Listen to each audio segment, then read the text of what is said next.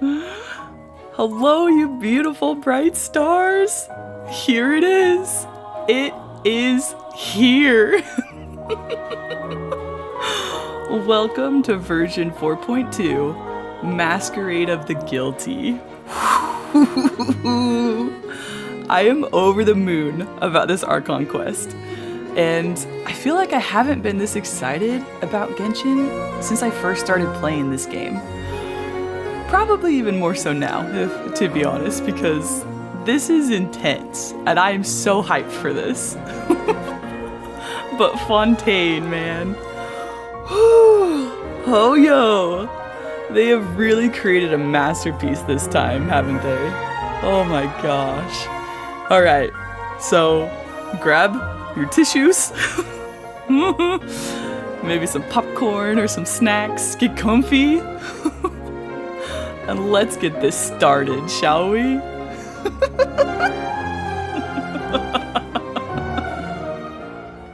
Enough dilly-dallying. Let's do a time skip. Oh yeah, I'm Lady Shay. Welcome to my channel too. Subscribe, leave a like, leave a comment, man. Tell me how you feel. I'm gonna be showing you how I feel. Oh no. I love Fontaine's music, man. Return to the dormitories. We're going back to prison. Some time has passed since the incident in the Fortress of Masquerade, and your sentence here is almost finished. Now for a little rest after breakfast. This is the life. Wait a sec. Isn't something important supposed to happen today? Is there? Oh, today's our big day! We're supposed to leave the Fortress of Masquerade! Come on, we've got to go complete the release procedures now! No, I actually don't want to. I don't want to give up my bunk. I like the Fortress of Masquerade, man. Oh, I don't wanna. Masquerade of the Guilty. No, no. Oh, we're actually gonna go. Aw, man. Oh. Please, sign here.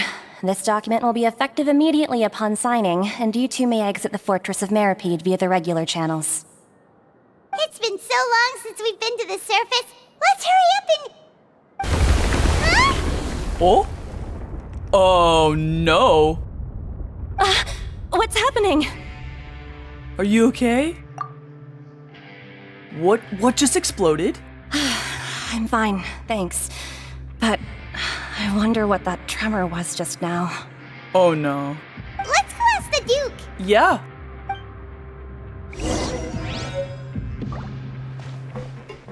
Risley, what's happening? Why are you just sitting there? Your Grace? Ah, good to see you two. Is there something you wish to see me about? Did you not feel that? Yeah, what was with that earthquake just now? Or is that normal? Ah, that. The tremor didn't originate from the seafloor. In fact, it seems it came from the surface. Oh, fudge. Over the years of serving as the warden here, I have developed a sense for distinguishing between what occurs on the surface and what occurs underwater. Besides, the seal that Monsieur Neuvillette set in place won't fail so easily. Yeah, I figured not. I mean, he's freaking dope. So then what happened on the surface? Let's go. So the fortress is okay? Yeah, I believe it. I believe Risley. If you recall our last incident, if there really were a problem, there would be crowds of inmates in a panic right now. I guess that's true. I'm the only one panicking. Huh, you've got a point. Okay, seems we need to get back up to the surface and ask about what happened. By the way, do you know what day it is today?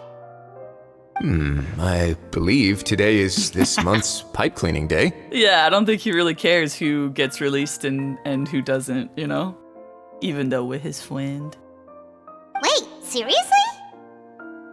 Actually, today is the day we say goodbye to the fortress. Oh, man, I don't want to. Ah, yes. Have you completed your release papers? No, I will never sign them. Yep. It's you two. Siegeween! Are you leaving now? Aw, she knows! Siegeween is such a sweetheart. That's right. Today is our last day in prison. But now that Paimon says that, it doesn't feel like we were confined here. It's actually been pretty nice. Yeah, a lot of people have helped us out. Oh yeah, Paimon feels fond of this place now. Me too. Then be sure to come back and visit. I'll miss you. Aw, miss you too, Siegeween. Oh. If you've signed the release papers, then you're free to go. The guards will escort you out.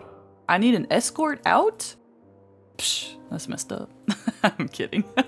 You're not going to see us off? I knew you'd ask. All right, sure. Yes! Let's go. Yes! Thank you, Paimon. Atta girl, thank you. Well, you actually agreed. Yeah! No worries, you must be busy. Paimon was just joking. He's not busy, Paimon. He's never busy. Ah, so you do have a polite side, I see. Wow. Risley. You stink. After being down here for so long, I imagine you must feel like you're lacking companionship. Shall I come along too? Aw. No, that's alright. It's not like we'll never visit again. Yeah, I'm gonna leave this place. I'm gonna go back to Nouvellette. He's so freaking nice. Sheesh, you people. I'm kidding. Yeah, don't worry, we'll come back to see you. Paimon really likes the cafeteria here. The chefs sure do know how to make good grub. Classic Paimon. I hope you won't be here as convicts the next time I see you. Of course not. It was fake the first time. It won't. No. Yeah, no. We'll do our best to stay out of trouble. Well, it seems our work in the Fortress of Meripede is finished. That's the end of another chapter in our journey. And since Nouvellette was the one who asked us to come here, we should probably go report to him now. Yes! Next up, the Palais Mermonia. Oh, we're getting fed well today. Woo! You're going to see Monsieur Neuvillette? Please pass on our kind regards. I will. No milkshakes, please. I'm sure just your regards will do, no? I believe it would be the polite thing to do. I could pass it along too, Risley. You're right. I've heard the Palais has been terribly busy these days. Tell him that I hope he hasn't been overwhelmed by the recent string of troubles. You got it. I'll let him know that his friends care about him.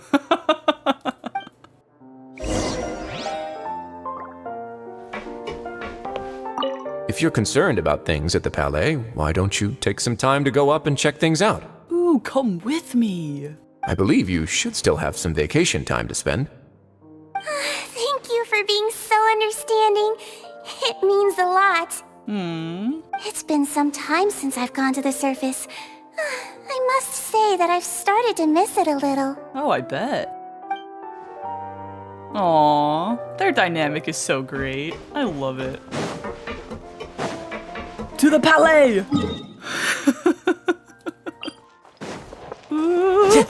Nouvellette! Why are all these people here? The Palais Mermonia sure is buzzing with activity today. Whoa, that echo! Halt! Oh, Zadine! It's you two. Apologies. Monsieur Neuvillette did say you'd be welcome at any time. I mean, I'm coming back to report to him. He did send me on a mission. Excuse me, would you mind helping me take a look at this report? I'll be right there. Sorry, I've got my hands full here. You can see yourselves in. Thanks! Everyone's so busy. Seems a lot has been happening. As always.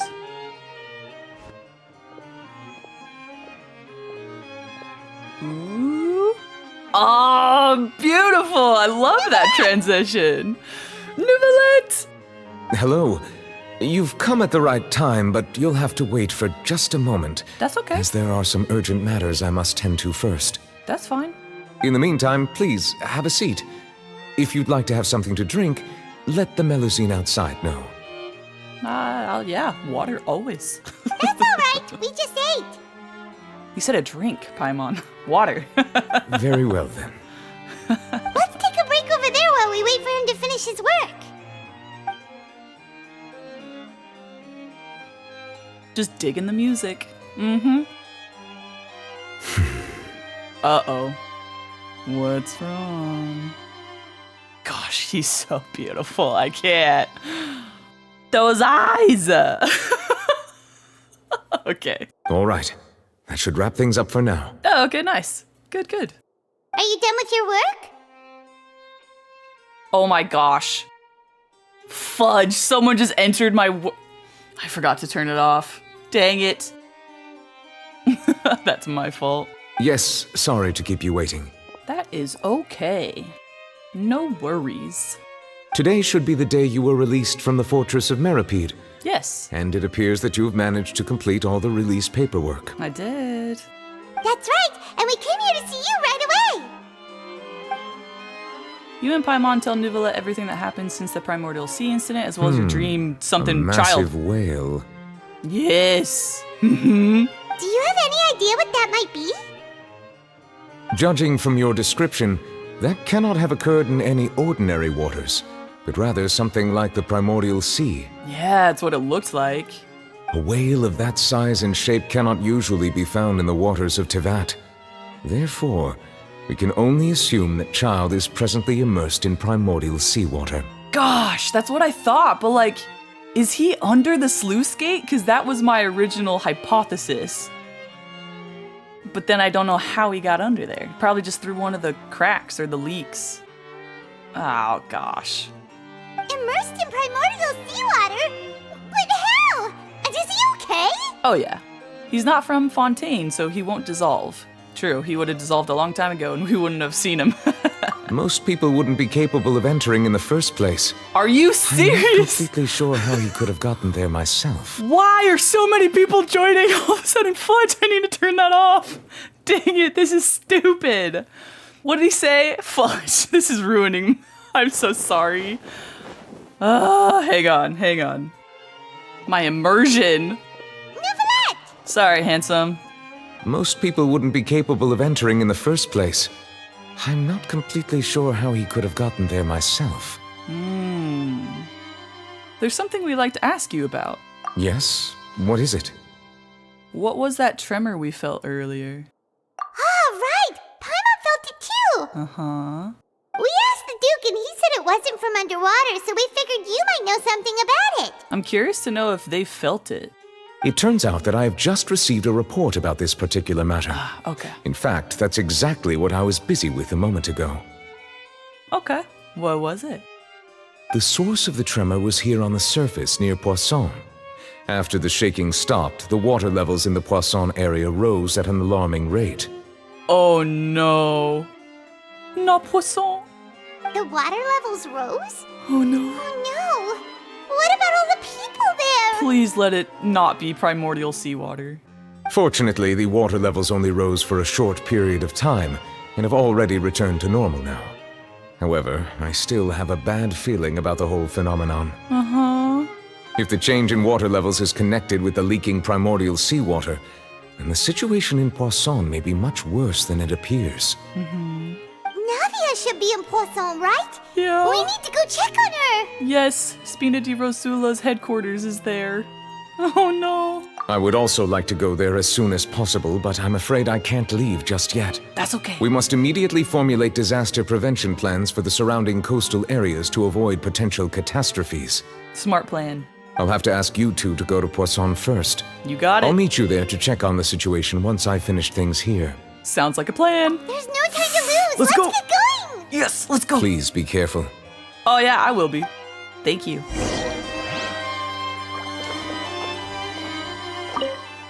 The two of you have my thanks. If you need any help, just let me know. Yeah, I'll call for you. I'll be like, Nuvolette! You'll be like, yeah, what?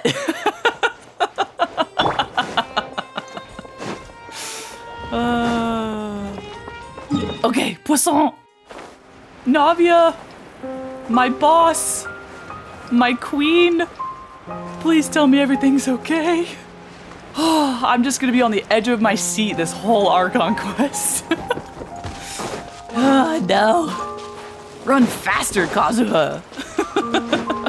Move your little legs.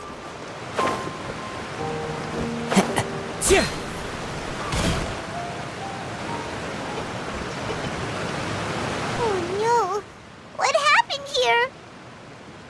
Oh no, there's no people. Oh no.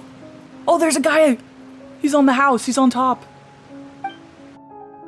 All the buildings here seem to be in pretty rough shape now. Yeah, that's okay though. That can be rebuilt. There's nobody around. Were they all dissolved? No, let's not assume the worst yet. I can't help it. Navia should be around here, right? We need to make sure she's still... Hyma means we need to check on her. Yeah.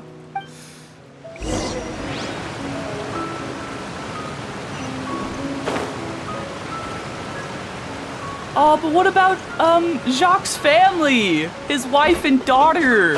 Adele! What was the wife's name? I don't remember. Oh no, are they okay? We haven't seen a single soul all the way here. Oh. Oh, this is getting scary. Oh no. What will I ever do now? Oh no. Look, there's someone on the roof over there. Uh-huh. Just stay put. We're coming up. Watch your balance. All right, just hurry. I'll help him. I'll get him down. No, it's okay. He's got it. He's got it. I'm not young anymore. How will I survive on my own? Aww. My Desiree! Stop! Don't cry! Don't cry! No, no, no! He looks pretty sad. Fudge, I don't want to need my tissues this early. My leg! My leg! Fudge, the voice acting so good. How could this have happened? It hurts! Just hang in there. Help is on the way. You can hold my hand if it makes you feel better. Yeah, squeeze. Oh.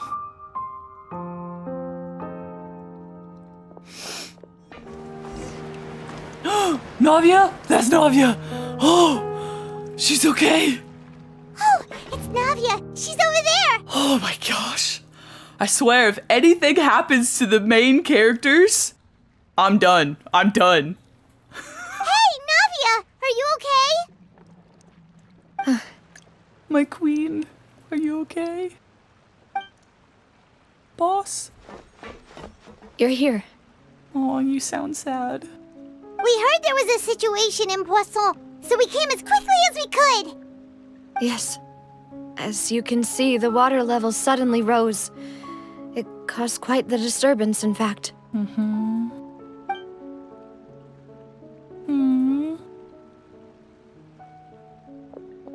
Demoiselle! There was a wounded resident next to a building southeast of here. We've already transported him to safety, but we've run out of medical supplies. He's wounded? How badly? He fell, so it's probably a broken leg. He's pretty shaken up. When the water level rose, he desperately climbed up to the roof. Once the water receded and he saw the ground, he became terrified and eventually... Did he jump? He jumped down then. Oh no. Find the leader of Squad 1 and tell him to take the wounded resident to see a doctor. He should know where to go. Understood. I'll take over his search and rescue mission in the meantime. All right, you'll be in charge. I'm glad they're at least organized. Oh, I'm sorry. Where were we? it's okay. No, I understand. The situation in Poisson? Where can I help? Right. Allow me to explain. You can explain later. Like, this is, like, triage and search and rescue type situation. A little earlier, we suddenly heard a loud noise. At first, everyone thought that something might have exploded in the waterways. But before we knew it, water started pouring out from everywhere. The rushing water seemed a little odd, almost like the unique color of primordial seawater. No! Some people didn't realize the danger and thought it was just ordinary water, leaking from somewhere. No! Everyone on the street who happened to be close to the water didn't have a chance to escape. As the water levels rose, they suddenly disappeared. They were all dissolved. Oh no. What about Malus and Silver? Are they okay? Oh. And what about Jacques' family? Those who realized what was happening started to flee in a panic, desperately trying to get to higher ground. Many were injured in the stampede, and some people fell from significant heights. Oh no. That's so sad. The Spina di Rosula initiated rescue operations as quickly as possible, but there have been a lot of casualties. Fortunately, the water began to recede after some time, and the chaos came to an end. Oh, gosh. The water that flooded the area contained primordial seawater, so the lower levels of Poisson are still hazardous. To ensure everyone's safety, I've asked the people there to leave as soon as possible. No one knows if this could happen again. All we can do for now is try our best to help evacuate the residents. We still haven't completed the head count, but we'll have some numbers soon. Man, why did this have to happen in Poisson? That sucks. How awful. And all of this just came out of nowhere. Yeah, no warnings. It was quite frightening indeed. I only wish that everything that just happened was a bad dream. I hope that's not foreshadowing. Is there any way we can help, Navia? Thank you. Yeah, we're here to help. You can put us to work. Thank you for being so willing to help in a moment of crisis like this. Of course. You don't know how much it means to me. I really can't express how grateful I am. Yeah. It's okay, my queen. Oh. Wait, we're missing some people, aren't we? Oh no. Please, no. Malus and Silver. Don't say that, Navia. That's what friends are for. No. By the way, where are Malus and Silver? No. Demoiselle! We've got a situation here! I'll be right there. Oh no. Fudge. Sorry, I need to go for now. Go ahead. And off she goes. Seems it might be a while before she can take a break. We should help too. Navia walks around talking with many people and organizing various matters. Her decisions are clear and reasonable. Okay, the wounded are being tended to, and we finished a preliminary head count. More support has just arrived, so I suppose I finally have a moment to focus on my own matters. Of course, we should remain ready for anything, and continue doing our best to rescue others. I'll be sure to have everyone at the Spina di Rosula ready to render assistance. Traveler, Paimon, would you two accompany me to my father's grave for a moment? Yeah, of course. Huh? Right now? I understand. Thank you.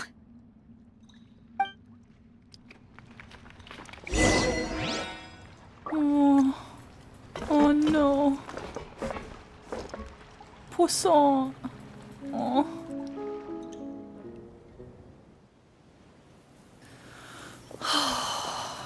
Not a lot of people here, huh? No. Well, given the time of day and the whole situation in Poisson, Paimon doesn't think there'd be a ton of people here visiting graves. True. Right. That's how things are now. The living are so exhausted that they've no strength to spare any words for the dead. Yeah. Navia? There's no need to push yourself so hard. Oh no.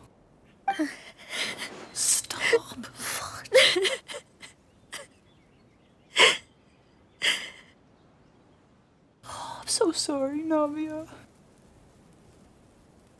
Navia, what's wrong? Oh, my queen. Fudge. Sorry.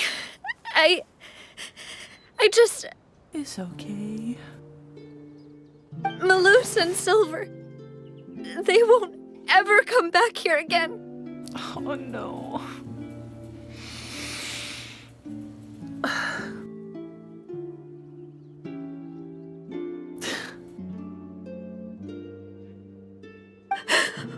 What should I do, Papa?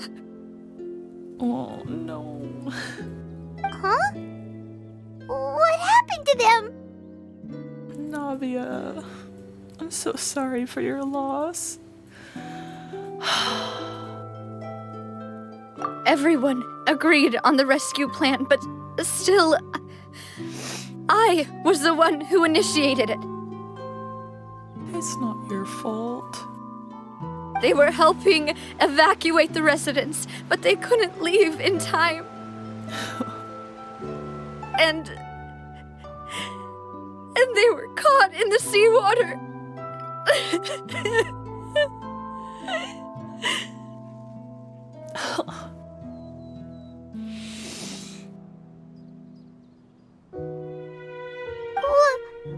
What should we do? I've known them for so long. And I know they weren't afraid. But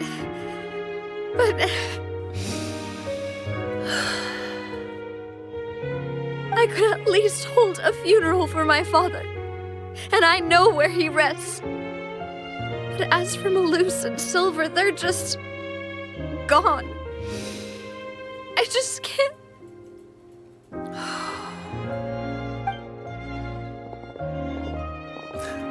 Oh, no. Everything looks so clean after it rains. Even the gravestones. I didn't expect that you'd enjoy a glass of red wine in front of Master Callus's grave. I can understand. Besides, the scenery here isn't half bad. See, it's not just me. I always want to bring something when I visit Papa. Perhaps we might even have a picnic. He wouldn't be angry, would he? Ah, how could Master ever be upset with you, demoiselle? Yet the cemetery is the home of those who have passed, is it not? Everyone ends up here sooner or later, no matter who you are. Buying yourself a plot in advance, are you? No need yet. But when I do, I hope you'll let me be buried beside Master Callus, demoiselle. Hey, stop joking around. I'm quite serious. That way, it'll save us both the trip to see each other whenever you visit your father's grave. That makes sense. In that case, could I be buried on his other side?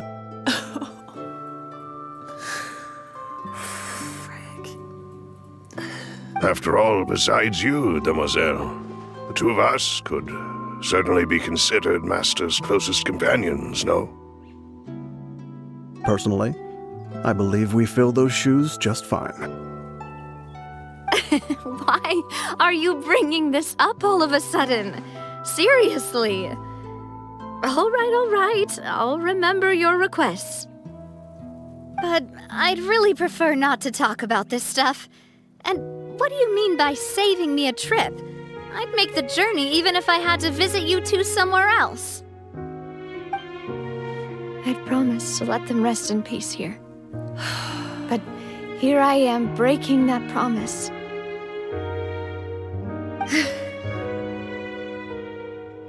I'm sorry for letting you see me in a mess like this. I don't usually cry, really. It's okay. I'm also a mess. Oh, Navia is losing everybody. Paimon doesn't know how to help you feel better. But, well, she understands how you feel. I had always thought I could make my wishes come true. But now that I think about it, that never solely relied on me. Many things can only be accomplished with someone else's help. Malus and Silver have helped me so much. But by contrast, I could do nothing for them. No, I'm sure you did a lot for them. You just don't know or don't realize it. I'm so sorry. You can spend as much time as you need here, Navia. We'll stay with you. Yeah, we're here for you. Thank you. Right now, you don't know how much that means. By the way, you can have a look at this. It's a list of victims from the incident that took place here.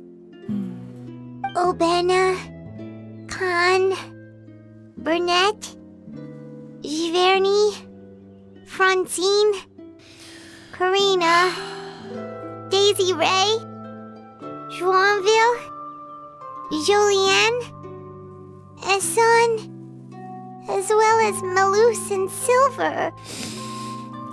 Oh, they gave them all names. Oh, fudge.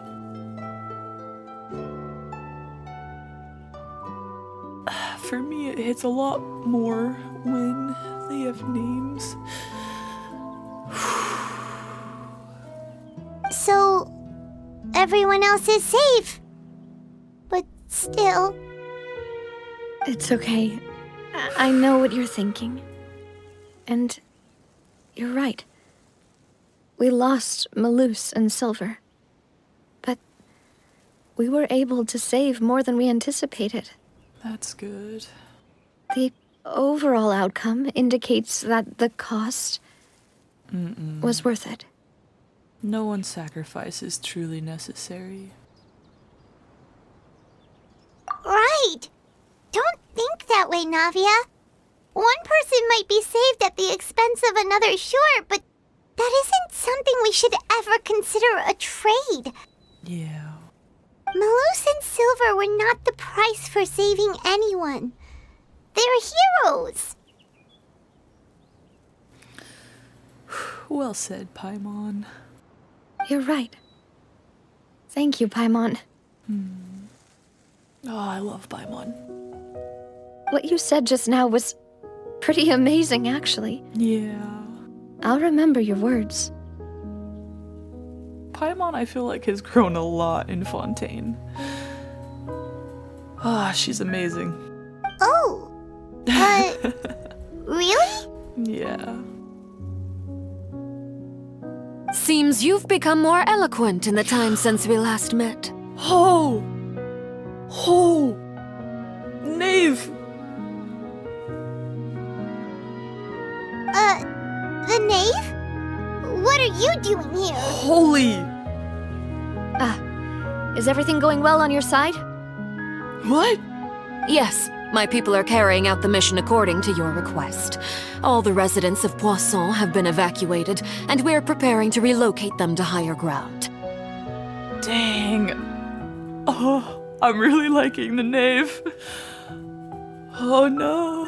As for these supplies, we have everything taken care of. There is no need to worry. Thank you very much. Dang. Do we actually have a good harbinger on our hands?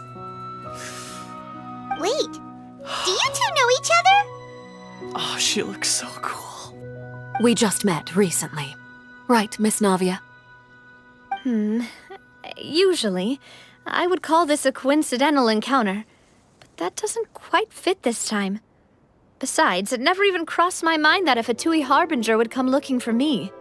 She came looking for you? Why?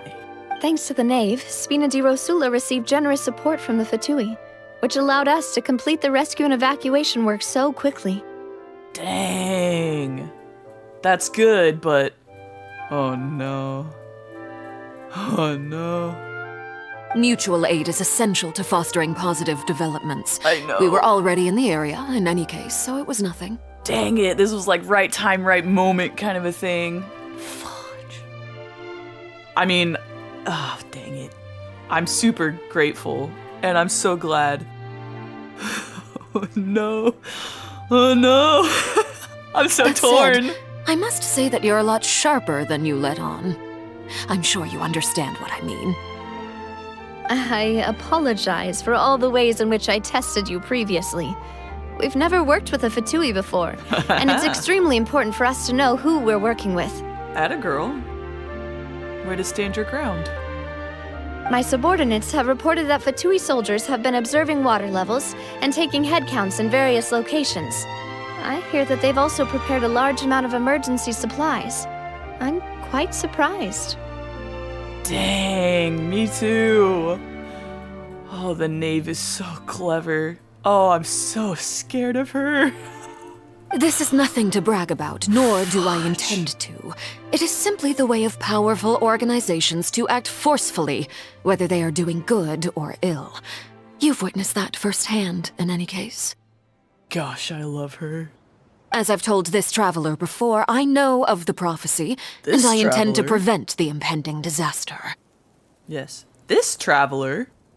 Wait, was that a slip of the tongue, or... Hang on a second.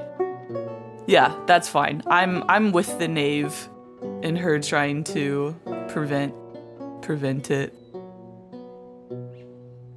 I love her eyes. Lending your organization a hand was a natural first step in accomplishing that. As such, do not be troubled by this token of our sincerity. Perhaps one day, you'll also be able to help me in the same way. Without your help, there would have been many more casualties. I won't forget your kindness. Dang it. Navia's indebted to the knave. Oh, fudge. Furthermore, I sincerely regret what happened to Malus and Silver. I only wish that my people could have arrived a little earlier to prevent this from happening. Don't say that. You and your subordinates did everything you could. As Paimon said, Malus and Silver didn't choose to sacrifice themselves for any specific person, and they weren't the price paid for other salvation. They chose to become heroes themselves. Yeah. Atta girl, Paimon. I've never liked hearing people put it that way. It's like trying to relieve pain by saying some noble-sounding words. But right now, there's nothing more suitable. They really did become heroes. Yeah. You're right. I'm sorry for your loss, Miss Navia. Water is life to Fontaine's people, and it also spells disaster. It's no wonder that people always say that prophecies represent fate. Fortunately, I've never been one for such opinions. So, you're one who will try to change fate, then? I can appreciate that. Of course. That is why I'm going to Hotel Bouffe de Thé. I still have some things to take care of, and the children need my attention.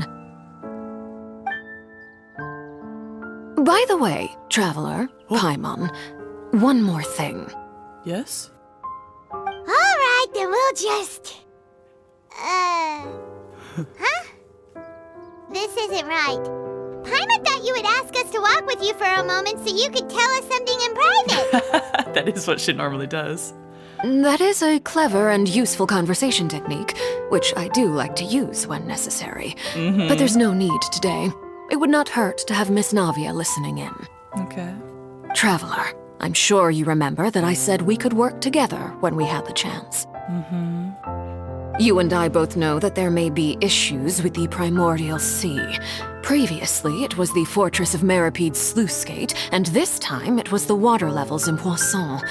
These are both signals. So the time for jolly cooperation has come. Indeed. Allow me to share the latest intel I've received from the House of the Hearth's intelligence network with you. Whoa! During some recent investigations, a child claimed to have discovered some ruins near Poisson. The ruins date back to ancient times, and seem to be worth investigating in many ways. Ooh. Judging by the dating of the ruins, they may be related to the prophecy and the coming crisis. The situation is becoming more urgent, so any pertinent information will prove extremely precious. My people initially came to prepare for ruin exploration. Unexpectedly, this disaster struck. And at present, we're all busy prioritizing the rescue effort. That makes sense. Wow, so that's why they were here. So definitely right time, right place for them. And I'm probably gonna go explore these ruins then. So that's why the Fatui were already in Poisson. I wanted to take the children along, but unfortunately, Linny, Lynette, and Fremine have all been dispatched to higher ground to assist affected residents. Linny told me that outside of the house, the person they trust most is you. Aw, thanks, Linny. Which is why I want to give you this task. Dang. Are you sure this will be okay? Can you trust an outsider like me? I mean, I don't want to ask that. The House of the Hearth's members see each other as family, but Linny, Lynette, and Fremine said that they also see you as such, even though you are not from the house. They're so sweet. And I've been kind of scummy to them recently. Aw, they're so nice. I'm sure you already understand how earnest they consider their friendship with you to be. Yeah, I know. Oh, that somehow makes Paimon feel kinda happy. Yeah, me too. The intel I just shared about the ruins could fetch a high price. But since the children consider you family, it's only natural that I freely share it with you. Fudge. The knave is so tactfully clever. Obviously, I'm gonna do this. Got it! So all we gotta do is go to some ruins, right? We can handle that. Excuse me, but may I tag along? What? You wish to join, Miss Navia? But are you sure you're up to exploring some ruins? You need to rest. No, I don't want you to come with me. Oh, no. Well, I'm sad, yes, but I can't just go back and plop myself into a chair by the roadside and do nothing. Oh, no, Navia. I wish I didn't see the trailer. I don't want you to come. I don't. There's no point in being depressed while we still have a disaster on our hands. As my father's successor, I must live up to the hopes he had in me. Fudge. I know. Oh, you can come. Besides, I'm also doing this for myself. I need something, a distraction, to keep my mind off Malus and Silver. Okay. Navia's strong, but she needs company right now. We can be that company if she goes to explore the ruins with us. That's fine and all, but man, it's about her safety, Fudge. I hate knowing potentially what might happen. Since you put it that way, I have no objections. What do you say, traveler? Dang it. We'll go to the ruins together. All right. The ruins are to the south of Poisson. Here's the map. Thank you. Okay, the three of us will handle it. Come on, let's pack up and get going.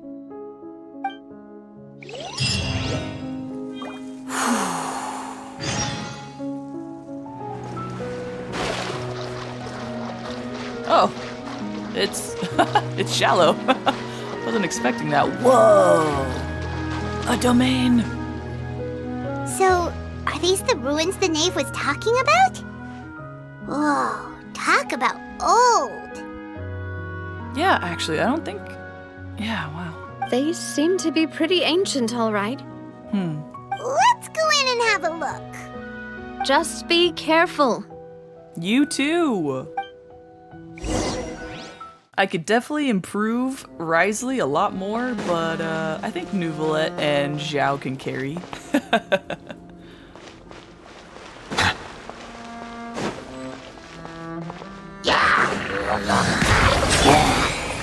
One with nature.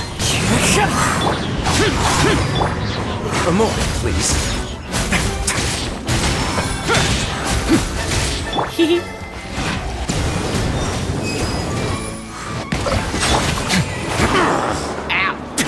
Not bad. What?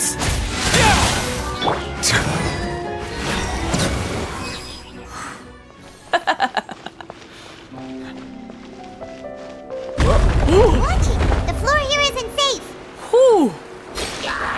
Sheesh. Into the wind.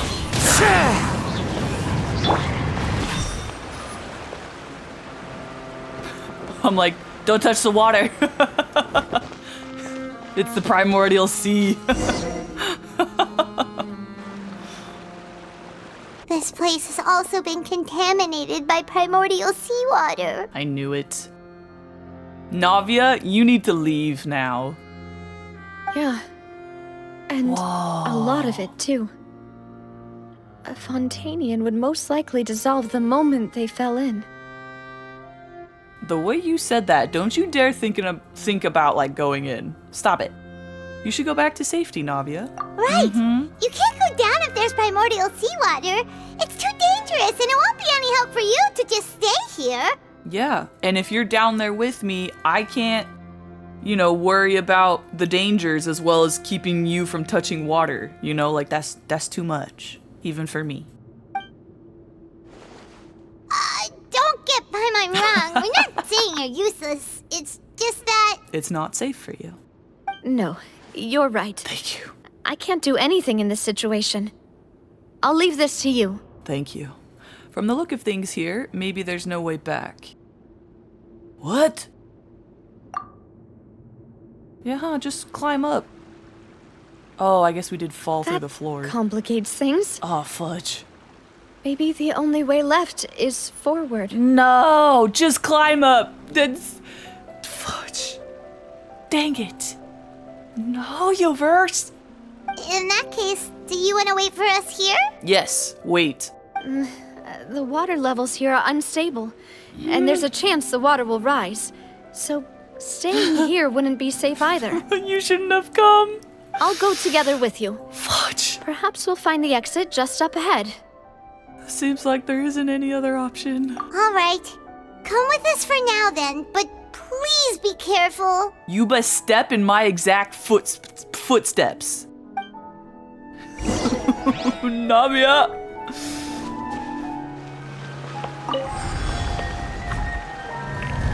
I am at the... Whoa! Whoa!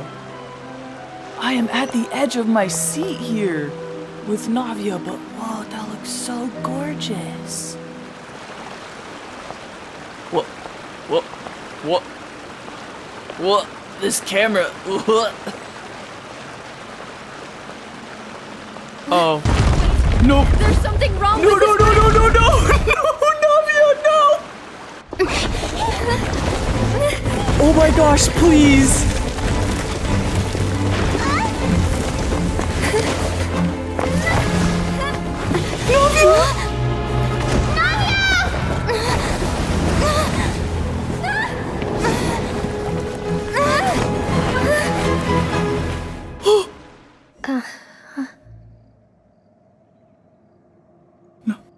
Navia! Navia? Demoiselle? Huh? What is happening? Demoiselle, what are you doing here by yourself? Would you be standing here till dark if I hadn't come to get you? Maybe she just wants some time to herself, Maloose. Oh. Was I sleeping? Did she fall in? Yes, it would appear so. I must be tired. That's quite possible. However, you were the one that suggested we go out for a walk. Oh, right. I nearly forgot. What is happening? It must have slipped my mind when I dozed off. I haven't had a nap today yet. Have I? This is a familiar feeling, I yet am freaking out. something's a little strange. Is something the matter, Demoiselle? Oh, no. No, I'm fine. I was just trying to recall why we came out for a walk. Do you remember Mr. Giverny? He'd requested our help before with foreign merchants who had a debt dispute with him, and we'd resolved the matter not long ago. We were headed to see how things were going with him at the moment. Ah, right. Yes. I remember now. Is she just reliving, like, her past memories? Oh, Miss Navia. Ah, Mr. Malus, and Mr. Silver, too. It's good to see all of you. How have you been? I've been great. Thanks to your help, those bothersome merchants finally realized that I wasn't the one they were looking for. Why, I wasn't even the guarantor for that person. They were knocking at my door day and night. Even my neighbor, Obina, was getting fed up with them. Sometimes force is required to calm someone down and get them to listen to what you have to say. That's right.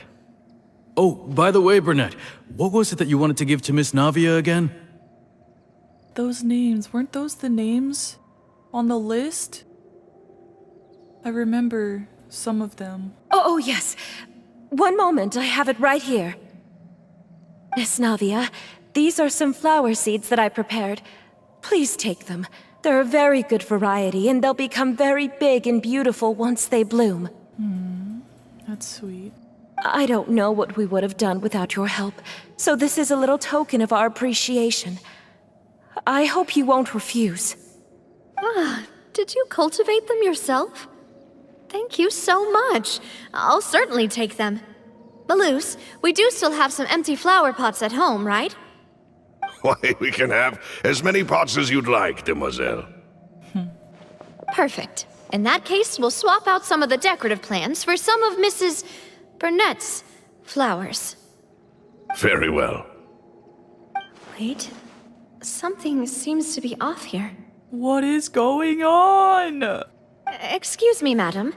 If I'm not mistaken, your name is Burnett, correct? That's right. Is something wrong? Yeah, I think I remember that name was on the list of those who didn't make it. No, it's nothing. This is the first time we've ever met, but your name seemed familiar to me. I must have heard it when I was discussing things with your husband previously. Does Navia not know what happened? Oh no. I've heard this name before. Sometime recently, I'm sure of it. And why are there so few people around here? Where did everyone go? We must mind the time, demoiselle. We still have important things to attend to today. Huh? We do? Like what? Well, now, did you forget? Miss Navia, here you are. I've been looking for you. Please, come to the Opera House. Your trial is about to begin. What? Her trial? My trial? Wait, why would I need to go to the Opera House? Yes, she's right, demoiselle. It's just about time now, so we should get going. Navia's on trial? Oh? All right then. What kind of weird dream is this? Please, I'm freaking out. Look, it's Navia! She's here! Why is this happening? And her two attendants are with her. Goodness, everyone's finally here.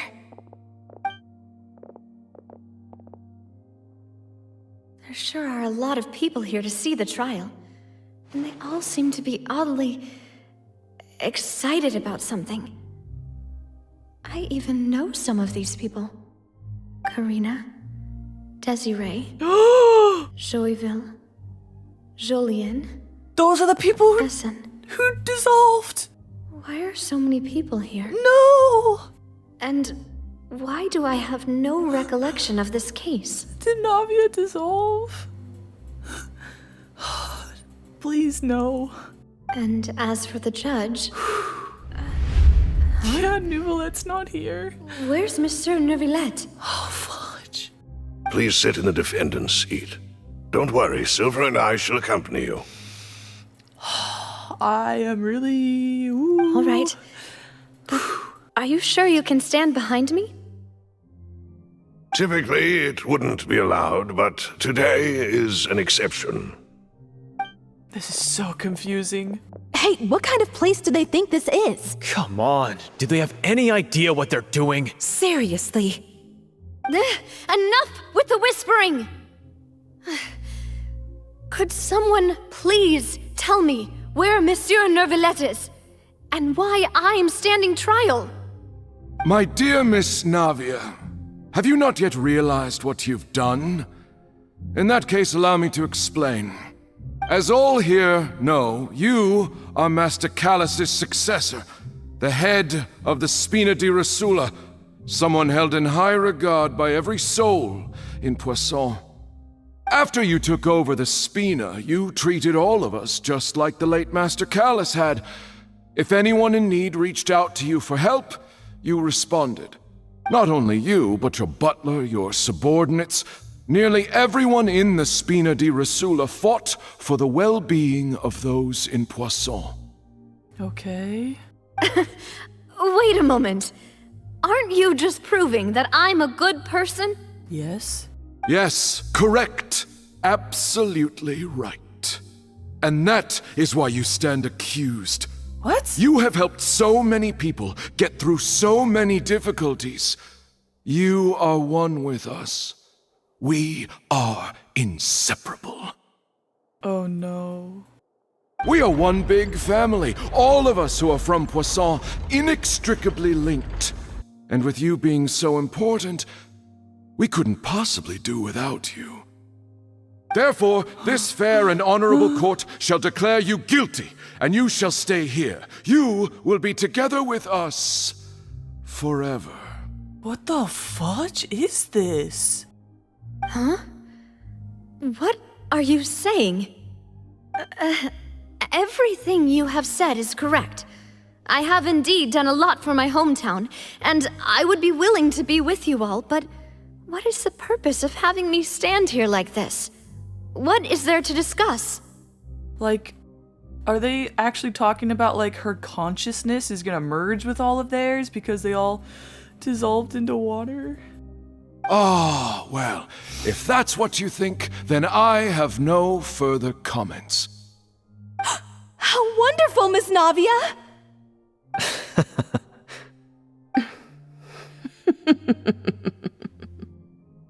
Why does that sound like evil laughing?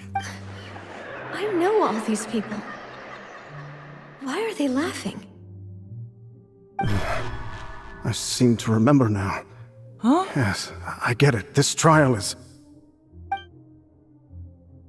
Wait just a moment. This isn't right! Malus? What was that, Mr. Malus?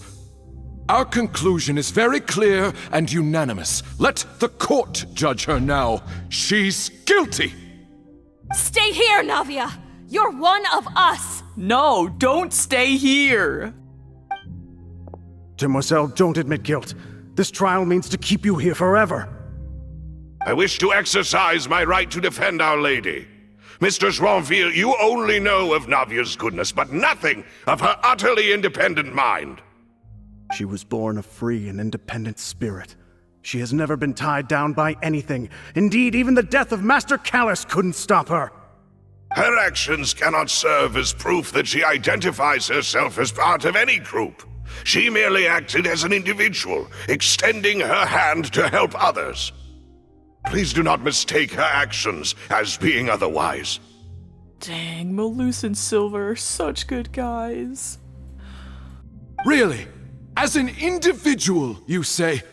Don't forget, we are all Fontainians here. This is the nation of justice, the nation of Hydro.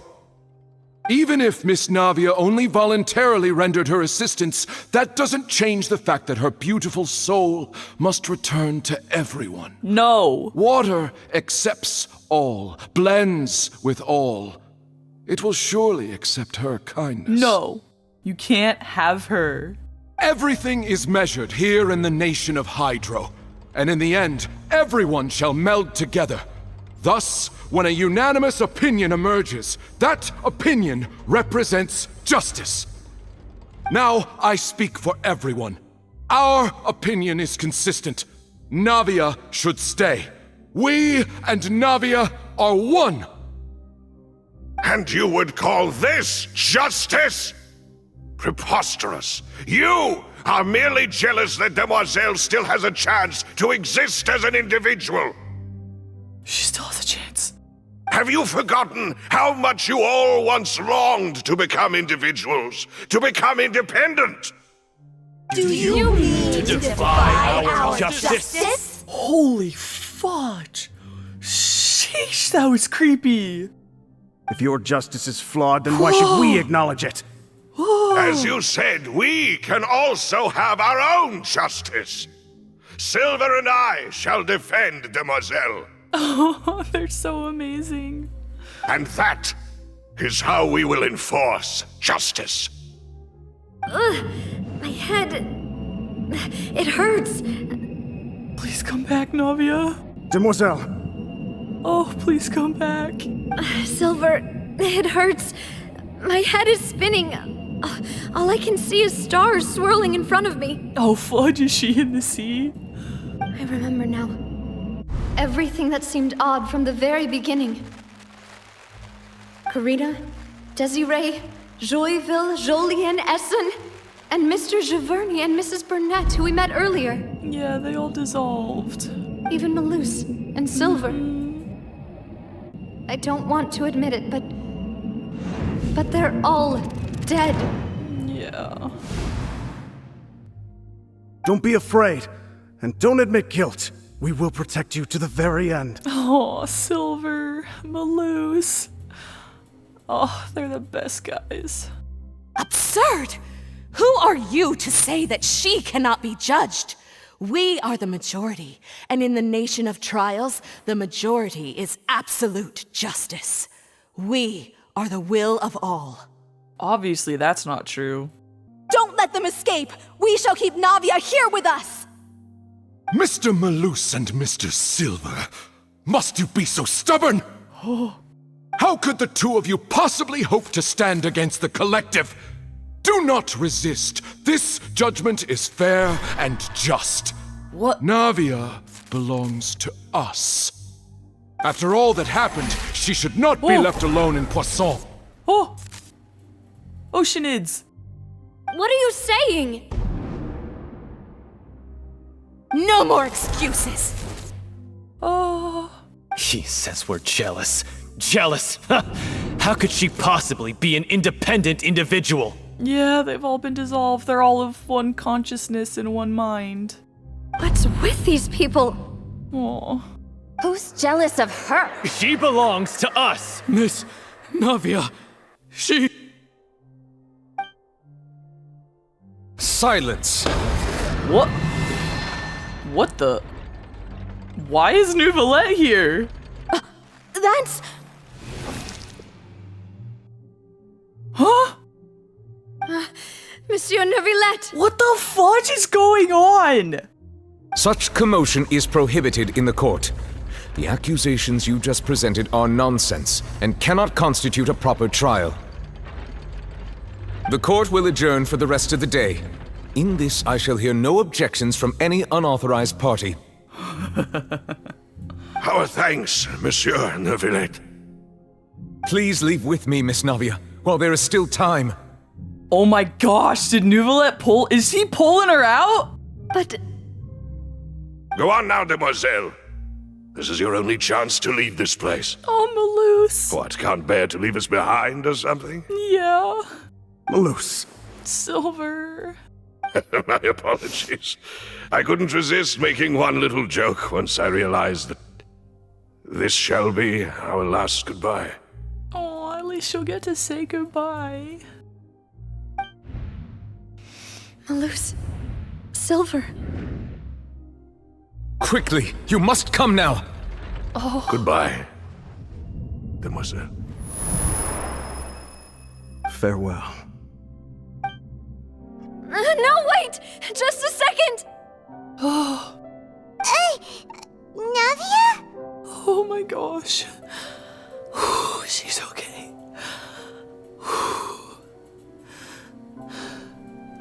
You're awake?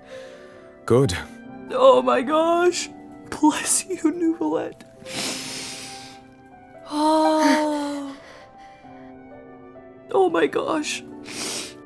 I must have been dreaming.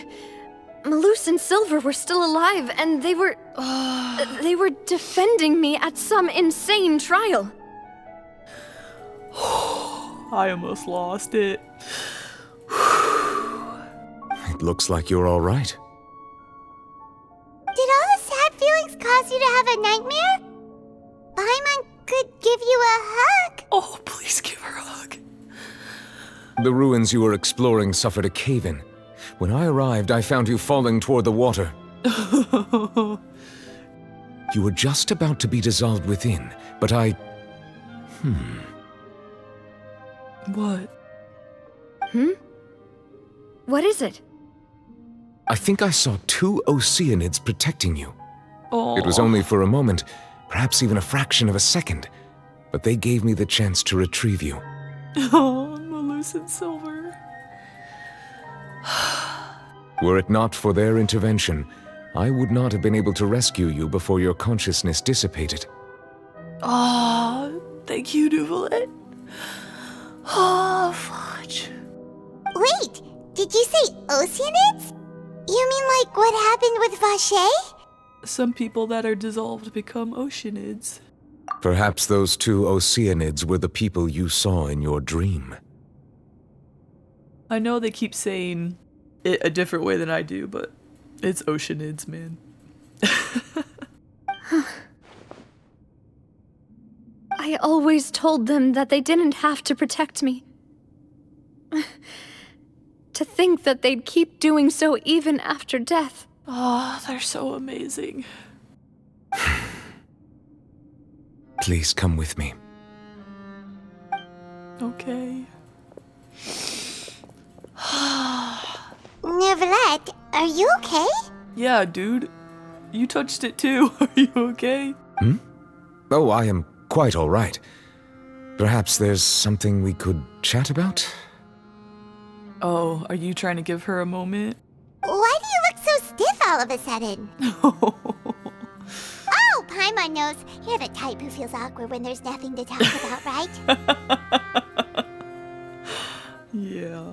I merely thought that we should give Navia some time to herself. Yeah, I thought so. You're so sweet. You're so sweet I could cry. Huh? Why didn't you just say so then? I picked it up. Don't you think it's even more awkward to call us over like this and then have nothing to talk about? No.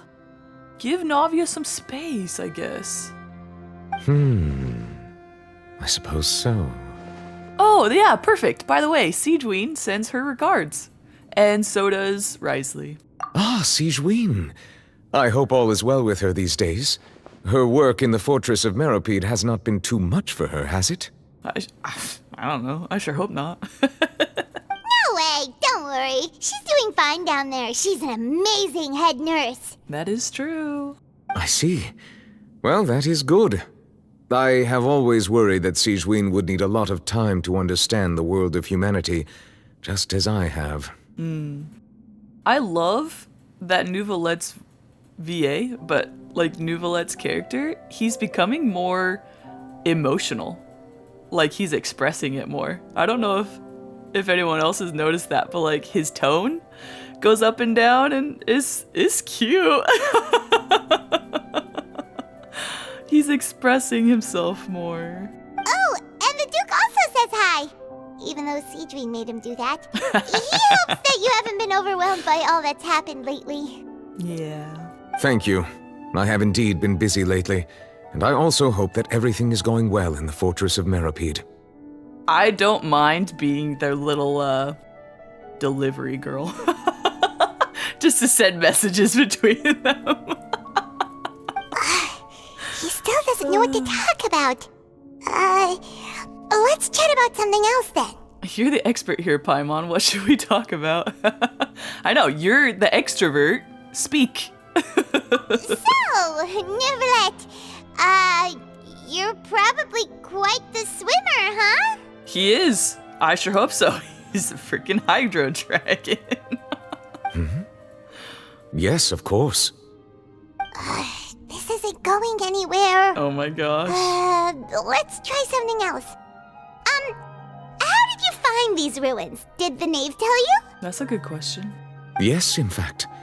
I had arranged to meet you in Poisson, but when I arrived, I discovered that the Fatui were helping the residents evacuate. They had even transported a large quantity of supplies to the area. Yeah. Amid my astonishment, I ran into the knave, and we had a chat. Oh. She informed me that she had asked you to investigate the ancient ruins here. Yeah, we originally planned to meet up with you, but we thought you might still be busy with all those official documents. We didn't think exploring the ruins would take very long, and who would have thought you'd wrap things up so quickly? I hope Navia can get back on her feet. Yeah.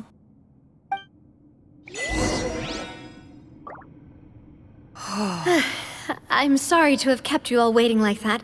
I'm feeling much better now. That's okay. I guess we should get going again.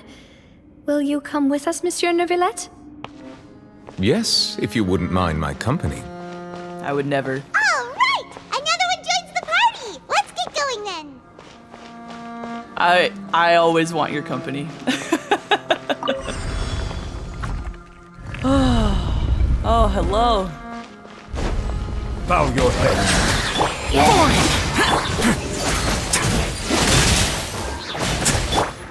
One with nature.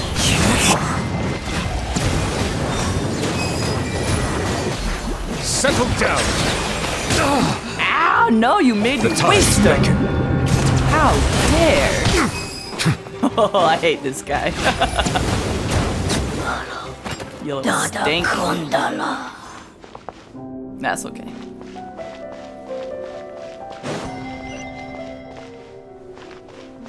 Whoa. Are we gonna have to run again or something? Whoa, whoa, whoa. Oh no, another unstable path. Watch your step.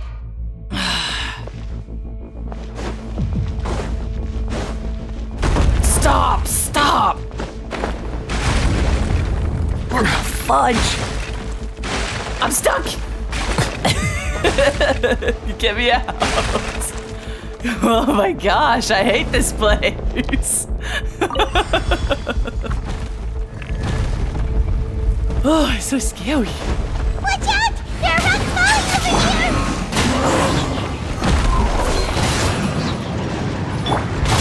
Useless.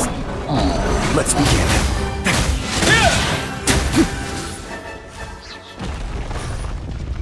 Hang on. Do a little quick healies. Oh.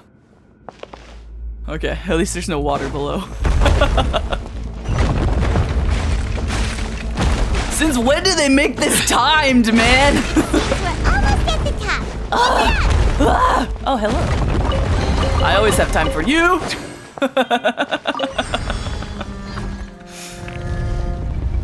Ooh, fancy. One with nature. Clouds high. The birds come. One now.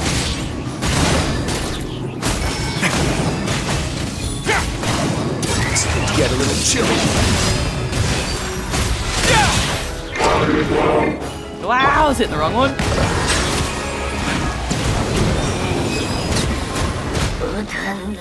Be sanctified.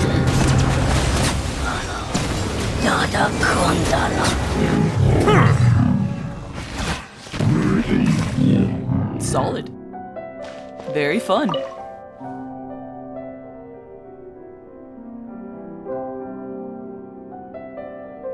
Wow.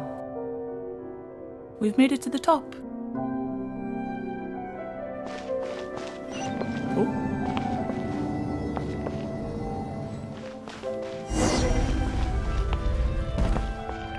Excuse me.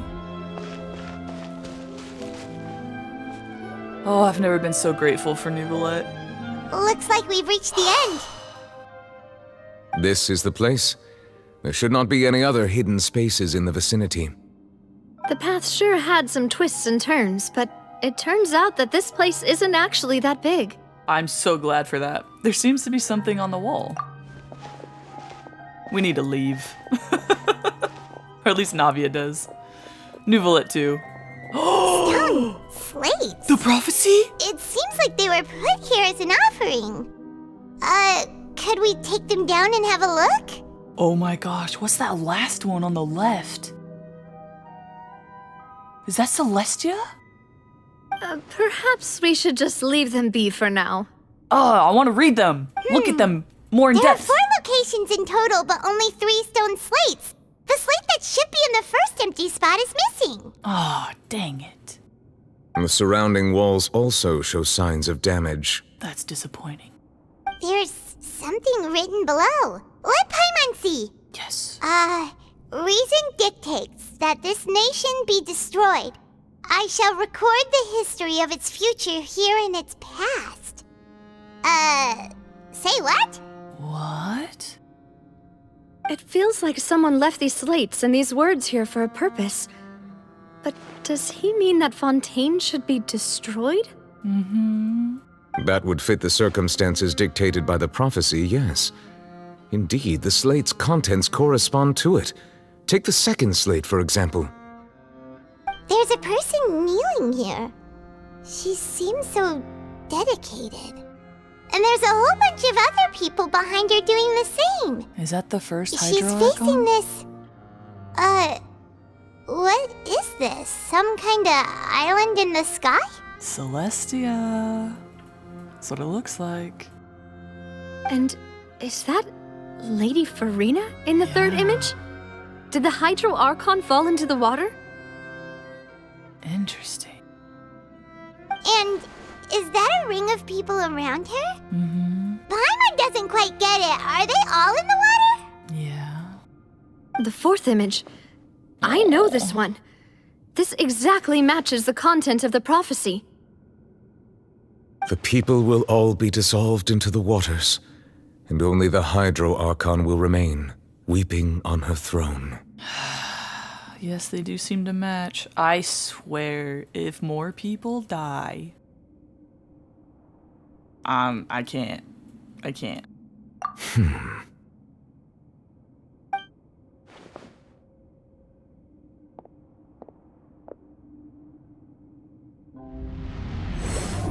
What? What'd you do? More information should be hidden in these slates, but I fear I cannot easily uncover it, most likely due to us missing the first slate. I am very sorry. Yeah, that's okay. Don't blame yourself, Monsieur Neuvillette. Deciphering ancient stone slates isn't one of your duties. Well, I'm kidding. Ooh, Paimon's getting the chills just looking at these slates. I guess he's not that old. He doesn't really know too much.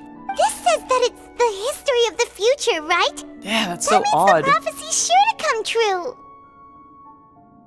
It's like they foresaw it, obviously, but how? And why? I really hope it doesn't mean that. Uh-huh. Still, Paimon feels like these images are kind of weird when you look at them together.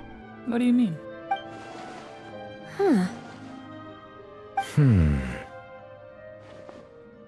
I get what you mean, Paimon. The issue is the order of the third and fourth images, right? I guess. That's right! If the images are in chronological order, shouldn't the fourth, the waters drowning Fontaine, come before the third, where the Hydro Archon herself falls into the water? Oh. Is that what the third one means?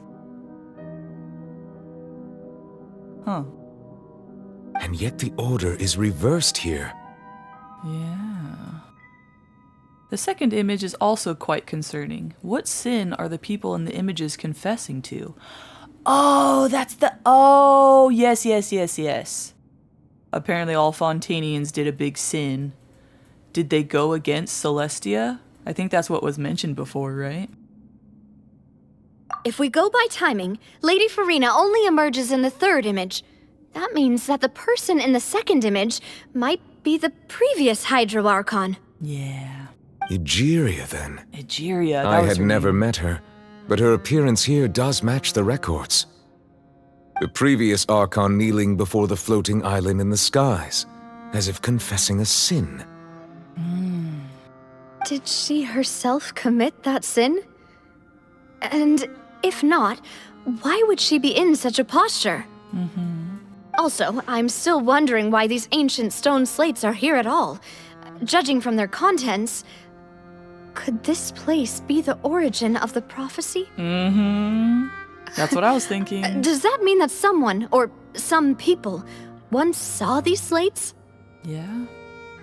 But who would have created these slates and left these words here? The previous Hydro Archon? Egeria?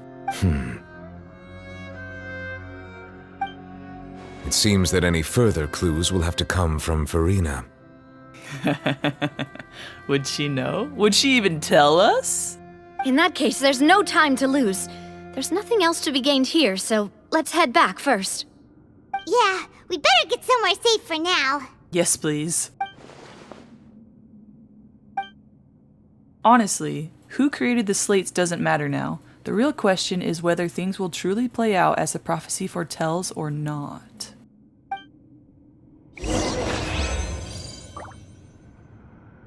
Oh, gosh.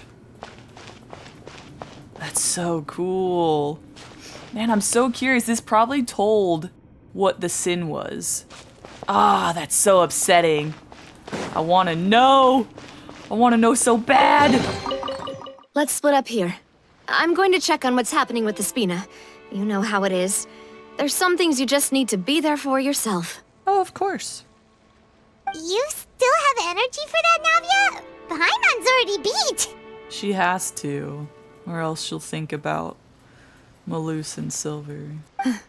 Just head back to the Fleuve Cendre and have a rest then. Thanks for keeping me company all this time. Yeah, anytime, Navia. I'll depart as well. Thanks for your hard work today. Rest well, everyone. Oh, thank you so much, Nuvolette. Traveler, I will go talk to Farina tomorrow morning to ask about the stone slates. No, talk to her now. Wake her up. I'm sure that you're concerned about this matter as well. Yes. If you have time, drop by my office. Yes. I will share the results of our discussion with you.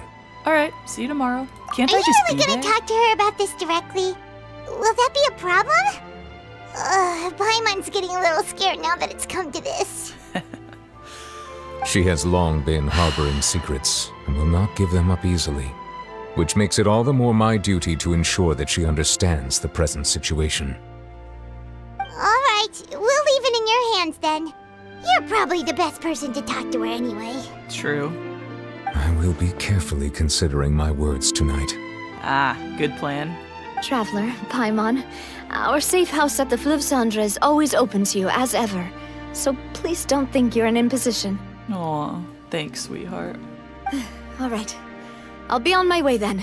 Ta-ta, Navia.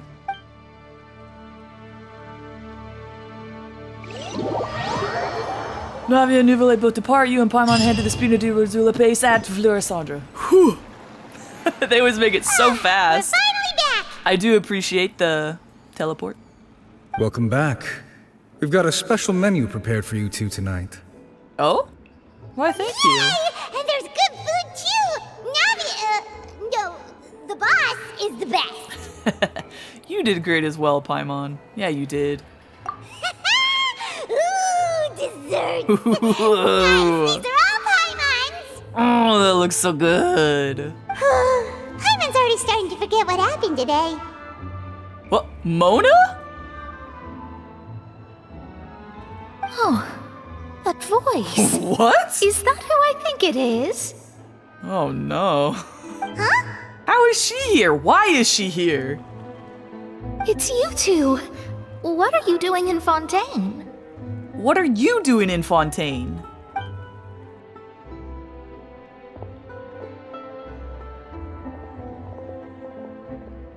Mona? Lady Magistus! Do the stars not tell you that we might meet here? Seriously, nobody just uses a scry glass whenever they've got time to just see who they'll meet on the road. Hey, I don't know everything that you do, okay? I haven't seen you since Leeway, I think. It's been such a long time. Still, we didn't expect to see you here. Wait, you're not a Fontainian, are you, Mona? Yeah, is she? Well, I have some business to attend to here, so I booked a hotel in the city. I was just out for a stroll when I bumped into you. Quite unexpectedly, if I might add. Yes, you still didn't answer the question. Are you a Fontainian? I don't think you are, but I think it's good to check. Why did you think I was from Fontaine, though? Is that because Magistus doesn't sound much like a Mondstadter surname? No, it doesn't. You also have a water vision, or a hydro vision, and you're here. Yeah, let's go with that. Well, I used to have my own surname, which was, well, some other thing. You're not gonna tell us? The old hag told me when she took me as her disciple that the first step to being a great astrologist's pupil was to change that name. Oh, so that's actually not your real last name. What is it? There was nothing for it, really. She really is amazing at astrology, so I changed my name to what it is now according to her wishes. To my surprise, however, Magistus is not the name of some ancient house or clan. Still, I like it though. It isn't? Nope. Although it is used by us in place of surnames, it generally just means great. The Great Mona. Wow! Imagine including a boast in your name. Wait, are you gonna have to put that into your genealogy as well? Yep. Oh my gosh. I reckon so. Oh gosh. In any case, That's so her. I'd give my disciple a name like this as well, if I were to take one. And may I ask what your master's name is? Yeah, true. I still don't know. Astromancer Barbeloth Trismegistus. Wait, what? Astromancer Barbeloth Trismegistus. What the heck? What a mouthful. Please tell me she has a nickname. Whoa, that's a long one. Does it also mean great or something? Let's see. What was it? Trismegistus? Like, great the third? My name means Mona the Great Astrologist. As for the old hag, hers is, in plain speech, the thrice as great scholar of the stars. I knew it. Just take it as a title specific to astrologists. Yeah. That's hilarious. Thrice as great? That's so petty. Yeah, that sounds, I don't know what I was expecting, but I'm not surprised. I know, right? That's just how she is. She used to call herself Magistus, actually, but when she took me in, she changed her name to Trismegistus. Huh. Interesting. Talk about excessive. Magistus is thus the calling card of our school, so to speak, which makes it about the same as a surname.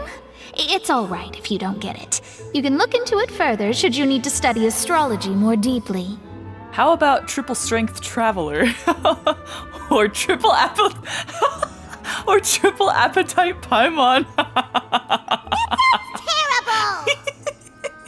I'm sorry, Paimon, I can't help it. But anyway, you're not Fontainian, are you, Mona? You're from Mondstadt, right? Yes, she needs to answer this question. Well, I was born in Mondstadt, yes. My parents migrated to Dorman Port, and I traveled with the old hag for a while, after which I settled down in Mondstadt City. Does that mean... Fudge, now I don't know. Does that mean she's from Mondstadt? Oh, that's a good thing then. Where are your parents At least we know from? you won't be dissolved by Fontaine's waters. Speaking of that, I'm sure you're aware that a bunch of things have happened here in Fontaine, right? Of course. I know you're not a local, but I'd avoid getting too close to any water that looks strange all the same. Yeah, we already know. You're a little late, Mona. There's something ominous about it. Well, the water, I mean. Of course. Did you come to Fontaine because of the prophecy, Mona? Oh. Oh my gosh, did it come from her master? The prophecy? That was the main reason, yes. Just a while back, the Steambird invited me to take part in a panel and speak about the circulation of the prophecy as an astrologist. The invitation was sent quite early on.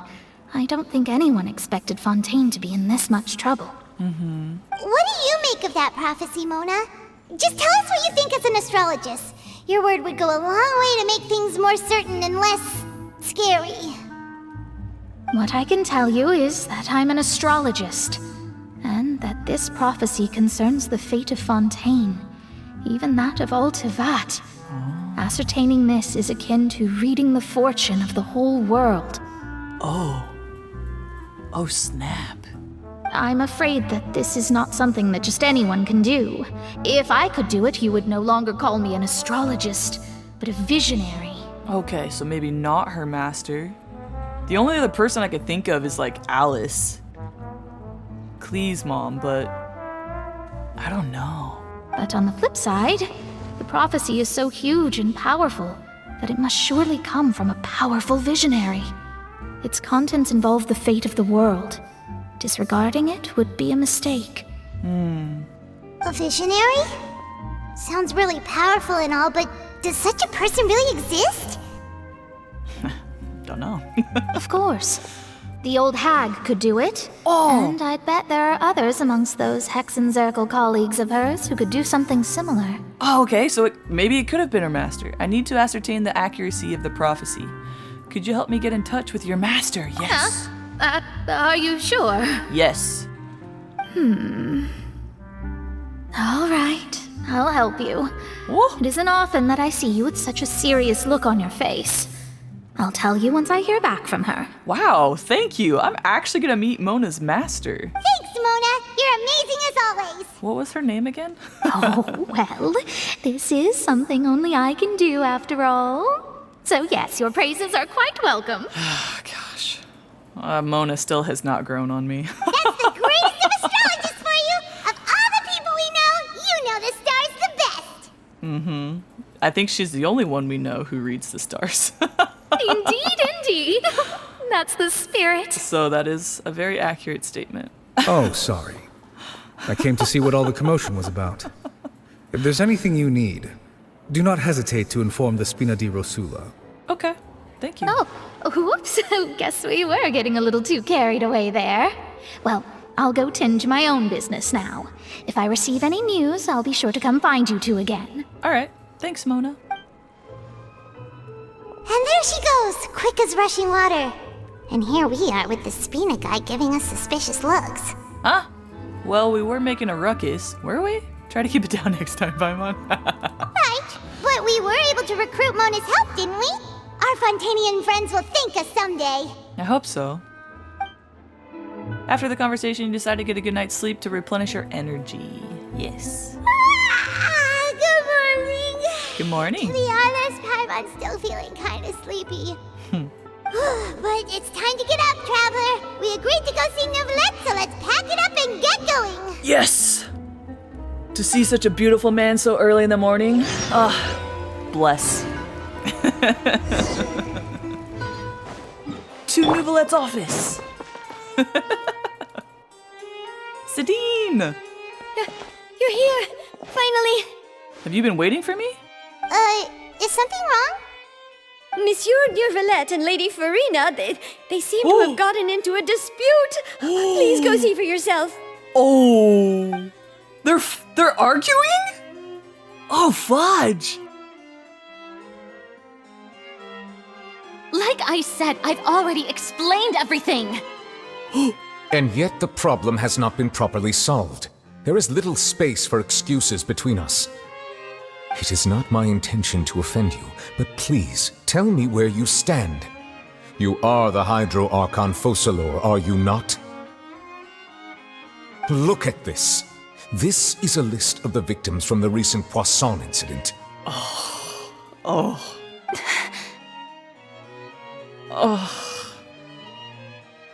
You mean they're all... Yeah, they're all gone, Farina. We did not arrive in time to avert this disaster, and I will not have it happen again. Nouvelette's upset. I will say this once more. You must tell me everything you know. Yesterday, I found 3 stone slates in some ancient ruins near Poisson. Do you know anything about those? Seriously? You're questioning me like this is a court case now. I don't know anything about that. But you found them in some ancient ruins, you say? That's correct, which is why I came to ask you some questions. There should have been 4 slates, but one of them was missing. The other 3 feature different images that seem to correlate to the prophecy. I love this screen split. The prophecy? The second of these slates depicts the previous Hydro Archon Egeria kneeling before a floating island in the sky, as if confessing something. Do you know nothing of this either? Oh, fudge. I don't. I've never seen such slates. I'll ask you again. Do you really have no information regarding the previous Archon? Like, you have to. Like, something. My deciphering of the slates indicates that the Hydro Archon Egeria once had to confess to, or apologize for, a certain sin. If anyone would know about it, it should be you. All gods don't have the same secrets, you know. She was herself and I'm me. Is it really so strange that I know nothing? Yeah, it is! Like, all the other Archons know a little bit about their predecessor? How do you know nothing? I understand your concerns, but... Ooh, the side eye. I'm sorry. I just don't have anything to tell you. Oh. Okay. We need... please. Oh, no. Please don't argue. Mom, Dad, please, no, don't argue. I'm sorry. Gosh, that side eye. Hey. Forgive me for saying this now, Lady Farina, but I have long known of your various secret investigations into certain matters. Oh? There are several indications that you have been investigating the prophecy on the sly. This is not strange in itself, considering that you are the Hydro Archon. But it is strange that you should also claim to not know any of Egeria's secrets, as well as do nothing following your inquiries. You have never been as superficial as you have presented yourself to be, nor are you a fool. And yet, your behavior is very inconsistent. Farina?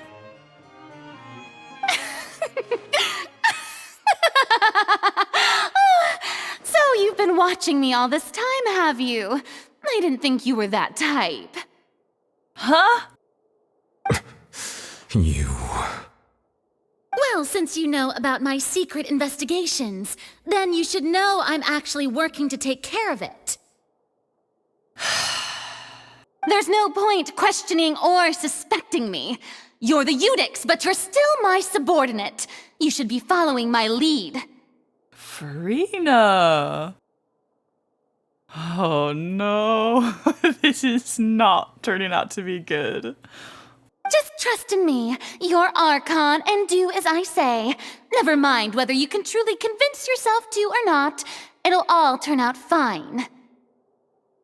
But it's not turning out fine, Farina.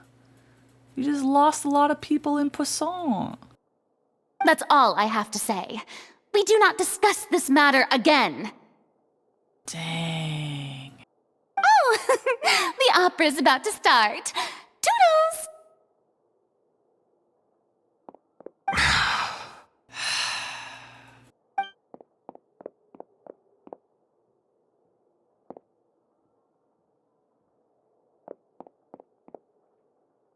Did Farina not notice us standing by the door? Huh. Wonder what's up with her.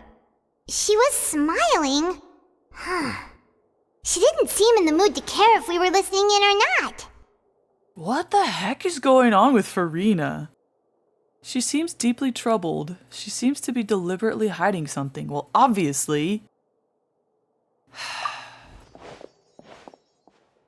I assume you've been outside for a while now? Yes. Sorry for eavesdropping. You guys were loud. Oh, you noticed. Seems Farina didn't even realize we were here. Or she just didn't care about our presence, which is probably more likely. She was in a great panic, though I cannot discern the reason. Our discussion reached impasses time and again, a state of affairs that we cannot allow to continue. Still, I do not understand.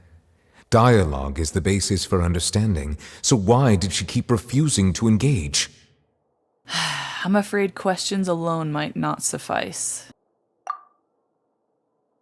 We need to make her understand how dire the situation actually is. Oh. How? Everyone in her inner circle has noticed that she is hiding some secret. The issue is her attitude. I fear that she will not reveal anything unless absolutely forced to. We may have to create a situation in which she will have no choice but to speak. Oh my gosh, are we gonna pretend to put her on trial? Is that what the... No. Like what? No. Normally, people will only reveal the truth when standing trial. Oh no. Perhaps we must have the Hydro Archon experience just such a scenario. No! No, don't do it! But Farina's seen so many trials, and she's really good at dodging questions. How do we make sure that she won't just slip away at the first chance she gets? True. Okay, so if this is the thing, if we're actually gonna try and put her on trial, what are we gonna accuse her of? We will need to consider this thoroughly, join forces with various parties, and then do what we can. Oh my gosh. This is insane. If at all possible, I would prefer to recuse myself from this affair, but we must prevent the prophecy from coming to pass. Yeah. Who else would then be the judge if you do recuse yourself? Like, who else would do it? Do you have a backup judge? This may be cruel to her, but all Fontaine is in crisis. The information a god possesses is too precious, and so we must take a chance on this. Dang. In that case, we will need help. But who will lend us their aid to do such a thing? The knave. Oh, I think I know who to call. The knave? A few days later on a boat somewhere in quiet Poisson.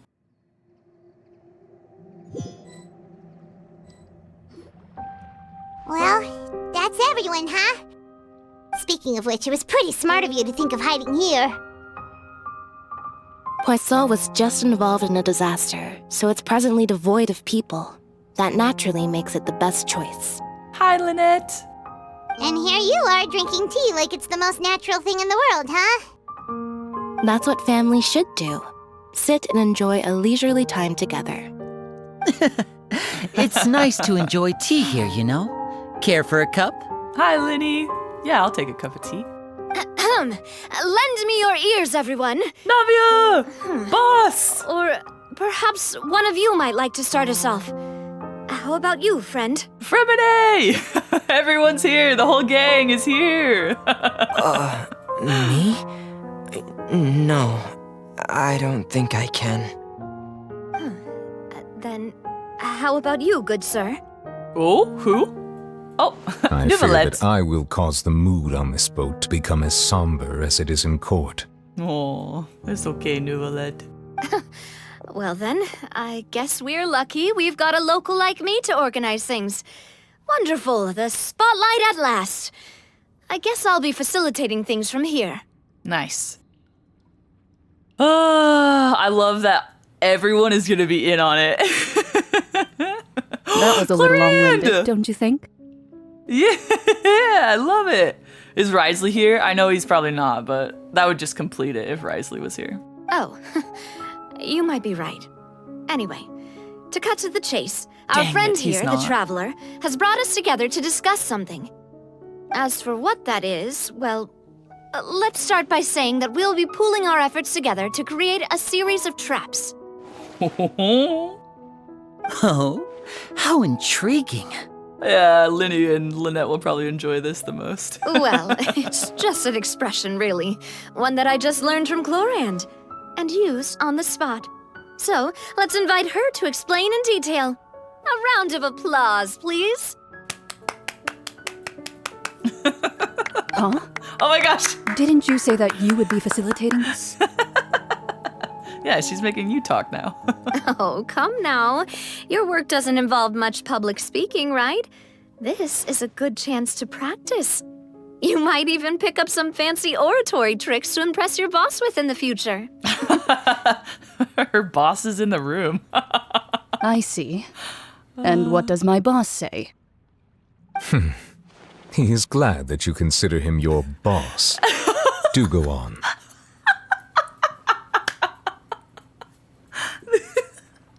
I love their interactions together. The bantering is so beautiful. Oh, I love it. In that case, do any of you have experience hunting? Yes? Not that I recall. Fremine and I once used a wooden stick in a basket to catch wild rabbits when we were younger. As for Lynette, oh, right. You were sick that day, weren't you? I've also gone diving to catch some fish before. Does that count? I'm afraid not. You may or may not have heard, but Fontaine once played host to a group known as the Marechaussee Hunters. Though that was their name, they did not hunt animals, but rather various monsters left behind by the ancient dynasty of King Remus. Oh. Today, Fontaine's monster population has already thinned greatly, so the hunters have blended back into society, taking up arms in other lines of work. They even left a unique methodology of hunting in their wake. A trap comprises of the following components: bait, a trigger, and a containment device. Sometimes a lethal implement will also be necessary to deal with the prey. Whew. So, if we were to build a trap together, right now, what would you choose to build it with? Don't know. For me, I would prefer something basket-shaped. Pigeons and rabbits will see the bait and naturally enter the snare. Our line of work requires a deft hand, and we're some of the best in the industry, so you can count on our techniques. You used some of those techniques while moving the people of Poisson, didn't you? My subordinates mentioned that you even performed some magic for the bawling children. Aw, cute. Yes, and I even managed to gather some intelligence in the meantime. I'm quite the multitasker if I do say so myself. I'm afraid I can't claim that as my strong suit. I prefer more stable methods, like placing bait in the water and waiting for the fish to come within reach. That's the kind of method I would count on. Clever, so he's got patience. Calm and steady. Exactly the kind of person who would catch loads of fish. True that. And I can be their assistant. With discretion, I'm sure. I'd probably use some sort of mechanical animal. Papa once bought me some small clockwork squirrels, mice, and such. When placed in the forest, they can attract others of their kind. I remember that you liked those too, didn't you? Aww, cute. I did. And that would be a good way to go about it. If they're realistic enough, animals of the same kind will follow them all the way to the trap. What about you, Monsieur Neuvillette? I fear I do not have any related experience. That makes sense. You usually solve problems directly, without the use of any such tricks. True. Yeah. But I do have one more question for you, Monsieur. If we were to create a trap now, how would you design it? I would like for it to be effective, but bring no harm to the prey. A more gentle trap would be ideal. Aw, what a gentle soul. But yeah, we don't want to harm Farina. Kind as always. Yeah. However, our intention doesn't necessarily change the containment device and the type of implement we need. If we wanted to kill the prey in one strike, we would need a powerful implement. However, that also goes for prey that must be captured and safely contained. Wait, why's that? Only a hunter who's a true expert at subduing their prey can snare it without harming it. The line that divides life and death is often exceedingly thin. So are we going hunting together? Huh. We hadn't thought of seeing ourselves as hunters. It kinda works, but maybe it's still not the best metaphor. Yeah, I'm definitely not a hunter. If our means of capturing and dealing with our prey is to put them on trial, then the hunting metaphor is actually quite accurate. But we shall require much more courage than any hunter to judge a god, a being whose seat is an exalted throne. That's right. Oh, gosh. Oh, so that's what's going on.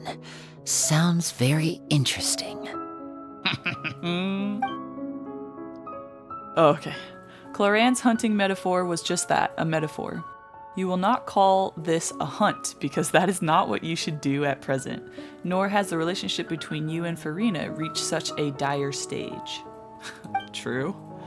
What you need is simply the secrets she is keeping. Attempting to take her secrets is an act of sacrilegious disrespect, but must be done to prevent Fontaine from sinking into the waters as foretold in the prophecy. There is neither hunter nor prey, but there must be a trap. That is what you will need.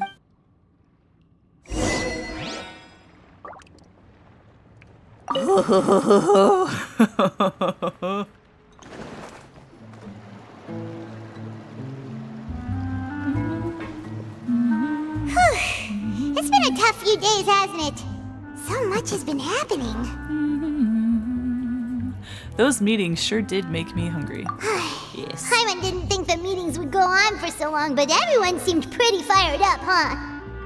Paimon thought they'd be at least a little frightened. Well, Fremine was, now that Paimon thinks about it, but everyone else just looked a little surprised. Sorry, I love this song. Do you feel more confident after the meetings, Paimon? Well... I don't. It's hard to say. Paimon doesn't have any experience with this sort of thing. But with you around, Paimon sure will do great. Aw, thanks, Paimon. After all, you're the most reliable person in the world, aren't you? Oh. Huh? Oh. Is something wrong? Did you just pour some tea? Paimon didn't notice you doing that at all. No, I didn't. Then what's that? Who just poured us tea? Paimon's never seen that cup before. Don't be frightened. I'm just joining you two for tea. Huh? I merely refrained from saying anything till now. Is this Mona's master? Who's that voice? But there's no one here. Aw, have you forgotten me already? No. I just wasn't expecting you to be invisible, okay? Wait, you are familiar. You're the voice we heard from the sky in Sumeru.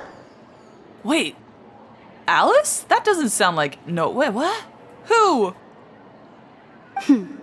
The voice from the sky, Who the heck is I this? fear that description is wrong. Though, not completely wrong. You're feeling lost now, just as you were feeling previously. I sensed that confusion and thus came to you. Guiding people is an irresistible hobby of mine, after all. Who the frick is this? Who are you and what do you want with us? Consider me a passerby, just accepting a commission from my friend's disciple on a whim. Huh. Allow me to ask you, will Fontaine's prophecy come true? Is this the person who actually... Okay, hang on, wait. Accepting a commission from my friend's disciple. Okay, so it's not Mona's master, but a friend of Mona's master. Okay. The prophecy. Yes, what has been prophesied will be fulfilled. You may view such things as the history of the future. Hey!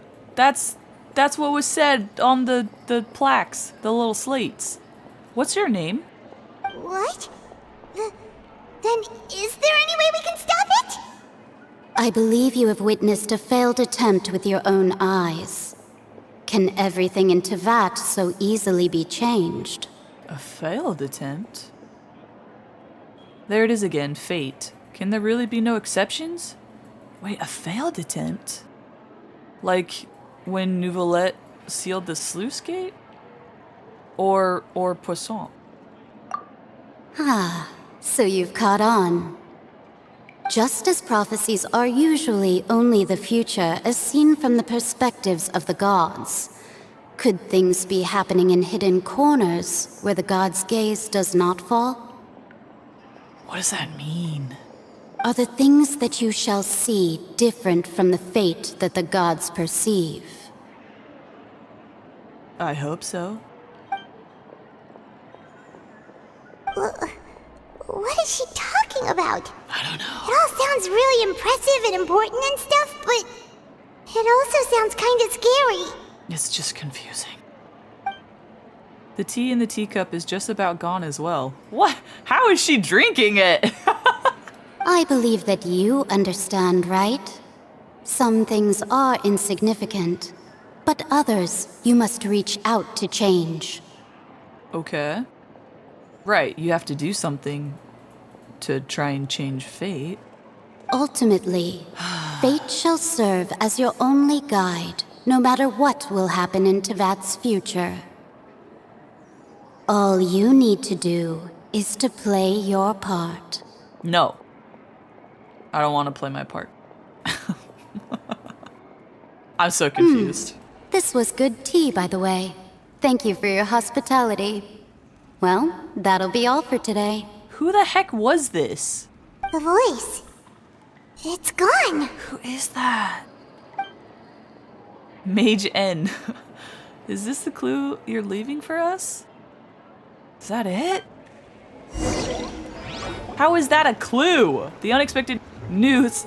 When you wake up, someone seems to be outside. That was so fast, I couldn't even read that. I want to hear someone talking. All right, coming. You're getting more diligent, Paimon. Hey, it's you who's getting lazy, okay? Well, I see I've walked in on some lively banter. Hi, Mona. Mona! How have you been these past few days? Fine, just fine. I went to take part in that Steambird panel. It turned out to be more interesting than I expected. Nice. I hope that means that it went well. Not all Fontainians are pessimistic about this. No. One journalist mentioned that sitting around and waiting for the end to come would be wrong, and that they should make their own rescue preparations. I agreed, so we had a brief chat with her. Nice. Yeah, a lot of people are kind of doing that. Did she have pink hair by any chance? Why, yes. It was Charlotte! I assume you've heard of her, no? Yeah. That daredevil journalist? Yeah, she's the best. I'm in full support of her view. Prophecies are very important, but how can people allow their lives to be commandeered by just a few words? That's right! Paimon's glad to hear something sensible for once. I'm actually surprised that came from Mona's mouth, you know? Ah, yes. About what we had discussed before. I did try, but I'm afraid I couldn't reach the old hag. I'll try again tonight, but I wouldn't get your hopes up. Actually, someone already came over, so yeah, you did well. Thank you, Mona. Huh? You tell Mona about your mysterious guest. Goodness gracious. Are you serious? I believe she came to pass a message to us. Can you tell me her name? Do you know who that was? She said that even the god's gaze has blind spots. Pretty bold if you ask Paimon. Most people would believe the gods to be all-knowing, right? I mean, what's the difference between gods and archons? Are they the same, or are they talking about people from... Are they talking about Celestia? The Hexen Circle members are certainly anything but ordinary. As for the mage named N, the old hag has mentioned her a few times. She said that N's sense of direction is incredible, and that she loves guiding those who are lost. Interesting. I'm gonna guess N is for north, because normally when you are lost, you look to the North Star. At least at night. But I've never met her, And if she were still alive, she'd be... well, suffice it to say that the hag's at least a few hundred now, and N's been around for longer than that. Nice. Whoa. The Hex and Zirkel sounds like a scary group. But they must really stay in shape to live so long. Their abilities alone are pretty terrifying. If she came to see you personally, then the problem you're facing must truly be of great importance. Oh, yeah. Well, it's not like Paimon could understand anything she said. Yeah, I couldn't really either. She was very cryptic and just told us to do something where they didn't see, or blind spot. I don't know. Yes, she was quite cryptic, but yeah. I suspect she means that there is still a way to turn things around. That is true. She didn't say when or what that would be, though, so... Yeah, very helpful. She just gave us hope, and that's about it. Perhaps it is something that you cannot know right now. True, her words were meant as a helpful hint, but when will we realize their value in meaning? Was that the best answer that my question could have gotten? No, of course not. But it's the best, I guess, for present me? Traveler, Paimon, are you two all right? No, I'm deep in thought. I'm so confused. Oh, we're fine. We're just a little down right now. Yeah. It kind of feels like the end is coming, you know? Yeah. I see. I feel that same sense of desperation, too. I guess you could consider me someone who has often witnessed fate. So far as I have seen, it cannot be swayed. But even so, I still hope for, and believe in, miracles. Astrology is eternal and rational, but fate may not be. It is cruel, but it can also be beautiful. Very true. Perhaps that's what N was trying to tell you. Not to lose heart, and to believe that what you are seeing playing out before you is not yet set in stone. I did originally think of steering clear of all this, but I couldn't. Even if this is all futile, I still wish to help everyone. If we don't struggle to the last, then how can we face the end when it comes? Yeah. Huh. You do have a point. Very wise words, Mona. There I go, talking about astrological principles again. Sorry about that. The moment I start talking about work-related stuff. I need to get going. Oh, don't worry about it, Mona, and thank you. It was worth trying to comfort you, even if only a little. Yeah. I believe that you'll help those who are struggling in the same way I did. Thank you. I suppose that might be why we always seem to meet by coincidence. Paimon feels kind of moved by what Mona said. Yeah. But also kind of sad, too. Very odd, because I didn't know Mona could do that. Oh, that was actually really nice. Hey, Traveler. Paimon suddenly feels like going outside for a walk. Let's go. Okay. Let's walk around the city, shall we? There's a few spots we always like to walk by. Huh? Our names are written in this newspaper. Oh? What's going on? Maybe we're famous? Of course we're famous, but wait, why? Let Paimon see! The underwater stronghold, the Fortress of Meripede, has continued in its noble autonomy, but that does not mean that others cannot interact with it. My recent attempts to enter the fortress bore little fruit. Huh. Guess Charlotte still hasn't given up on that. Thus, did an Outlander friend become the focus of this report? A blonde adventurer with their white fairy legends trailing in their wake. It is said that this mysterious traveler once visited the underwater fortress. Yes. So while the fortress's interior remains a mystery behind closed doors, do not fear, for the tales of the traveler contain surprises in spades. Aww. Journalist Charlotte's biggest scoop yet, the Traveler's Trail, World Walker. Oh, that sounds awesome. Huh. Charlotte took so many awesome photos of us and we never even noticed her. Of course she did. She hasn't been able to get a hold of anything at the fortress, so since we're easier to find, she's using us as the subject matter instead? That sure seems to be the case. Ugh, seriously? Well, fine. Those headlines and photos do look cool, so Paimon will forgive her this time. I want to see those photos. Are you sure we look good?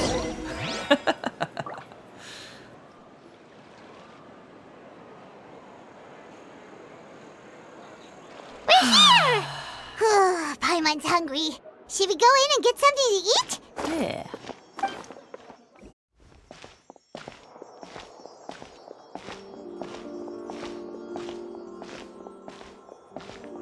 Hey, quick! Look! That's... Who? That's the limited edition, only 16 slices a day cake! Oh, the Knave. It hasn't already sold out for the day? Wow. It was so delicious the last time we tried it! Despite the tense situation we were in, let's give it another go. Paimon's sure it'll be great! We can't let anyone get ahead of us. One slice of cake, please. Oh, Someone showed up after all! go quick, sillies. Oh, wait, you're the one from the Palais Mermonia. Is that Sedine? Oh, are you here to buy cake too? It seems Monsieur Neuvillette was right. You really can eat. Excuse me, Neuvillette. I sure hope you said that about Paimon, not me. Wait, did he really say something like that? That's so cute. He talks about meat and his melazine. He talks about meat and melazines. That's right. Even he has his own preferences when it comes to food. As for me, I love the cake and coffee here. Do you come here often? Usually every day. Cute. Every day? It's part of my daily schedule, apart from work. I shall have my cake and coffee. Then what if someone told you one day that this place would be closing soon, and you wouldn't get to eat cake here anymore? What would you think? What? Paimon? What a weird question. But why would it close? Well, Paimon doesn't know either, but maybe... Paimon? Maybe the waters will rise tomorrow. You know, like in the prophecy. Paimon, don't do that. Don't do that. Stop. It's okay, Paimon. Oh, the prophecy. To be honest, I haven't paid much attention to that. No, still, even if there'd be no more cake tomorrow, that wouldn't keep me from having some today. Yeah. No, it's the same for eating in general. You might not be able to eat tomorrow, but if you can do so today, then you should carry on. That's what people call living, you know. So true. That's called living in the present. And really, truly enjoying the now. I like that. Don't be sad. Excuse me, could I have 2 more slices of cake to go? These 2 slices are for you. Sijuin said that this kind of expression you're making is what humans call being sad. You're such a sweetheart.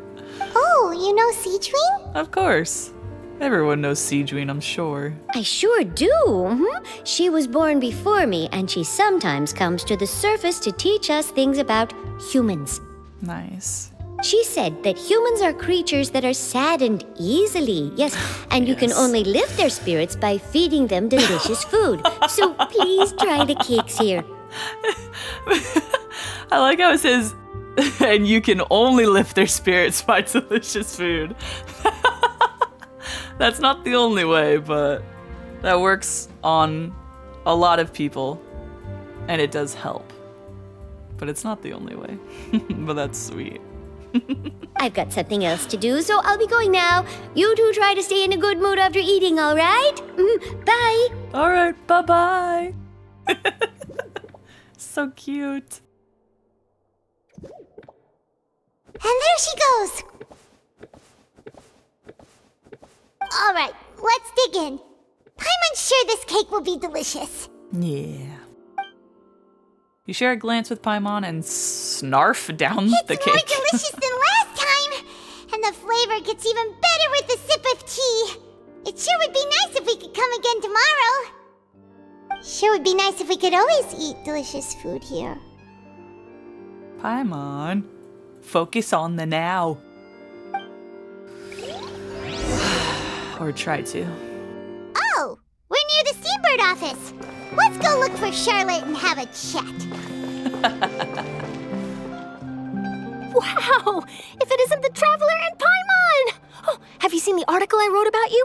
I did. Ha! You've got some nerve! You just used us to make some quick mora! Can we negotiate a profit split? Oh, you needn't worry about that. I heard that you were in Poisson some time back, so I sent you a letter to discuss just that. It appears you didn't receive it, though. I don't have a place of residence that doesn't move. It's all right, though. I've set aside the amount intended for you. Oh. I've even set the table with some food. Really? Oh, you're the best! We just ate, Paimon. You're almost a little too easy to win over, Paimon. She is. If I were a journalist with ulterior motives, you'd be in trouble now, you know. She wouldn't, because she has me. Good try, Charlotte. Oh, Paimon knows you're not like that. Yeah. Ah, this music. Still, what brings you here all of a sudden? Were you looking for me? A friend of ours met you a while back, and when she mentioned it, we thought of coming to see you. Her name's Mona. Ah, so you know Miss Mona as well. She's a guest columnist for our paper. Really good one, too. She's so young and already such a brilliant astrologist. So she mentioned me? What did she say? She said that you're a real daredevil of a journalist. Nice. In which case, can this daredevil journalist dare to request an exclusive interview with the legendary Traveler and Paimon? Maybe. I'm feeling pretty good. Huh? So your article in the paper today doesn't count? No. Oh, of course it doesn't. That was more like live photography. What I'd like to do is dive deeper and ask you to talk about the things you've seen and experienced. Interesting. You seriously want to interview me? I could tell you all about what happened in Mondstadt, Liyue, Inazuma, Sumeru. Sure. Yeah, are we even qualified enough? What do you guys mean? We have loads of stories. Why not? If I say you're worth an interview, then you're worth it. Aww. But not right now, of course. I'll need a few days to prepare.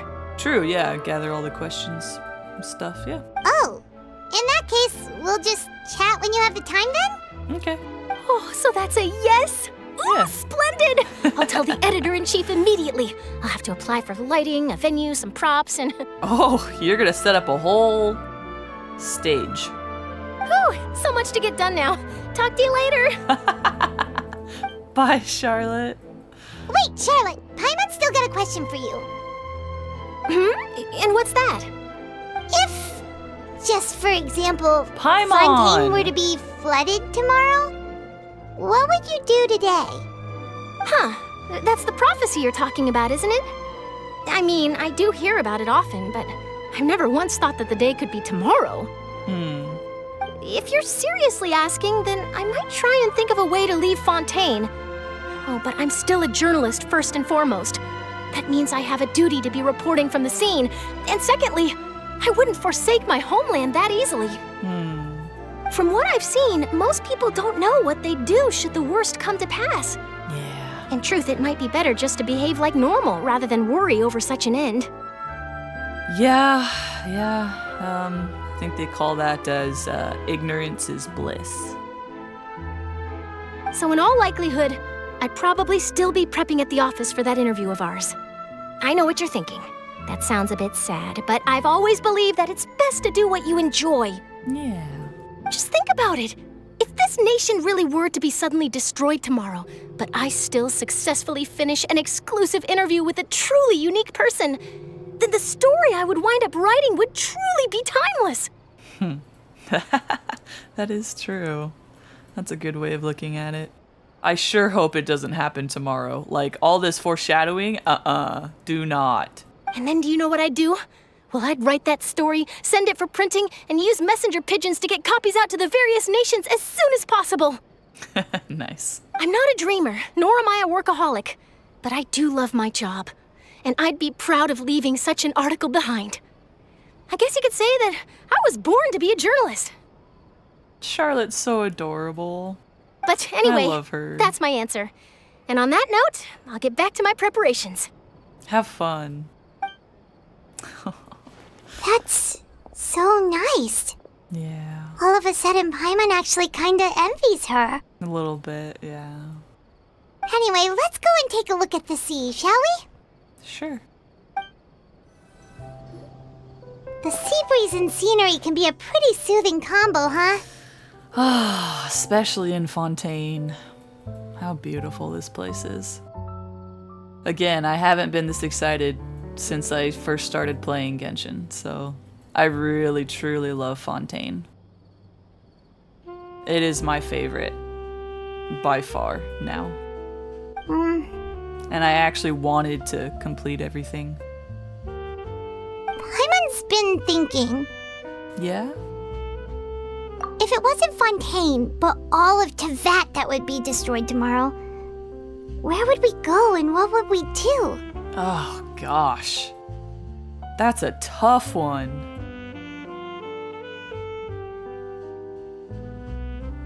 We would go everywhere and visit everyone. And we would have to do it real quick. And I would give everybody I know a hug. Yeah. No, Paimon should ask, if you could choose, what would you like to do? If I could choose, huh? Choose what? It's just like Charlotte said, suddenly trying to consider what to do is pointless. We've always been moving to the next destination, so we haven't spent much time thinking about these kinds of things. Yeah. We didn't have to either, with us always being on the road and whatnot. True. Until that moment comes, I think I'll keep journeying on. Yeah. You mean, still traveling? Yeah. Cherishing every single moment that I have to look upon this world. Yeah. Huh. Wait, isn't that what we've always been doing? The banter goes back and forth between the two of you as time slips by. As night falls, you return to your accommodations and end this busy day. The next few days are just as calm. Charlotte comes to find you and conducts the interview in the Spina di Rosula safe house at the Fleur Cendre. Oh, the picture. Navia, having finished her business in Poisson, even drops by to take a photo with the two of you. All goes well. All good.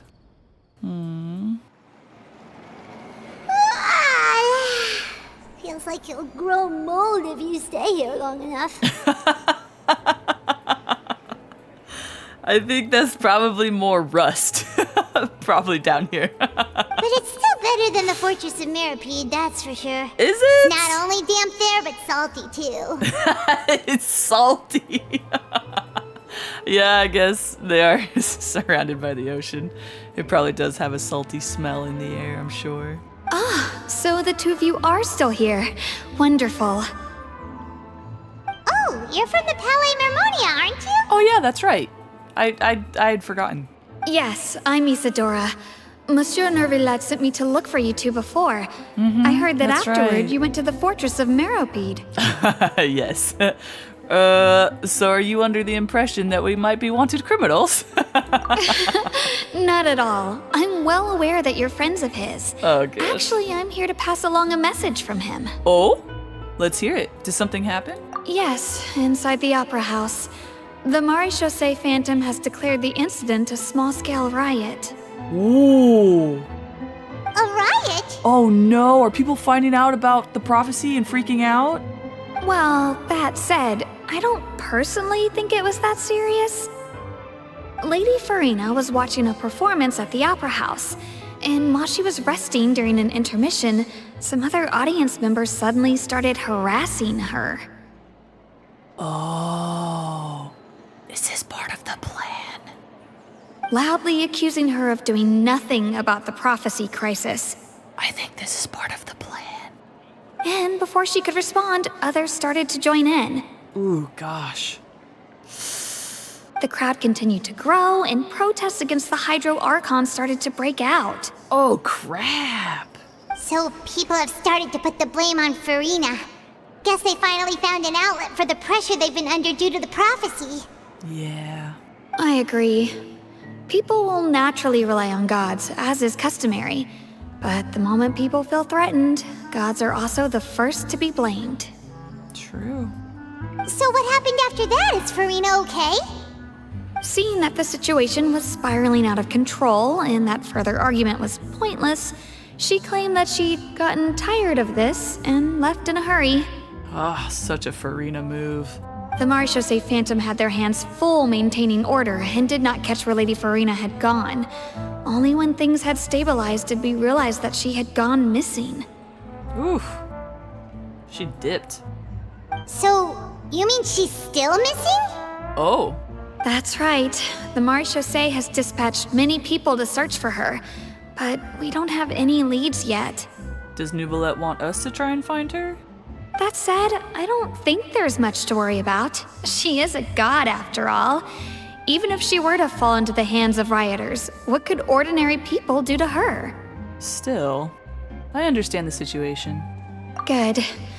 Monsieur Nervilette sent me to tell you about the situation, but Aww. he didn't say anything else. Yeah, he knew I'd go look for her, but he doesn't even have to ask. Don't worry, this is more than enough to go on. Thanks for keeping us informed. He knows us really well. Is that so? Well, all right then. In that case, you two take care. I'll be heading back to the Palais now. All right. Safe travels.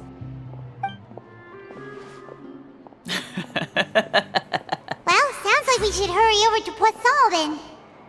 You sure caught on quickly. If we know Farina, she won't try to fix things in this situation. Instead, she'll look for a place to wait out the heat. Okay, good. This is part of the plan. And as we also know, she may be loud and dramatic, but she doesn't have a heart of stone. Yeah, that's true. When Nervilette was talking to her in the Palais Mermonia, and she heard about Poisson, she couldn't hide her sadness and remorse. Yeah. She did get pretty shaken up about it. It would be hard for her to ignore being accused by the public today. Mm-hmm. And she greatly cares what the public thinks of her. Paimon thinks Farina's probably taken the opportunity to slip away to Poisson and try to relieve the sense of guilt that she's feeling. Ah, that actually would make sense if she did visit Poisson. Ha! Well, what do you think? Paimon knows the answer, of course, but Paimon can do the analysis to back it up too. Cool, huh? I see becoming a detective's done you some good. Looks like those detective novels have had an effect on you. I know, Paimon, like, this is impressive, girl. Look at you picking up all this information and then figuring it out. I'm proud of you. In that case, there's not a moment to lose. Poisson, here we come. Let's go. See, like I said, Paimon's grown a lot here. I don't know if that's just me or what, but she's definitely different and, like, better. This place looks deserted. Guess all the survivors must have evacuated already. All that's left here are signs of devastation. Yeah. Could Farina really be here? Let's try to find her as soon as possible. Look, there she is.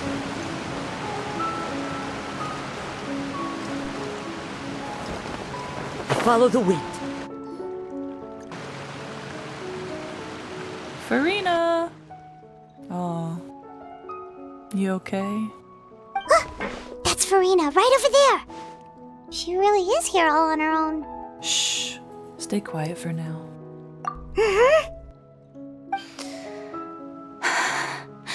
Should I just give up? This is all meaningless. Aww, Farina. What was meant to happen did happen after all. Everyone's dead. I'm sorry. I am so sorry. Aww. Give up, Farina. There's no point in holding out. What do you mean? I'm sorry. But what can I even do other than to repeat meaningless apologies over and over? Farina? Who's that? Don't worry, Farina, it's just us. You okay? So it is you, blonde traveler from another land. Why, I almost thought you were someone from that mob of my ignorant subjects. Come to kneel and beg for my forgiveness. I don't like that she puts on her mask. I hate her mask. Farina, you were crying just now, weren't you? The tear stains on your face are obvious. What do you mean, tear stains? Oh, I remember. The show at the Opera House earlier this morning was so moving. I'm still trying to process it. Who did that uncivilized rabble think they were, disturbing my enjoyment of the arts? They even dare to tout their Archon. I must teach them a lesson. I can just imagine their twisted and frustrated faces once they realize that I'm nowhere to be found. Oh, and I'm sure Nouvellette and those people from the Marish Chaussee Phantom are freaking out right next to them, too. Stop trying to act tough, Farina. You're actually beyond devastated right now, aren't you? Of course not! Hey, there she is! The Hydro Archon's over there! Oh, dang it. Come on, I was trying to have a moment. Quick, after her! Oh, dang it. How'd they know she was here? Farina, those people seem to be after you. They are? They're just some rabid fans who want to cut the line because they haven't been able to meet me in person, aren't they? That's against the rules. I can't let them get their way. Are you gonna fight them? Farina just ran off. Oh, okay. Quick, we have to catch up with her. Yep. Do I have to chase her? Oh, we are, thank goodness. Guys, go away. I'm trying to have a moment with Farina here. I gotta connect with her somehow. Slip in through her walls. Find a crack. If I can. This actually might help. This should be the place, right? Hey, Farina! Hopefully we can escape together.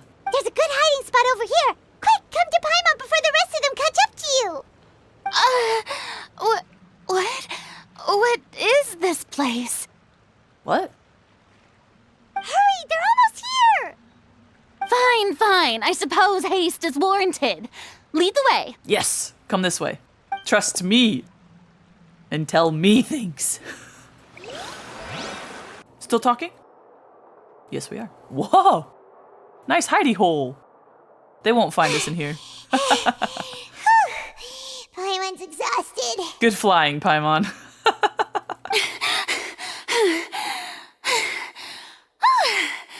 I'm so tired. I totally thought they had caught me. No, I mean, I merely gave in to the sheer enthusiasm they displayed.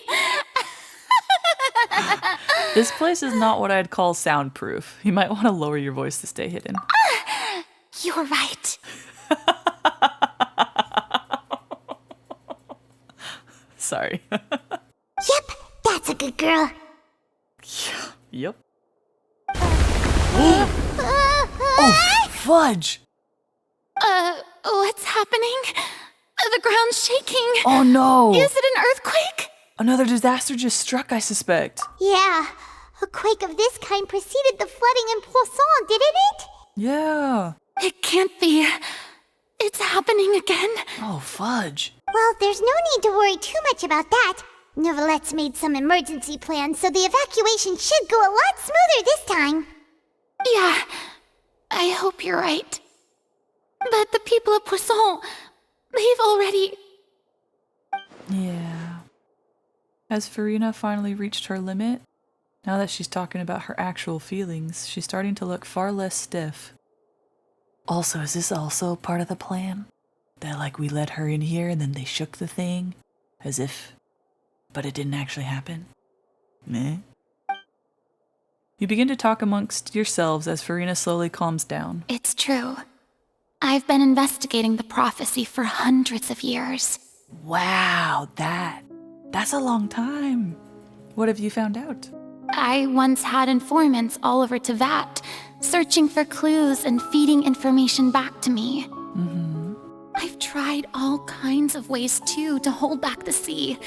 Anything to keep the coastline from advancing. But all my efforts proved to be futile in the end. Really, the truth has been clear to me for a very long time. So is that why you've kind of stopped doing anything? You've just accepted it? We cannot make an enemy of the divine. No matter what we do, the will of the heavenly principles will have its way, and the prophecy shall be fulfilled. But even then, you still haven't given up, right? Give up. I do love the sound of that phrase. It would mean finally coming to terms with fate, but also for me to finally be free. But that would also mean that all hope would disappear. Indeed. I've thought about giving up so many times, especially after we almost lost Poisson. Fate is really unreasonable, isn't it? It has no heart and obeys no rules. The prophecy has only just started to come true, and so many people have already lost their lives. But just now, it all became clear to me. I still don't have the right to come to terms with fate on behalf of everyone else. As long as the final moment hasn't come, it's still not too late. Yeah. Don't worry. I will keep hope alive for everyone until the very end. Oh. I'm so happy about that, Farina. Oh. Well, that's enough for now. I got the impulse to play the stricken maiden, but honestly, considering my rank and station, that wasn't a good fit at all. Gosh, I hate her mask so much. I love that she's two sides of the same coin. One side being her like genuine honest self, and one is this like fake facade, the mask that covers it all to like protect herself. She's such a fun character. She's grown on me a lot. I didn't like her at first, but I really enjoy her. But I hate her mask. Hiya. Don't take any of what I just said seriously. How could I possibly let Fontaine fall to the whims of trivial prophecy? Come on! Paimon could have sworn you were actually being honest just now. I think she was. Now, this is the act, so... We're running out of time. We can't just go back to square one like this. I have to get more information out of her. Yes! Farina, you might not have to shoulder this burden alone. Although I don't know what you might be keeping from everyone, your people are more than willing to share your burden with you. Share my burden. Yeah. That's impossible. It was fated right from the start that this would be my duty alone. But even if your burden doesn't need to be shared, you can still choose to confide in someone. Like me. Just share it with me. I'm what you call a witness. I won't dissolve. A witness? Yes. I've heard that you came to Tevat from beyond the stars, yes? Yes. In other words, you never belonged here. Correct. And if Tevat is, in its entirety, a show on a stage, then you're just a spectator, aren't you? Mm-hmm. If that's the case... Yes? There's no time left. Please, Farina, just spit it out. Cutscene? Oh. Farina? Confide in me. Please. No!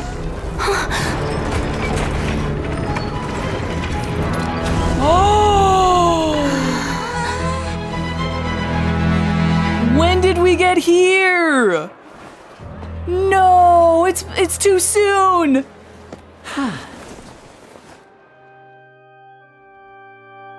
She didn't tell me anything. Ladies and gentlemen, this concludes my opening performance. Fudge, I knew this was like a whole dang it. Oh, no, I wanted her to talk to me. Now, without further ado, we may proceed to the trial of our god. I guess they got enough. So this is what it is.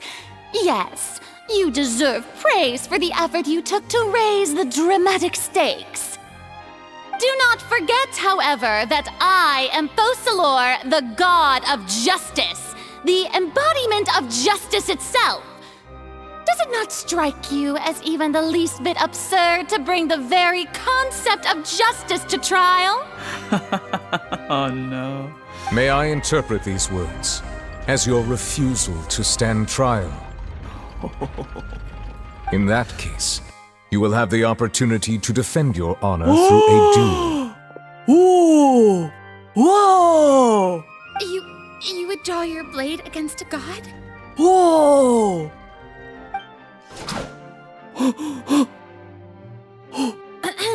I see. It seems like you have made up your mind. Wow, we are really trapping her. Holy.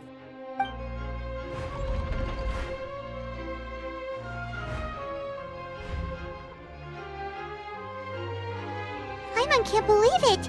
She just surrendered. She'll stand trial? What the heck is going on? Did I just see an Archon surrender to a human? Uh-huh. Wow, how utterly humiliating. Lady Farina, what is the meaning of this? Shh! It would seem that there has been a misunderstanding. To be clear, the raising of both hands is not always an indication of surrender. Looking for excuses again, huh? I raised my hands just now to indicate my acceptance of the trial. No duel shall be necessary. I will admit that I've been running away for a long time. I'm sorry, everyone. I was unable to protect the people of Poisson. It is my duty to stand trial for my crimes. Wow. The mask came off. You are not the only ones to be disappointed in me. I, too, am exceedingly disappointed in myself. But now, it is time for the Hydro Archon to show you her courage and resolve. I, Farina, will use this trial to show the world the true meaning of justice! Dang. Ugh, that was beautifully delivered. Whew. This time, I will protect you. applaud and rejoice. One of the most outrageous and fantastical arcs known to the opera epiclese is now unfolding before your eyes. Mark my words, this shall be one of the most exhilarating and brilliant shows ever to grace the stage of Fontaine. The trial of the Hydro Archon, Focalor, will now begin! Oh my gosh. And she's taking it in stride and running with it. Oh, now we're making history. Oh my gosh. Why does it feel like Farina just took over the whole thing? Yeah, she did. Like, come on! Didn't she just get forced to stand trial for her crimes? Yeah, she's good, man. She's a brilliant performer. Also, even though she's still acting super dramatic, she is taking this seriously this time, right? I hope so. All right, then. Who will be my opponent in this trial? The court asks the prosecutor to please take the stand. Me? Oh no! Thank you, Your Honor. Is that so? Yeah, sorry, Very well. Farina. Then please speak, witness of Tivat, my accuser and fated opponent. Let's go for round 2. We were so close to getting her to tell us the truth, and it still turned out like this in the end. Yeah. It's okay though. As long as we can defeat Farina in court, we'll still have a chance to figure everything out. Oh, I hope so.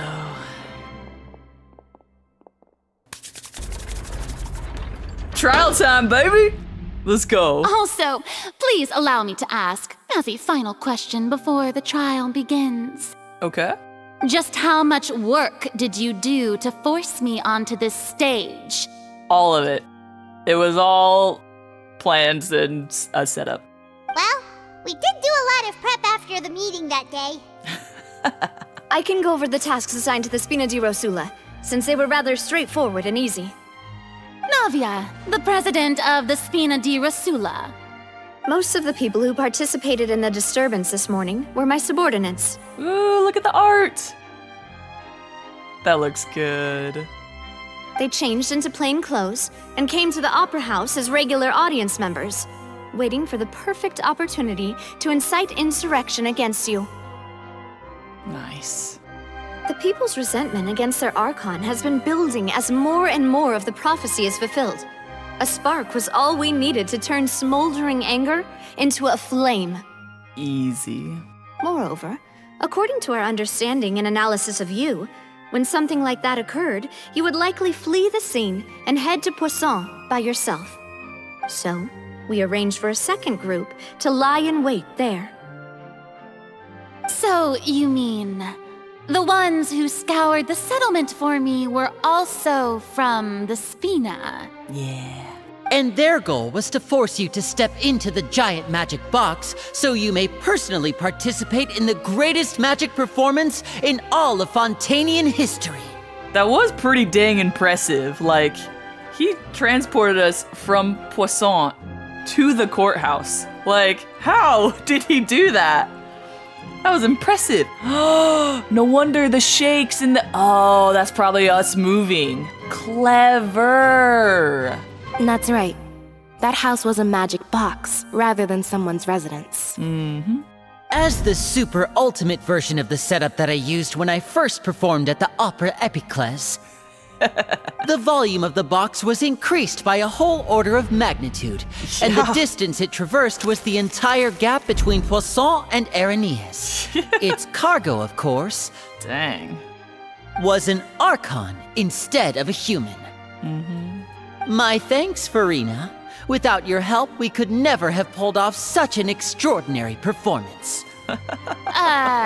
You're welcome. Of course, this performance was only made possible with Father's support. Wow. The House of the Hearth spent a massive amount of labor in Mora to pull this off. The art. We had to select a location, construct the giant magic box, dig a tunnel, and open up a path through the water. It was a lot of work for all of us. I bet. So, in other words, the earthquake that we felt within the giant magic box was just a normal tremor from the transportation of the whole house? Clever. That's right. It wasn't a sign of another disaster to come. Thank goodness. Sorry about that. We deceived you back there. Then, I can guess Nervilette and Cloran's parts. You gathered a crowd, prepared a stage, and made sure that the champion duelist would be immediately ready for a fight. Of course. Also that as soon as I appeared on the stage, the trial may commence without a hitch. Am I right? Yeah. The art looks so good. Yes, that is correct. Well, Clorand, I must commend you for your courage. Only the most outstanding champion duelist in all of Fontaine would accept a duel with an Archon without flinching. Not only that, but if you did actually accept the duel, she would fight you. So I'm sure she was down for either option. She was ready for both. Thank you. As for you, Traveler, I suppose your role was to keep me distracted with conversation once you found me in Poisson. Yeah, not really distracted. I really tried to pull the info from you. You're a difficult one to crack. You'd make sure that I didn't notice anything amiss before revealing yourself as my prosecutor once we'd arrived onto the stage. No, you guessed wrong. Oh? My mission was to give you one last chance. We hoped that you'd share your secret with us before the magic box arrived onto the stage.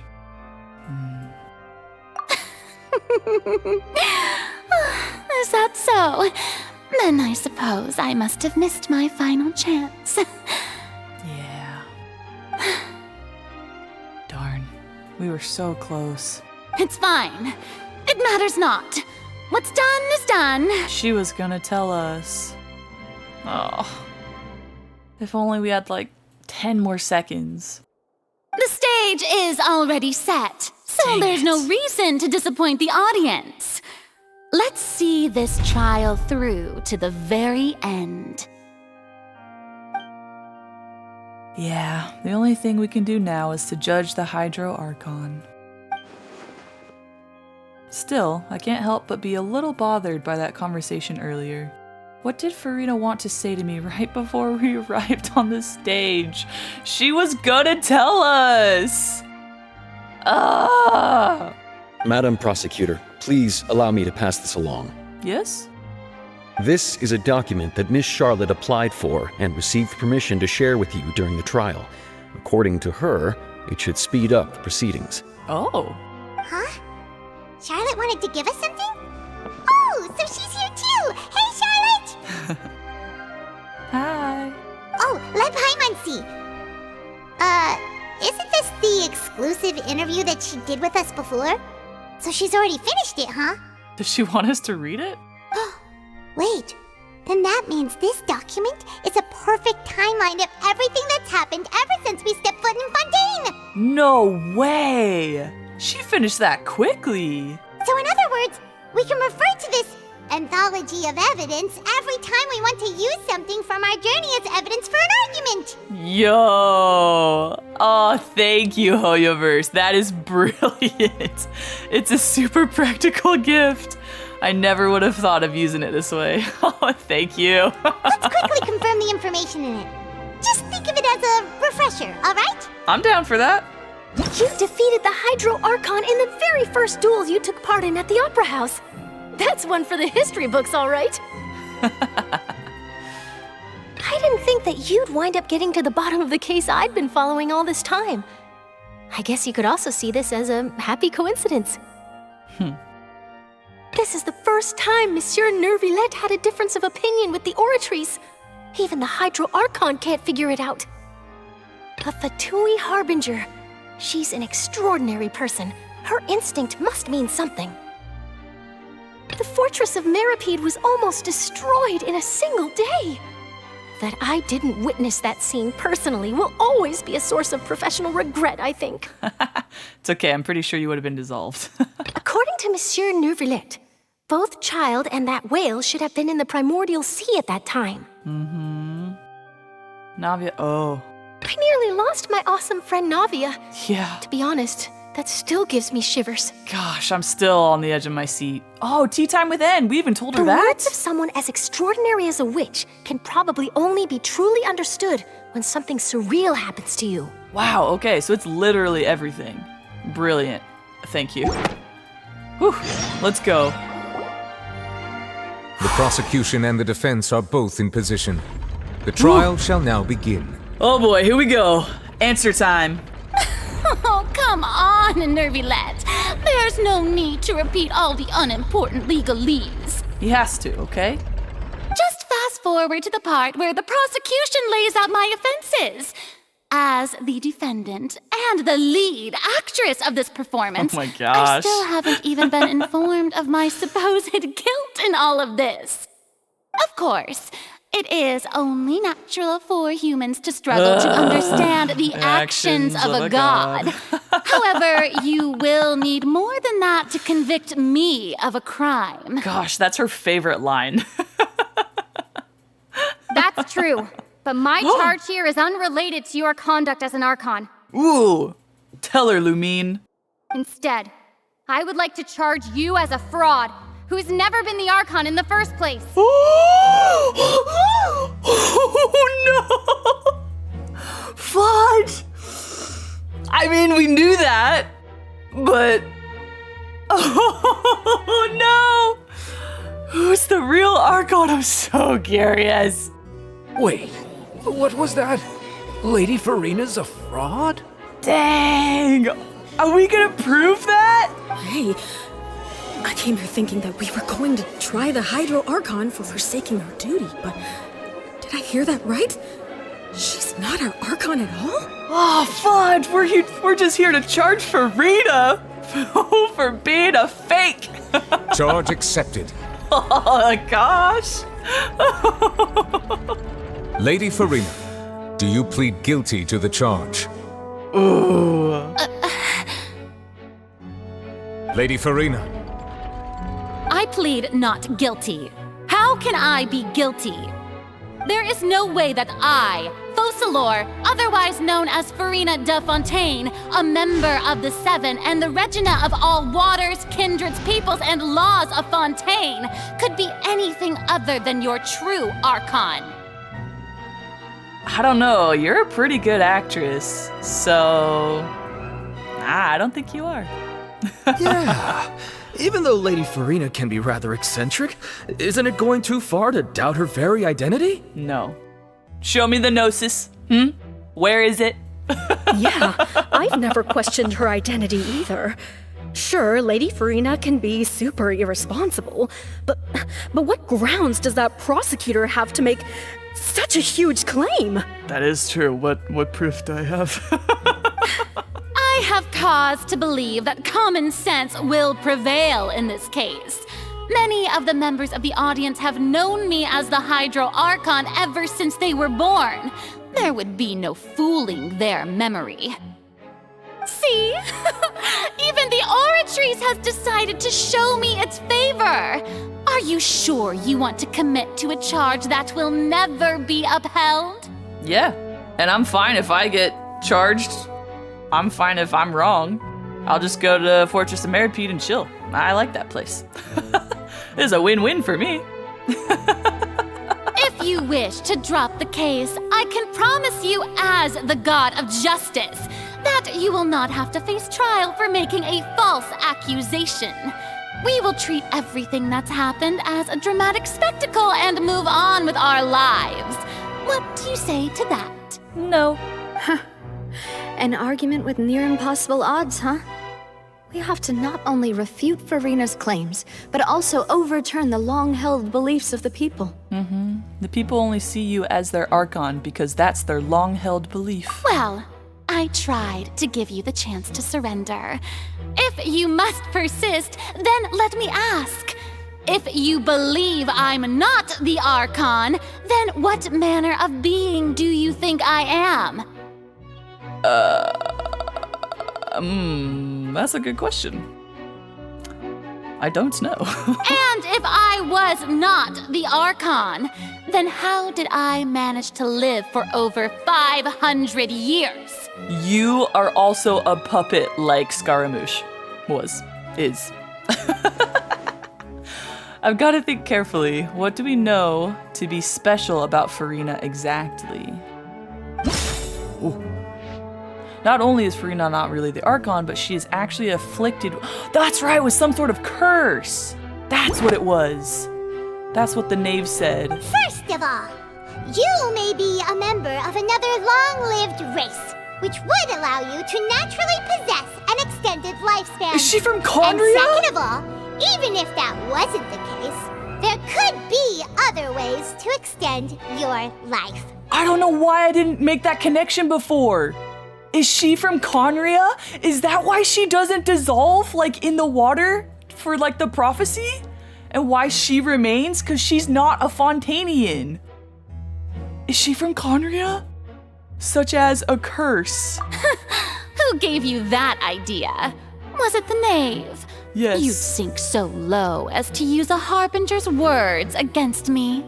It doesn't matter who gave us the information. What matters is the veracity of the claim. A curse?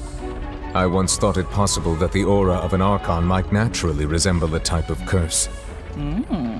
But in light of this claim, perhaps what I sensed was not your divinity, but a curse after all. Oh, fudge! Nouvelette senses that crap. Of course he does. He's the dragon. You sensed it too, huh, Nouvelette? So, Furina, instead of an Archon, could you just be a cursed human? Lady Furina is actually a human? Well, it is true that it's extremely difficult to tell humans and gods apart just by looking at them. It's not impossible.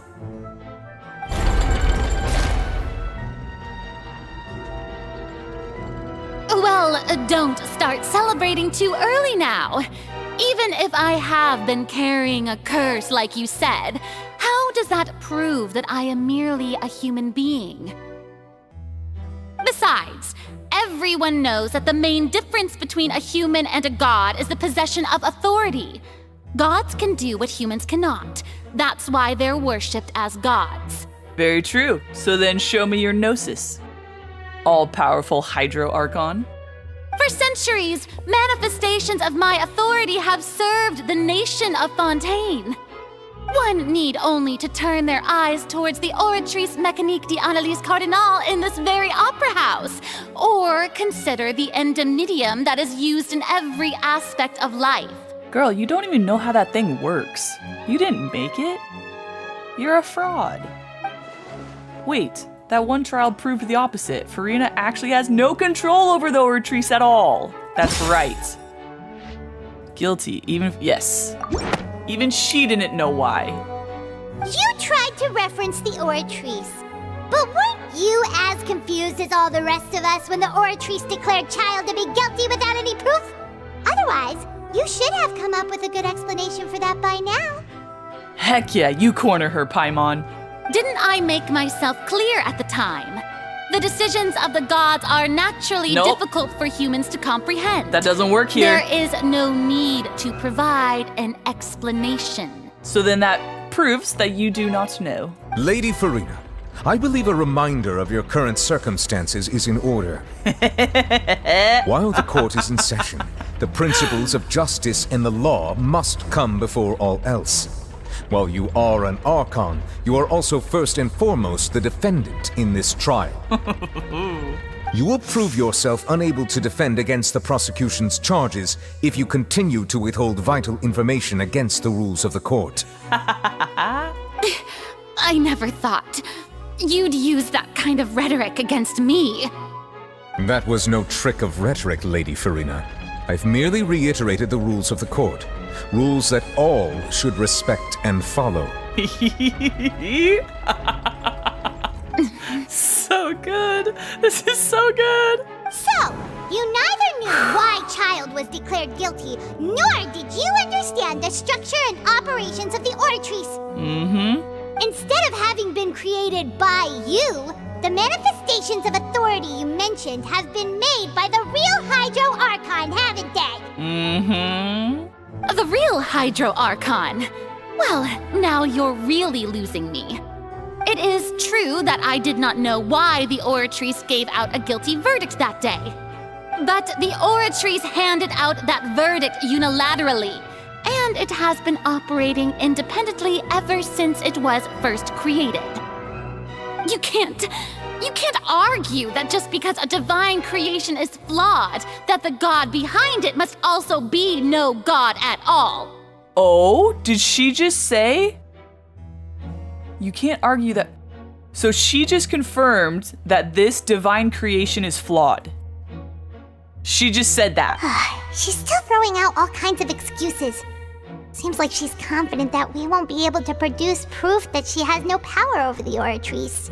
Sure, we can put the Oratrice aside for now, but then, Miss Farina, could you give us a brief demonstration of your powers as an Archon? That would be nice. But wait, but she just said something bad about the Oratrice, man. So then, honestly, that literally just crumbles everything about this place. My power as an Archon. There are many ordinary citizens in the audience. How can I just carelessly demonstrate the formidable power of an Archon? Don't worry, I'm here, Nouvelette's here, we got Linny in the audience, Colorant, Navia. Don't worry, they're covered. We're all covered, we'll keep them safe. If that poses a concern, I'm prepared to extend my protection to the audience. Nouvelette? Monsieur Dragon over here. You don't need to go that far. A brief demonstration of your power over Hydro should be quite harmless. Surely an Archon can at least match the capacities of a human with a vision. And not only that, surely a Hydro Archon would be able to control their vision, or control their power enough to where they wouldn't hurt anyone around, simply with a little demonstration. Come on. Aren't you the Hydro Archon? Or is it that you can't even wield the power of Hydro, much less the authority of a god? What? Indemnitium! Yes! It's all because of Indemnitium! All Archons derive their power from the faith of the people, and I've converted the people's faith in justice into Indemnitium! So? Thus did I give up all of my divine power to provide everyone with energy for their daily lives. Have you ever seen a more magnanimous god? So you're just saying that you're weak now? Isn't that a huge stretch? Yeah, it is. Yeah, no matter how generous an Archon can be, how could they give up all their power? Can a god with no power even still be called a god? Dang. Oh, fudge. It seems like nobody's buying Farina's excuse. No, they're not. Hey, come now, everyone. Please don't stare at me as if I was a liar. But you are Farina. I'm still the same Farina you knew, right? The one that you loved. Shouldn't you want to believe in me? She's already speaking in the past tense. Whoa. Weird. Please. You've got to believe me. Oh, stop. Don't pull my heartstrings like that. Stop it. If what the prosecutor said is true, she really has committed a grave offense. She has. Did she deceive all of us? And all of our parents and grandparents too? And then all of our ancestors? Ever since they were born? Enough! That's enough. Tell me then, if I'm not the real Hydro Archon, then who is? Oh, I've got no idea. We could just say it's Nouvelette. Trick everybody. No, I'm kidding. If you have no evidence of another Hydro Archon's existence, nor can you find anyone who can back up their claim to be such, then what grounds have you to say that I'm not actually the real deal? That's a good comeback. Wow, she came up with yet another argument. How can we refute her now? Seems like she really doesn't want to give up. Of course not. If we can't prove that she isn't the Archon, we can try to prove that she is just a human. And if she's only human... Oh? Fine. I don't think it's this one. It is that one! That all Fontainians can dissolve in water from the primordial sea. And that means... Since you insist on claiming to be a god and not a human, then there's a method that you can use right here and now to eliminate all suspicions of you being the latter. Oh, fudge! No. I don't want to put primordial seawater on her. Miss Navia, please apply to serve as a temporary attorney for the prosecution before addressing the court. Though you act in partnership with the prosecutor, you must still adhere to proper procedure. 3 times now. It's happened at least once in every case. Every trial. I love it. Nivelette's been upset every time. Super sorry, Monsieur Chief Justice. I swear this really will be the last time that I'll speak out of turn. Don't promise that. I don't think so. Now, I've brought some seawater from Poisson. Oh. As everyone knows, a massive flood struck the area not long ago, taking many lives. Including those of some of my closest friends. Oh, Navia. So, Miss Farina, would you dare to touch some of the seawater? Oh no.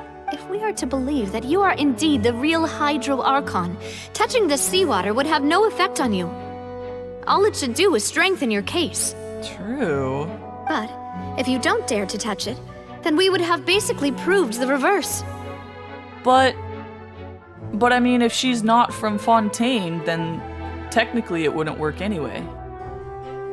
Oh, and I must remind you that after the disaster at Poisson, nobody wants to see any more people dissolve.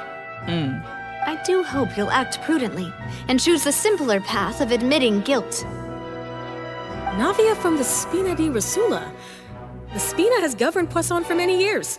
I guess her suggestion is valid. Of course it is. If Lady Farina is indeed just a human, she's probably Fontainian like all the rest of us. Would she really dare to try?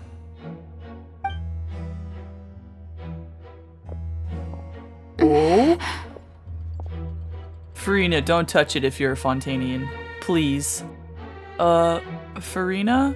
Lady Farina, this test has been unilaterally proposed by the prosecution. As it falls outside the realm of standard court proceedings, you possess the right to decline participation. Oh, please, don't touch it. I swear, please don't touch it. I don't want you to. Well, of course he had to tell her that. But refusing to participate is basically the same as a confession of guilt. Please don't touch it. I don't. She's just staring at the water without saying a single word. It really does seem like she's quite terrified of it. That could only mean... What's going on? Is she really planning to... that's not what we thought she would... Oh, please. Don't. Farina. Due to the inherent risk of the test, Lady Farina, you may... Oh! Oh! Oh! Hey! She actually...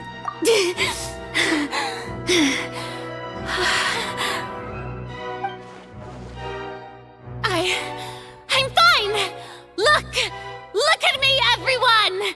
My hand is still here! I haven't been dissolved! She's not Fontainian? Will you believe me now? I really am your Archon! I'm nothing like a normal human who would fall apart as soon as they touch this water! Really? Was this not the most obvious thing in the world? Why was she so concerned? She's probably never tried that before, so she probably didn't know. But she's... Miss Siegewin? If you're present, Miss Siegewin, please come forward and attend to the defendant. Oh, Siegewin! Siegewin? Don't be nervous. It'll just take a few seconds. Let me see. should be enough. Did she confirm she's okay? Please announce the results of your evaluation to the court, Miss Siegeween. Nice. As everyone doubtlessly saw, Miss Farina was displaying symptoms of hyperventilation and flushed skin. These indicate that she was experiencing the adverse effects of exposure to primordial seawater. The extent to which she was affected is the same as other humans when exposed to primordial seawater of a similar concentration. No way! Thank you, Miss Siegeween. Lady Farina, you may return to the defendant's stand. Okay, they diluted it. That makes sense, because Fremine didn't dissolve either. Oh my gosh! Oh, wait. What did she just say? I didn't get dissolved. Shouldn't that be enough to prove my innocence? Oh, Farina. Oh no. Well, considering your tendency to run from your problems, we did originally prepare a direct sample of the seawater around Poisson. However, after extensive discussion, we exchanged it for a sample that is not concentrated enough to dissolve an actual human. Smart. After all, on the off chance that something entirely unexpected might occur. Like you plunging your hand into it like an idiot. We don't want anyone else to lose their life to the sea. Gosh, Farina. What were you thinking? Yeah, so out of regard for Farina's life, you secured a low-concentration sample and asked the head nurse to serve as an expert witness. Brilliant. That's, so brilliantly planned. It's a great thing that the direct sample wasn't actually used. Farina could have... Yeah. I can't believe you... But what's really going on here? Farina can't have not known the consequences of touching that water as a human. Was she trying to escape just then? Did she just like give up? This is too unlike how she usually acts, unless it's actually more important for her to keep up her facade than to save her own life? What? But hadn't she given up on everything a long time ago? That's what she said. Listen to me, everyone. Please don't give me such cold and disdainful looks. What happened just now didn't prove a single thing. Think about it. How can you conclusively prove that an Archon can't also be affected by the primordial seawater? Also, if I was really just a human, why would I dare to just put my hand in that kind of water? Because you're desperate? Oh, Farina. Please, everyone, anyone, just listen to me. No. I swear, I really am your Archon. Oh no, Farina. Oh, I feel so bad for her. I don't think anything she says at this point will sway anyone. The odds are just too stacked against her now. Who's the real Archon? With all the things that have been said, Paimon doesn't think there's any way left for Farina to win. No, I don't think so. Unless she pulls out the no, probably not even then. I believe the time for arguments and presentation of evidence has come to an end. If there are no objections, we will move on to the final judgment. Oh, frick.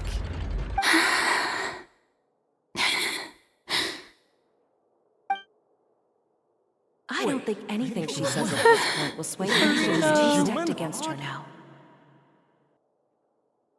Oh.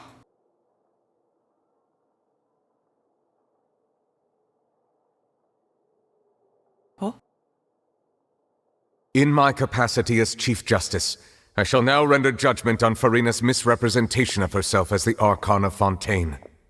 As a human who knowingly deceived her fellow citizens, Farina is guilty. Oh, Farina.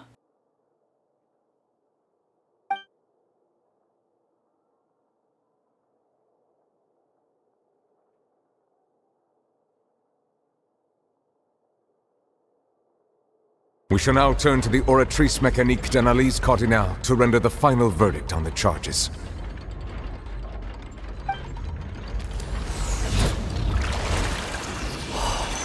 gosh.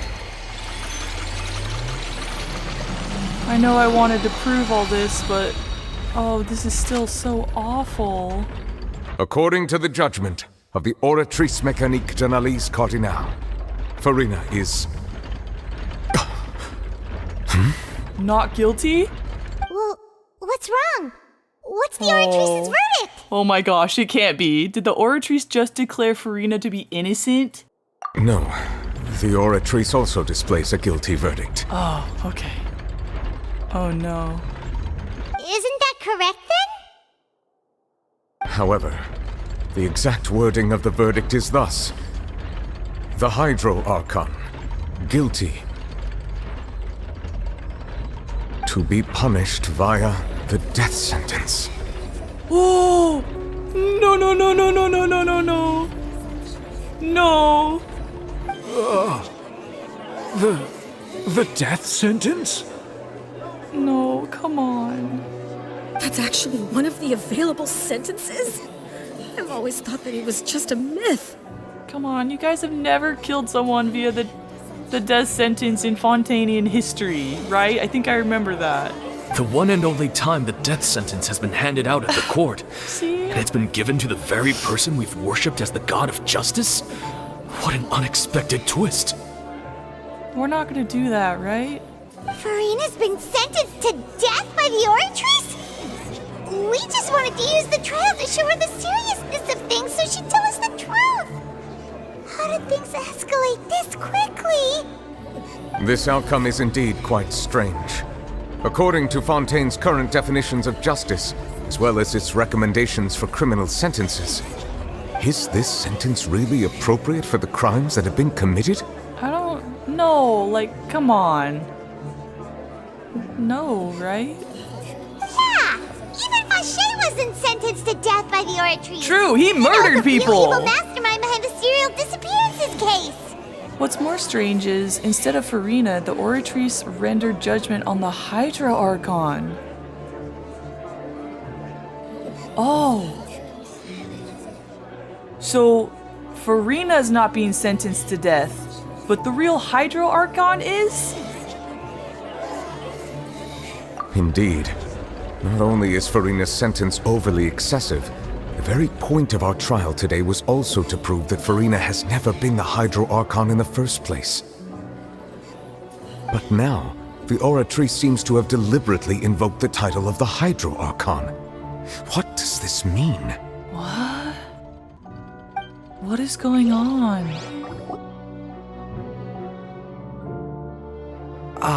Excuse me, if I may interrupt. Yeah, Fremine?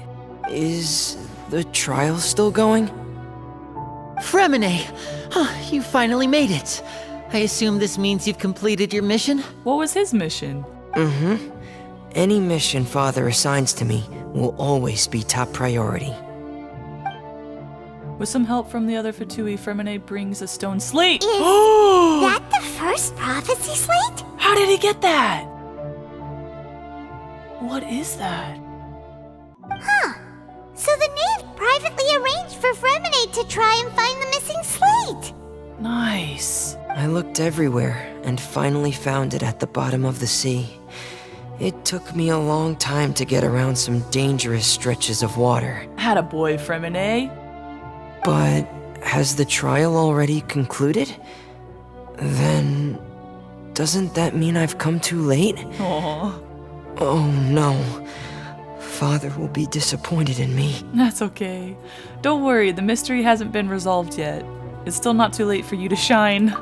Shine, Fremine! Thank you for your hard work, Mr. Fremine. Please allow me to review the record left on the slate.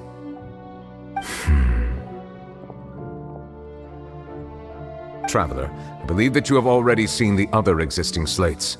We'd like you to come here and confirm their contents. Okay. Huh? So what do you see? What is it? This looks like the previous Hydra Archon releasing her divine power, turning the Oceanids into human beings. Whoa. I believe I've now made sense of the Hydro Archon's crime. It has to do with Fontaine's lost history. She made all these people. Whoa. Huh? Isn't the Hydro Archon just guilty of deceiving her people?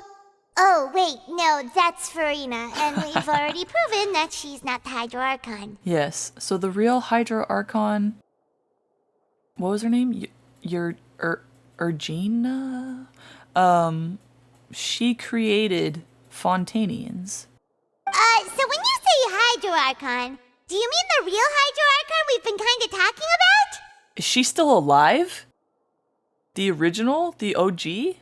In truth, everything that you've encountered in Fontaine up until this point can be traced back to the contents of these stone slates. However, I'm uncertain as to how much sense they currently make to you. An association between the contents of the slates and the events in real life. Okay, let's try to recall the contents of the other 3 stone slates. Paimon will do her best to help you remember. Thanks. Well, when you finish verifying all the stone slates, the truth behind the prophecy shall be revealed. Okay! Ah!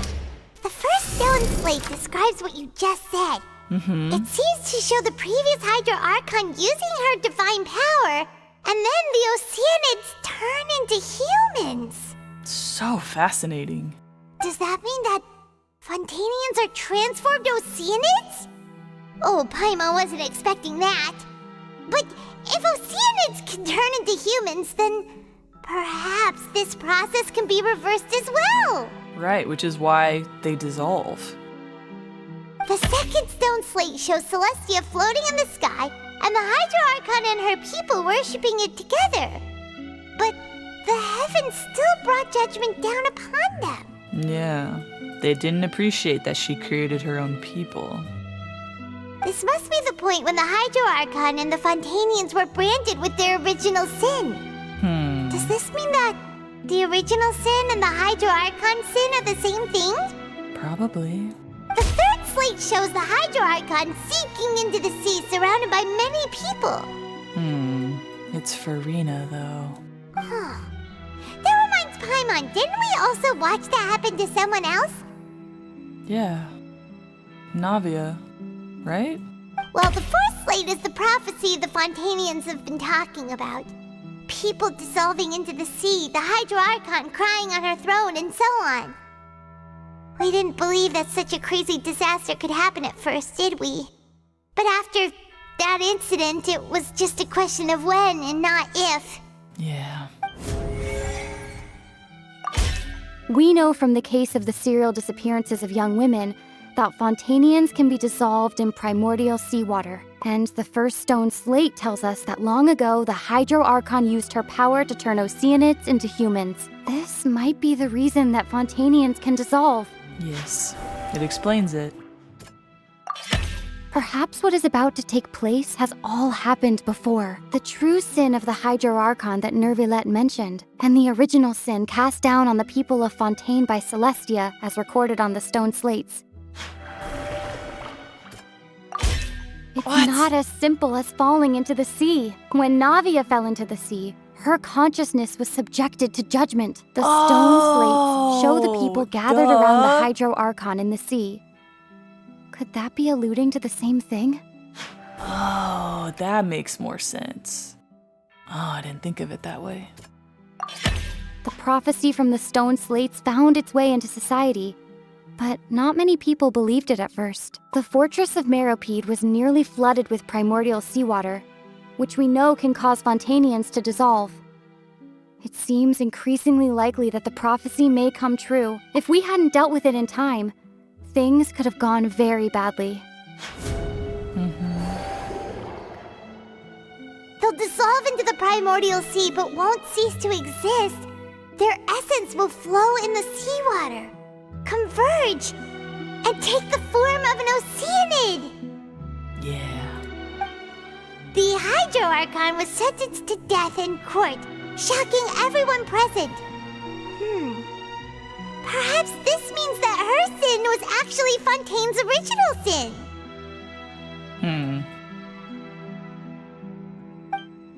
Navia fell into the water inside those ruins. and she nearly dissolved. She was surrounded by the people of Poisson in a court within her consciousness, and was forced to take part in a trial meant to make her stay. The eruption of the primordial sea at the fortress of Meripede was the surest sign that the prophecy was about to come to pass no matter what. The prophecy's contents can all be verified by recent events. If we combine what we know together, loads of truths should come to light.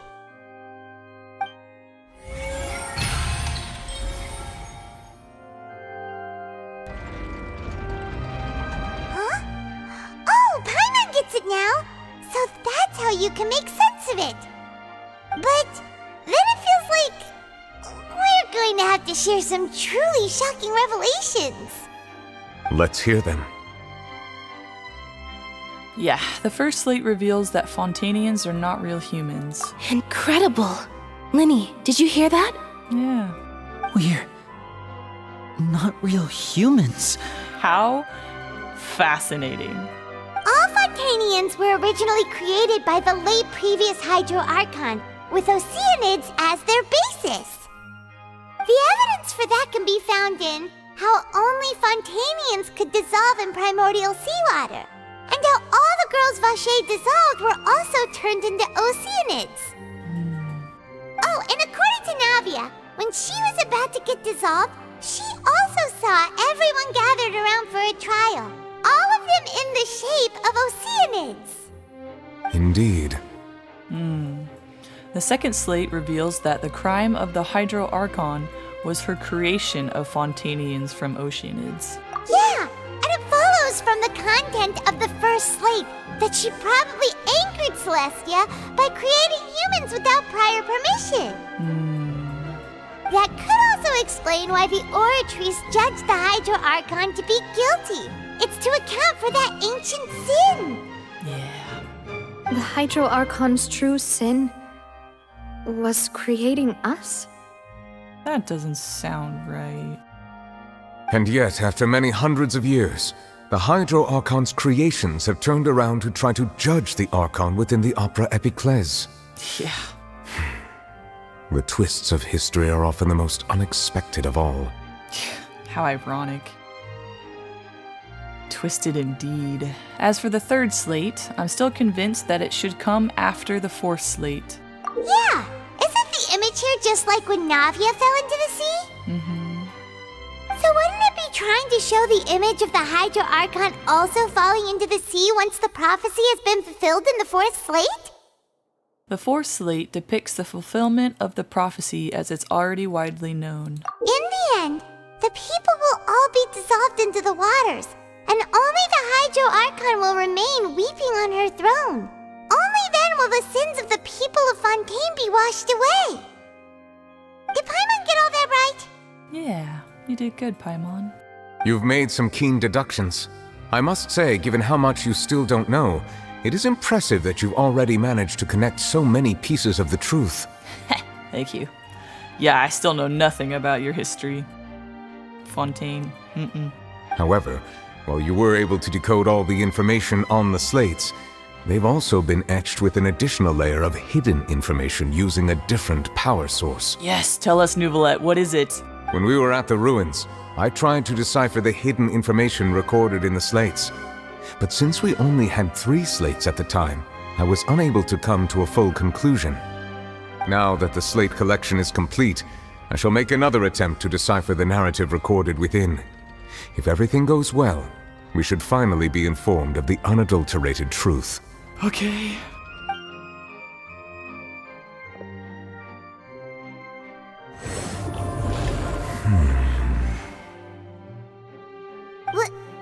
Well?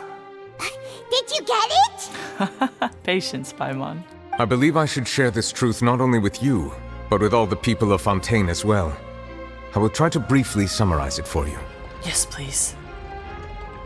Your hypotheses regarding the origin of Fontainians and the sin of the Hydro Archon were both correct. Thank you. In the Fontaine of old, the previous Hydro Archon sensed the yearning of her Oceanid familiars for life on land. Oh, this is so cool! The Oceanids were enamored with the beauty and romanticism of human beings, and wishing to have those experiences for themselves, expressed to the Hydro Archon their desire to become of a similar kind. However, even though water as an element is intricately linked with the power of life, the Hydro Archon, as one of the seven, did not possess the authority to create a new form of human life. Oh? Not one to give in, she eventually found a way to create permanent humanoid bodies for her familiars by appropriating the power of this planet's primordial sea. Oh. She poured primordial seawater into the Oceanids' blood vessels, creating humanoid mimics in the process. Whoa. But if Fontainians were to ever come into direct contact with water from the primordial sea, the power within their bodies would escape these artificial restraints and return to the sea. As a result, their forms would collapse, and they would be reverted to their original forms as Oceanids. Wow. Of course, the Hydro Archon never received permission from the heavenly principles to create a new human race. Wow, thank you for your beautiful idol animation in the middle of that. Loved it. And thus, the Hydro Archon and all of her creations came to shoulder the original sin of appropriating the power of the primordial sea. Oh, this is so good. That is the true history of how the people of Fontaine first came into being. Dang. So we were all Oceanids before we turned into human beings? That's way too much information for me. I think I'm just going to pretend that I never heard a single thing. Oh. Wait, but if that's the truth, we can't let the Hydro Archon be sentenced to death. After all, her only sin was creating us. Aww. This really might be too much information for your regular Fontainian, but it does answer a lot of our questions. Alas, your hypothesis regarding the third and fourth stone slates was inaccurate. The slates' respective positions are, in fact, correct. Whoa. So they are in the right order? What is the third slate supposed to represent then? A key point of the visual on the third slate is how all the individuals depicted in the water are humans rather than Oceanids. Oh, so like what we're doing right now. They have not been dissolved, which implies that the water depicted in this slate is not water from the primordial sea. Oh. The nation of Fontaine is the nation of Hydro, as well as the nation of trials and justice. Instead of being the literal element, the water in the scene symbolizes judgment and justice. You may also recall Navia's experience. When she fell into the sea, her consciousness was surrounded by that of many others who intended to hold a trial to determine her fate. Therefore, the meaning of the third slate is her trial here right now. That the people of Fontaine shall try the Hydro Archon at the court of justice. Oh my gosh, we just fulfilled the prophecy! Oh, it can't be. Yes, it refers to our present situation. Fudge. I think I'm following now. Yeah. So, what you're saying is, even though we decided to put on this trial to avoid fulfilling the prophecy... That's what we did, in fact. We just fulfilled it. In truth, everything we've done has happened exactly as the prophecy foretold. So now, it seems, we're the ones making sure it comes true. Oh, is that why Furina was so against it? Oh. Dang it. What should we do? I don't know. It feels like there's no way out of this. No matter what, the prophecy will be fulfilled. Is this what it feels like to be a prisoner of fate? If that's the case, does that mean the scene in the fourth slate will also be fulfilled soon? Traveler, I would like to point out another small fallacy in your deductions. Please. About the fourth slate. You probably thought that the eruption of primordial seawater beneath the fortress of Meripede served as the surest sign that the prophecy was about to come to pass, yes? However, I believe that rather than being a sure sign, That eruption could in fact only be a small warning of something far worse to come. As for the root cause of the catastrophe, I believe you've already encountered it once before. I have? Wait, could it be? Huh? What? My mind is too frazzled, I don't know. This eruption was just a small warning of the things to come. We must find the root cause of the disaster. The whale?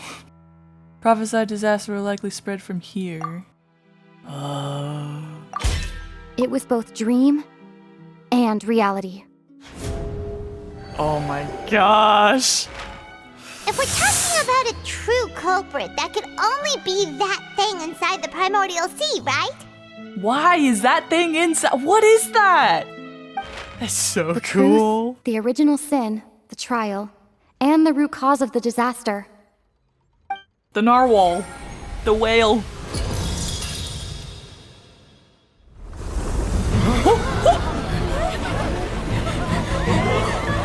Stop! We just figured it out. Is it happening right now?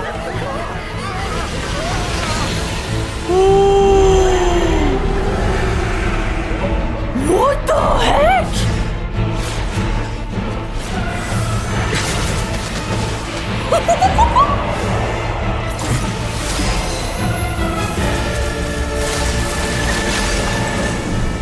Oh, frick!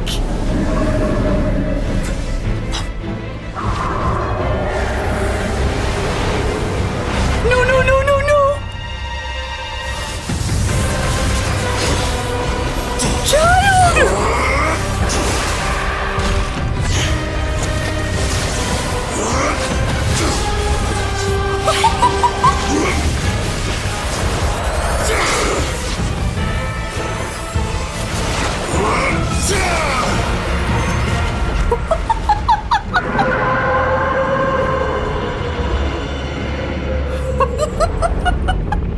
What the fudge is happening?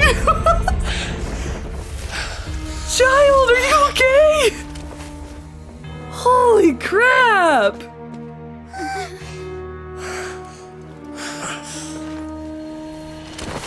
No, no, no, no! Oh. Dang, he looks like he's been fighting it for a long time! That was way too close! That thing just burst into the opera house! Wait, was that the huge whale you saw in your dream? That's right. I'd wager that it's also the one that child saw when he was young. So we've met it at last. I understand very well why it has chosen to make an appearance here. Yeah, we just discovered everything. That whale does not belong to Tevat. It is a monster that has traversed the stars, weeping all the while. Whoa. It has been greedily consuming the energy from the planet's primordial sea, using it to grow. That is the main cause for the rising sea levels. Whoa. Holy. And once it has finished consuming all of the energy contained within the sea, its next step will be... You said that when the Hydro Archon first created Fontainians out of Oceanids, she filled their blood vessels with primordial seawater. Yeah, so, it's gonna eat you guys. Precisely. That whale finds the blood of Fontainians nigh impossible to resist. Uh-huh. Therefore, when it left the primordial sea, it decided to make its next stop a packed opera house full of food. Food in the form of Fontainians. Oh my gosh. We just barely managed to push it back, right? In that case, won't it come back to target the people again once it's managed to recover its strength? Uh-huh. Dude, I want to go in there and help Child. Like, he be struggling. That poor guy. How long has he been fighting it for? That is correct. Indeed, it is more accurate to say that we should thank that Harbinger for buying us some time. Uh-huh. Without him, the whale would have likely come onto land far sooner. True. Oh my gosh. From the way he looked, he must have been fighting the creature for quite a long time. That's what I said. Let's go back him up. That battle maniac. We've always known that he had a special connection with that whale, but we definitely didn't expect it to help us out like this. He is a battle maniac. Anyway, now that we know that this whale is the actual cause of the disaster recorded in the prophecy, all we need to do to stop the prophecy would be to find a way to beat it up, right? That's right. Let's take it out. It is too late. Huh? What do you mean? It had already absorbed too much of the primordial sea's energy before we could notice it. At this point, it has become practically integrated with the sea itself. So, take it out. Even if the entirety of Tevat were to be destroyed, it could still survive and swim off towards some other world. Oh, snap. That's not something I will accept. That's right, Navia. We've already done everything we can, and we even found the true culprit. We've come so far. You can't just tell me that the last hurdle is some impossible foe. That's just not fair. I don't know if we expect you to fight it though, Navia. Poor Nuvela is like, nah, I can't fight that thing. Indeed. That's not how a grand performance should end. Oh my gosh. You best all help then. I'll fight it to the end. Heck yeah, no matter Corinne. what. I knew you would back me up. Let's go. So the prophecy will be fulfilled no matter what, huh? Let's go out with a bang. Let's go out fighting, eh? Oh? The prophecy. Yes, what has been prophesied will be fulfilled. You may view such things as the history of the future. Yes, that actually makes sense now. The plaques are definitely... They're the history, but of the future. Clever. No shit, okay. After everything, it still turned out like this. We couldn't fight against fate. Wait, but if this is all about fate... Just as prophecies are usually only the future as seen from the perspectives of the gods, could things be happening in hidden corners where the gods' gaze does not fall? Yes, because they didn't mention at all this whale in the slates. You would think, right, that they would mention it? So I think this whale is outside of their gaze. Ultimately, fate shall serve as your only guide, no matter what will happen in Tevat's future. All you need to do is to play your part. And fight it. Got it. I got it. Take it out. Could it be that even if the prophecy will be fulfilled, there will still be a way to save everyone? I hope so. We better. I swear. Any of these characters die? I'm done. I'm done with Genshin. I'm serious. Did I miss something? Wait. I forgot about Farina. What was it that she wanted to say to me at the last moment in the giant magic box? Yeah, what was she gonna say? Can I ask her now? What is her real secret? Farina! Oh, another cutscene! We are getting fed well today!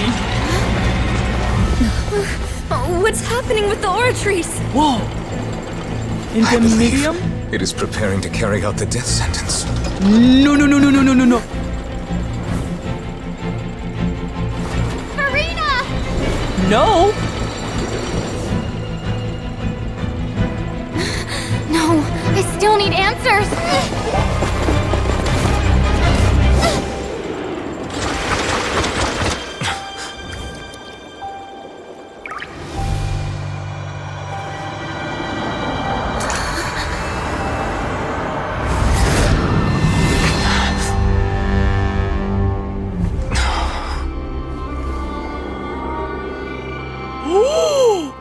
Who the frick is that?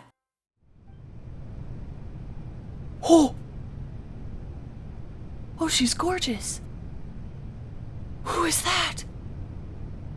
Oh! Whoa! You. Farina?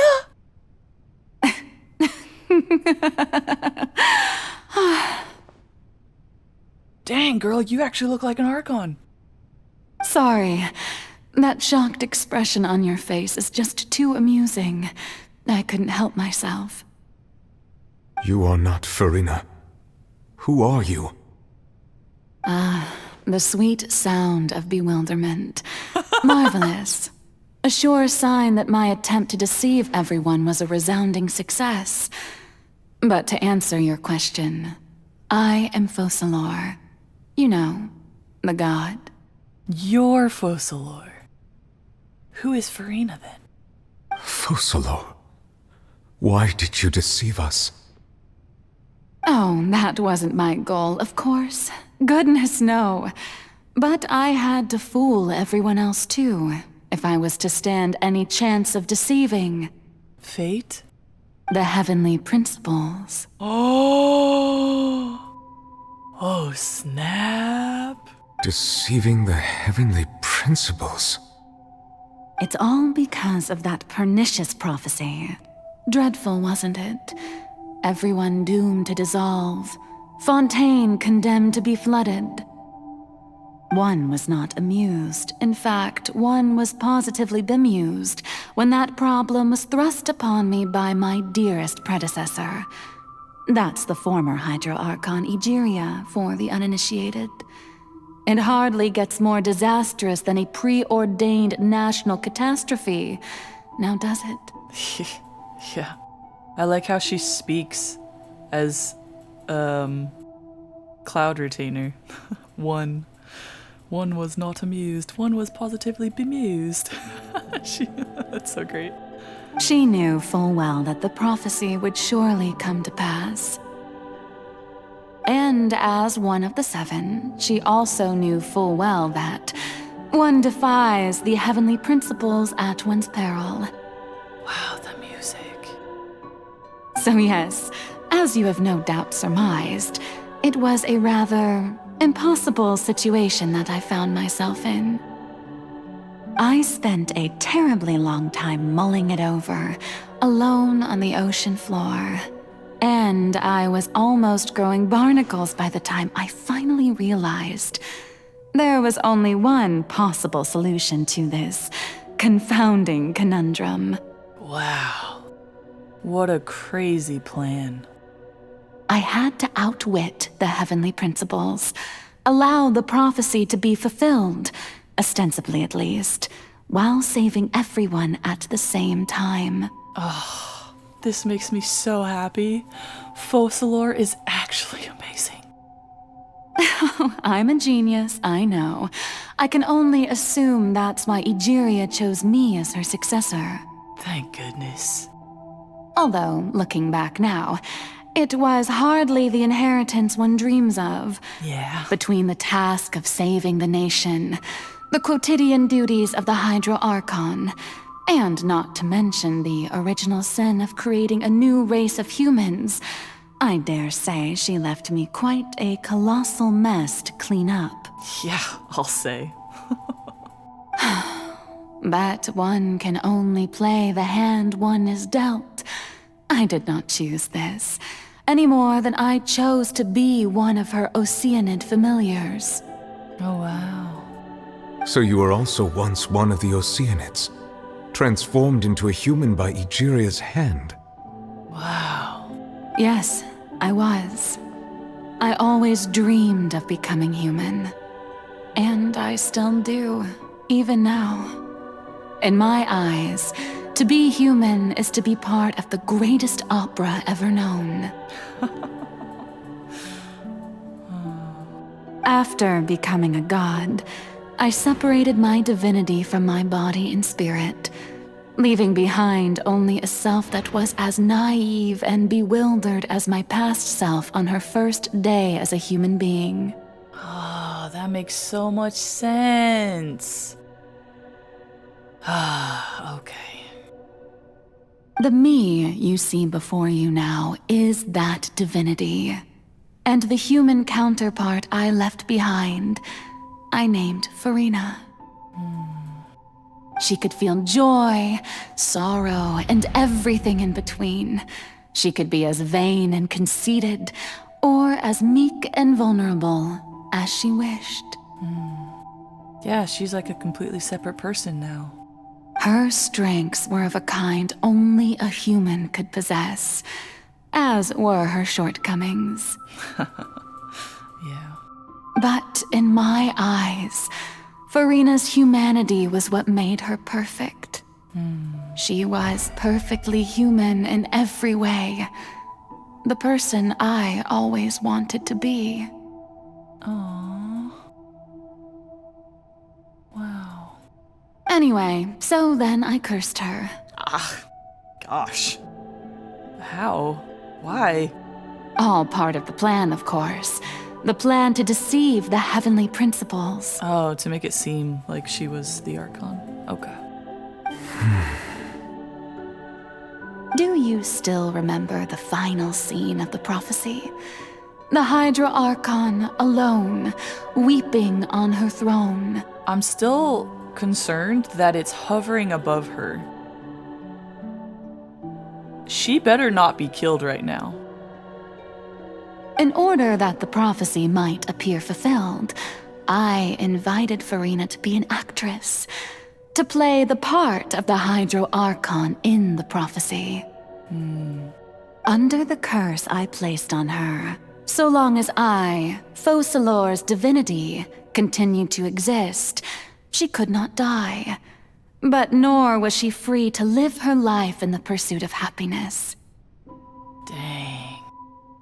Instead, she was forced to take the stage in the opera house, to embrace the role of leading lady, to forever play the part of the god from the prophecy, all to create a deceitful appearance of that prophecy coming to pass.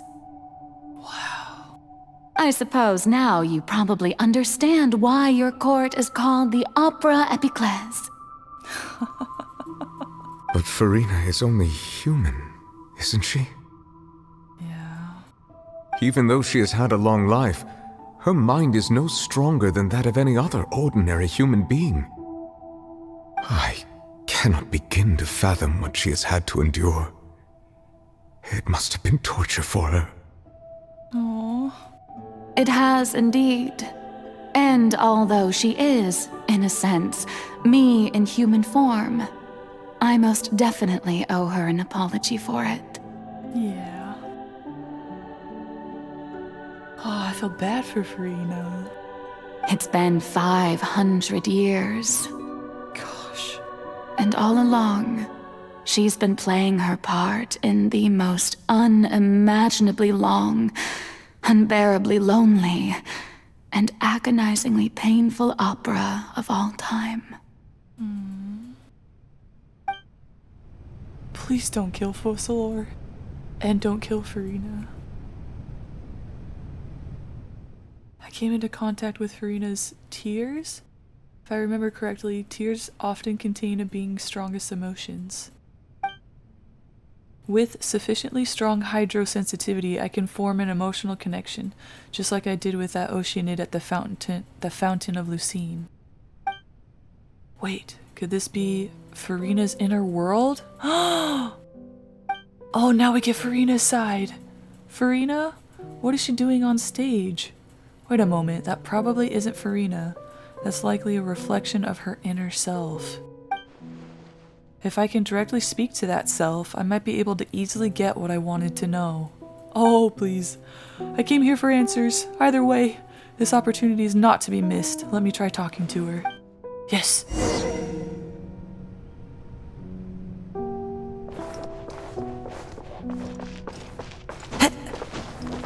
Get me up there. Into the wind.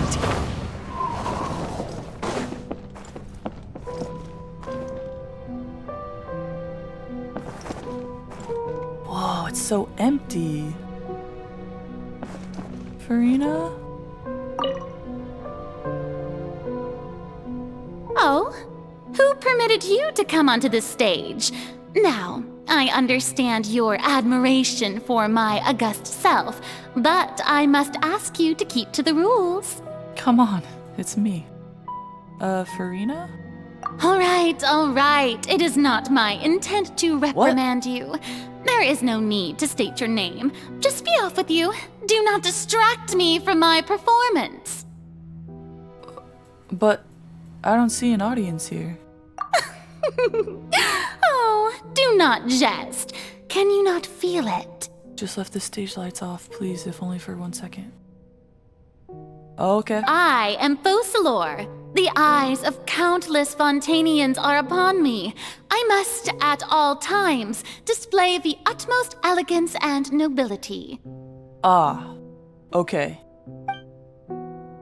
Something's off. There's no getting through to her, even in her heart of hearts. She's still playing the role of the Hydro Archon. What sort of resolve must she have that even her inner self and subconsciousness would have such an impenetrable defense? Gosh.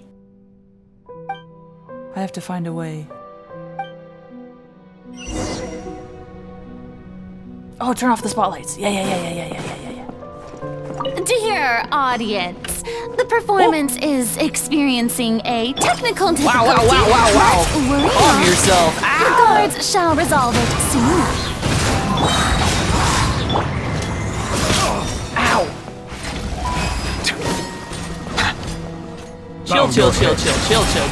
Chill.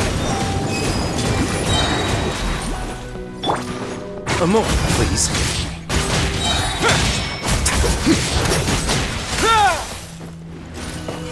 Sheesh. Okay.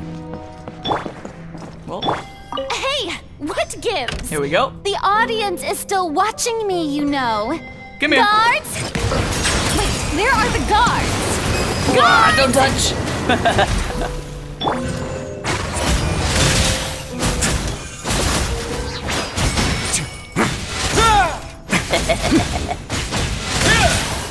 That's fun.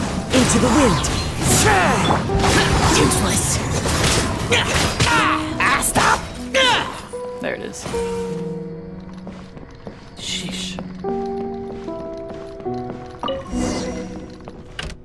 Oh? That's all the spotlights turned off. In Furina's heart, they must have symbolized the eyes of the people on her. That makes sense. Speaking of which, I think I just received some sort of signal. Was that her true voice? A ticket? When did that end up here?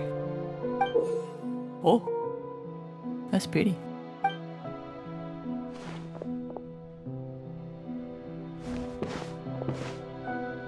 Either way, looks like the show is about to begin. In that case, show me how you truly feel, Furina. Oh! Scene 1, before a mirror, Furina. Oh.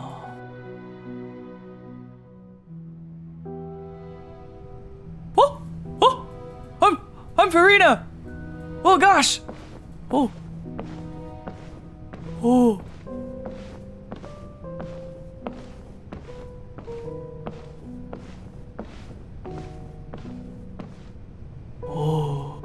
Furina. Focalor. Huh? Who's that? Who's calling me? Where are you? Be not nervous. Be not afraid. Focalor! I am before you. Oh, this is so cool! Wait a moment. You're near me? How can this be? Focalor looks so epic. Mirror you, huh? You know what? That's not bad. Let's go with that. Mirror me. What do you wish to say? The prophecy. Have you heard of it? What prophecy? Wait. I know. I think. I don't know why, but it's in my head somehow.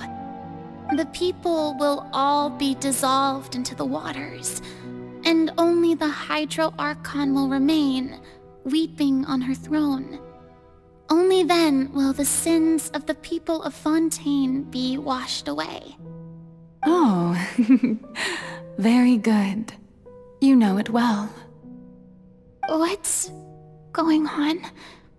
I can't seem to remember anything clearly. The only thing I know for sure is this prophecy. Will it really come to pass? Yes, it will. And that is why I've come to you. Disaster will come to Fontaine sooner or later. Things will develop just as the prophecy declared. There is no escaping it. But doesn't that mean everyone will die? I'm a Fontainian just like them. Will I dissolve too? Oh, don't worry. Magical meetings exist in this world precisely to give people a chance to turn things around. It is the reason why you met me today. I will tell you how to save everyone, but you may have to suffer somewhat. Oh, so there's still hope after all. Goodness, you frightened me. You spoke so much and with so much certainty. As for the suffering, well, I will admit that the first thing that came to mind was, why do I have to be the one to suffer?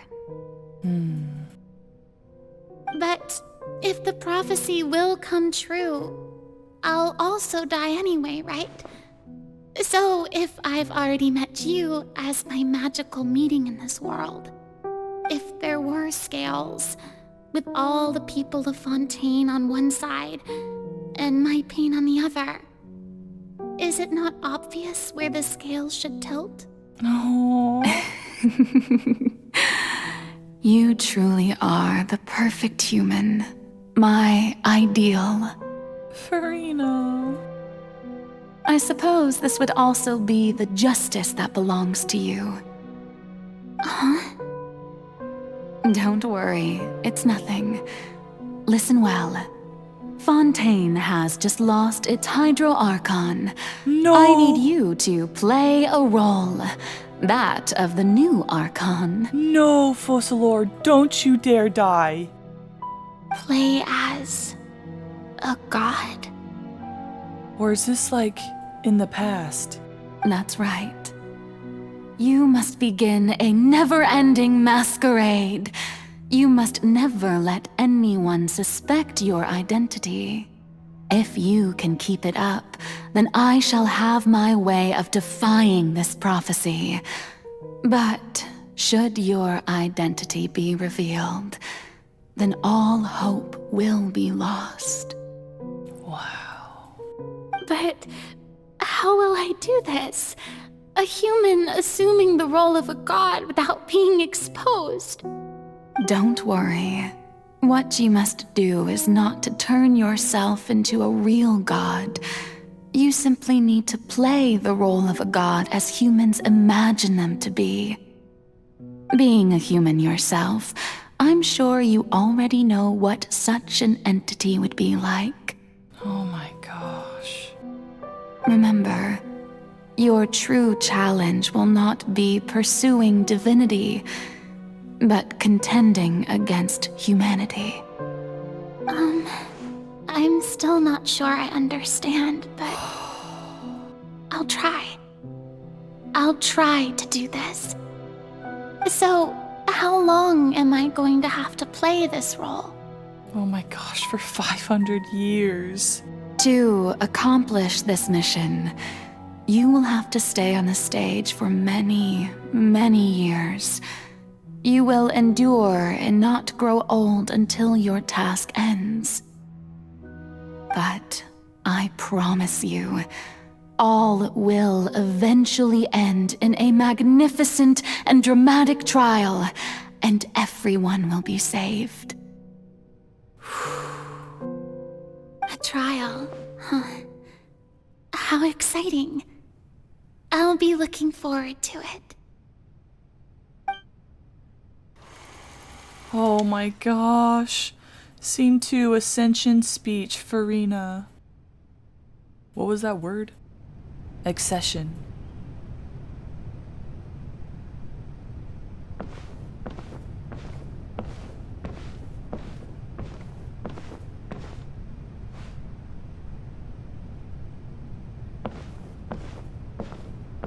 She gets to become the Hydro Archon.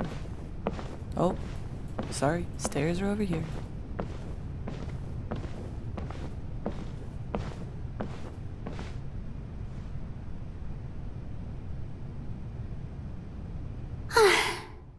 Maison Cardinalise has announced my accession, but this is my first time facing the people.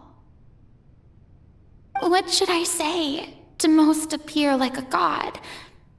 To be honest, I still don't know. Perhaps I should first try to act natural. Summon courage. Ladies and gentlemen, good evening, and welcome to the Opera Epiclese. I'm sure you've all heard about how I have taken on the role of Hydro Archon. Indeed, I am Verena de Fontaine, your new Archon. Appear earnest. In truth, I know little about becoming a nation's new god, but it will be my honor to guide you all. As the god Focalor, the god of justice, I shall do all within my power to lead you into an age of fairness and justice. Close politely. Once again, thank you all for coming. If you should have any questions or suggestions, please send them to the Maison Cardinalise. The future of Fontaine will require us to work together, after all. This should do it. I thought I might stammer, but thankfully, I was able to convey my thoughts just fine. Okay, and next. That's the new Hydro Archon. Is this some kind of joke by the Maison? I would have thought that a being that surpasses humanity would be a bit more assertive. Hey, did you hear that? She even told us to send her suggestions there at the end. Shouldn't gods be all-powerful? She's being so modest. What's the difference between her and an ordinary person, then? If you ask me, perhaps the succession didn't actually happen. She might just be a Maison-backed puppet. Uh-oh. Wait, what's going on? Why is everyone suspecting me of being a fake? Oh, this is bad. If I get exposed here, there'll be no saving the people from the prophecy. Right. Myrmi said that I just need to play the role of a god as humans imagine them to be. Calm down, Verena. Think. What do the people want? How would they imagine a god to speak and act? Assertive, with a strong sense of presence. One who can dispel all doubt. That is the character I'm fated to play.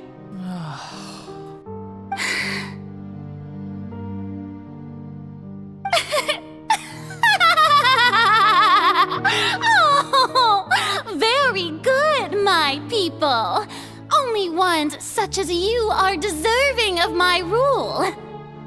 Now, I was wondering if some weak puppet were to one day come onto the stage and claim ownership of this opera house, would the children of Fontaine follow them? Well, it seems that you would all see right through them.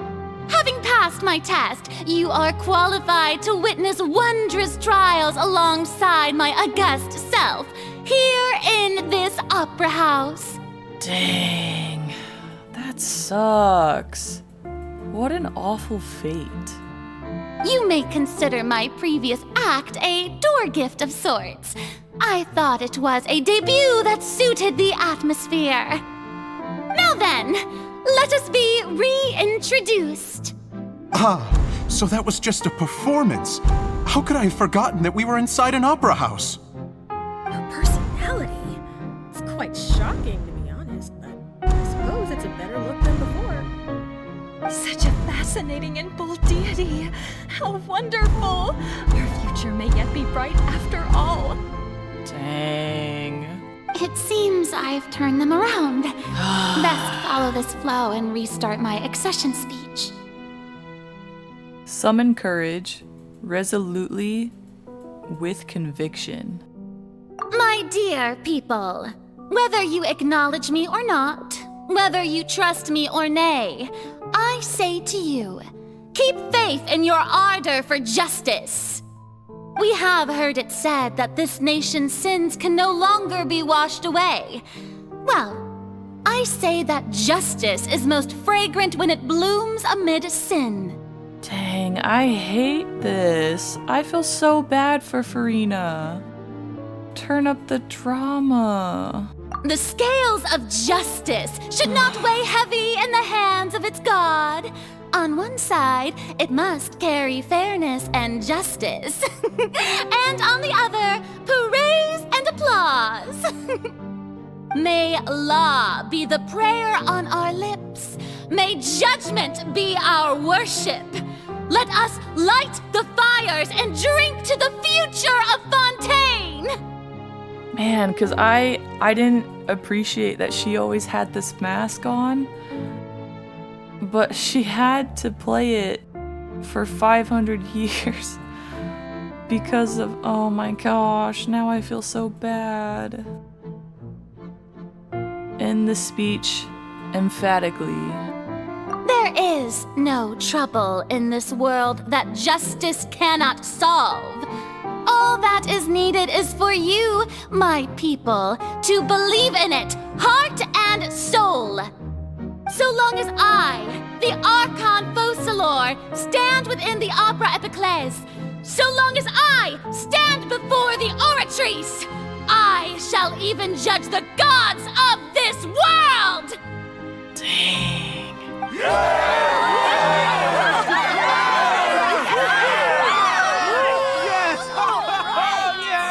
She has put on the perfect performance. My. Scene 3, Opera House, Farina. Oh my gosh, this is intense. Oh, I can run. Oh, bed and work? Lady Farina, here are today's case reports as well as a summary of the follow-up for your perusal. Come now, was I not just at the Opera House in person? Leave these kinds of things to Neuvillette. Besides, none of these trials were the one that I'm looking forward to the most. No wonder she's been attending these trials so much. Oh my gosh, she's been waiting for hers. If I may be so impertinent, oh what kind of trial are you truly looking forward to? Oh no! A magnificent, dramatic, and wondrous trial. A trial to end all things. How could you hope to understand? Oh my gosh. That's true. I fear I lack the ability to grasp your divine thought, Lady Archon. No need for fright, and do not take what I said before too seriously. Go now, do your duties. The trial I await. It will come one day. Oh man. Holy.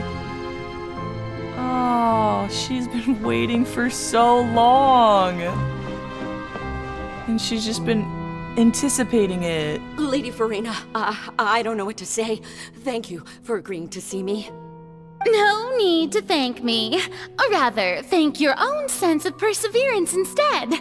Long have you stood in line to meet me, have you not? Oh, I'm afraid that's just an inevitable consequence of my divine charm. All right, Deoteria, is it? How is your son's illness? Man, this must be so exhausting. Putting on this act like this? You remembered me, and you knew of my family, too. He is doing much better now. In fact, he is far more of an ardent believer than I. He was the one who forced me to seek an audience with you, and to bring your words back to him. Oh, good. Very good. If this should happen again in the future, please do not hesitate to come and tell me. Going down to citizens' homes every so often, while not usual practice, should serve as a fine change of pace. No wonder she's been so involved with the people, too. She constantly wants to get their feedback to say, like, do you still think of me as an Archon? Am I doing good? Do you like me? Oh my gosh. You're such a gentle and wise god.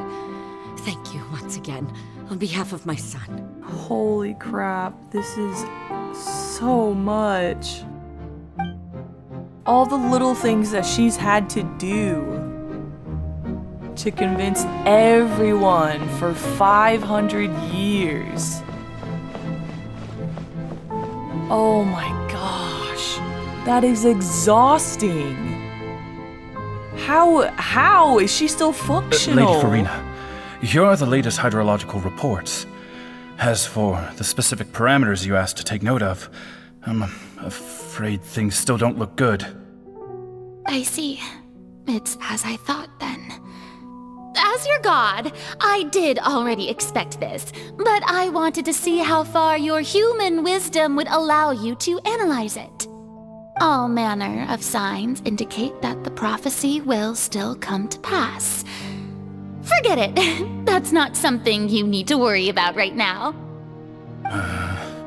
Well, as I understand it, the Fontaine Research Institute is also trying to find a way to counter the rising water levels. Really? Have they found anything? I'm afraid that they haven't found any effective solution thus far. Oh, is that so? Well, no wonder. This issue has reached the realm of the gods, after all. Still, their spirit is praiseworthy.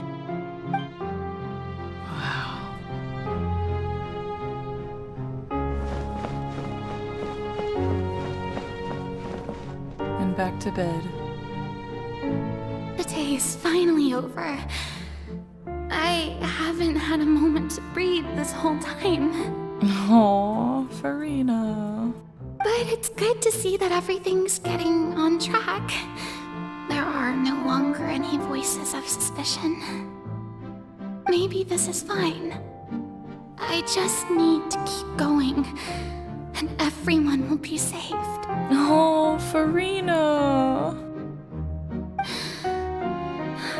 All right, Farina, don't think too hard about this. You need rest. Tomorrow's a new day. Oh my gosh.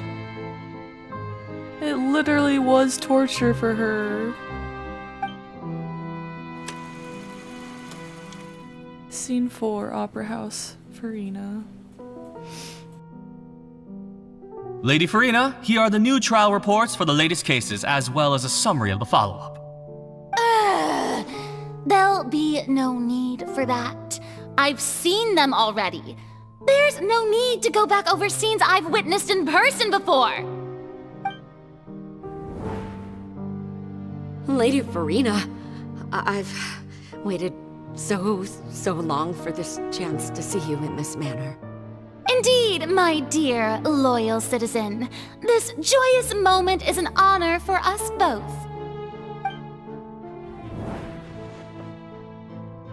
Lady Farina, we're detecting significant hydrological anomalies near Poisson. Understood. Keep monitoring. Keep me informed should anything come up at the Institute.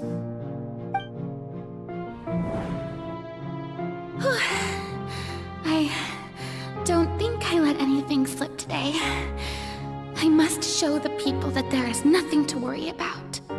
I just don't know when these days will end. Oh. I feel utterly exhausted. Best to rest early today, too. Oh, is this all that she did? And like rinse and repeat? Oh. Oh.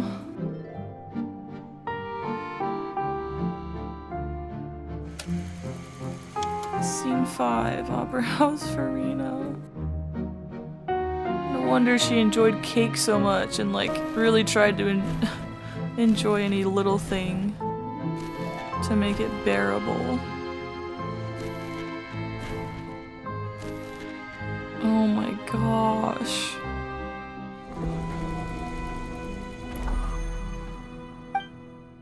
Scene 182,375. Lady Farina, it's like a dream being able to speak with you up close like this. Oh my gosh. I've heard that the first member of our family who was honored to receive an audience with you was Madame Deoteria, almost 20 generations ago. Oh my gosh. Oh no.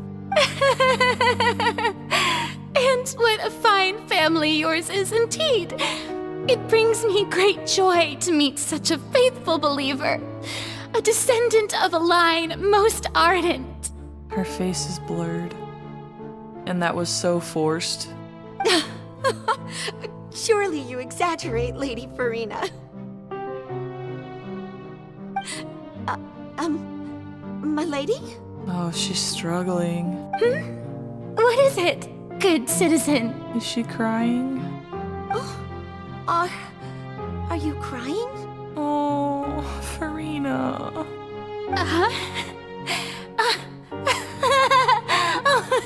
Really now? I didn't even notice. Oh. Oh, fudge. I feel really bad for Farina. This must be the overflow of hydro from my person. Well, can't quite help being the god whose dominion is the waters, can I?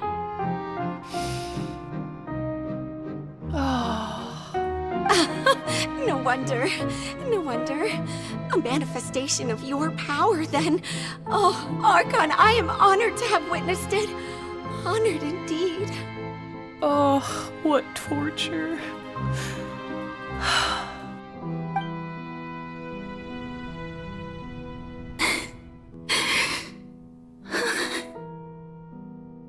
Oh, my poor Farina.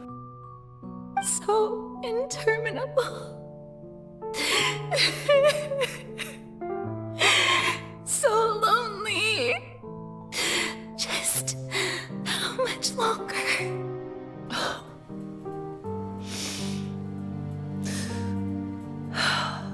Hundreds of years must have passed by now. Perhaps the show must go on for hundreds more. I never imagined that it would hurt so much.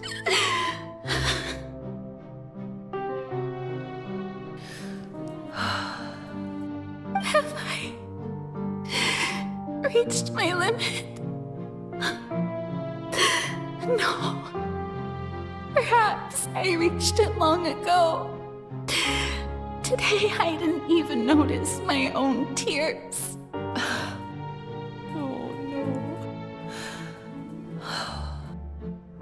Farina.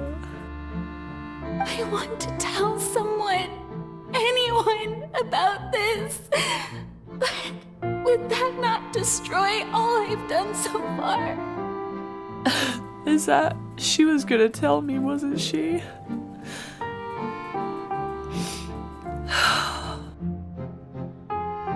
She's been wanting to tell someone for ages. I've conducted so many investigations across the centuries, but there's not even a sliver of hope that we might break the prophecy. All I can do is keep heart. I must maintain this act. It is the only way to save Fontaine. Please, mirror me. You have to succeed. Oh my gosh.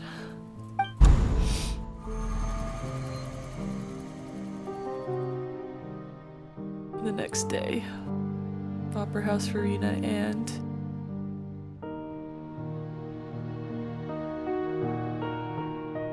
Farina, you don't have to shoulder this burden alone. Oh no! That's me. That's Lumine. Although I don't know what you might be keeping from everyone, your people are more than willing to share your burden with you. She was gonna tell us. That's my voice. Is this scene from when we were within that giant magic box? This is great. I didn't think that this scene would replay in her inner world. Surely I'll find out what she wanted to tell me this time. Share my burden. That's impossible. It was fated right from the start that this would be my duty alone. But even if your burden doesn't need to be shared, you can still choose to confide in someone. Just share it with me. I'm what you'd call a witness. A witness? Yes, I've heard that you came to Tevat from beyond the stars, yes. In other words, you never belonged here.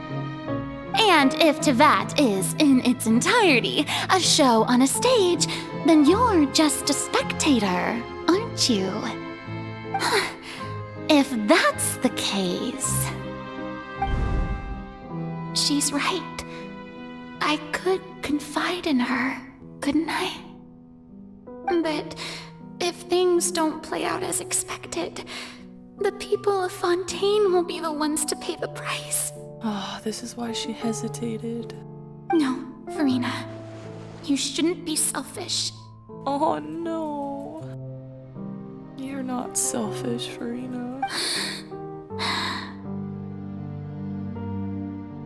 But what if it's really alright? Oh, this breaks my heart. Oh. Farina, you've worked so hard for so long. Surely it would be okay to put yourself first for once. Just this once. Oh, gosh. Is it such an outrageous thing to do anyway? To find someone in whom you can confide your frustrations and sorrows? Surely it could not hurt. If you let this opportunity slip through your fingers, it might never come by again. Think about it long and hard. Oh, but we ran out of time. Oh.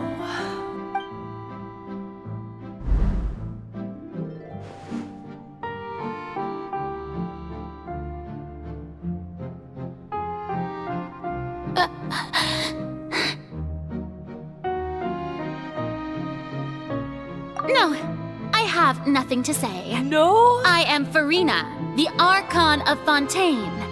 Everything will surely get better. All you need to do, dear spectator, is to witness my performance until the curtains fall. Wow, she wasn't gonna tell us. Oh.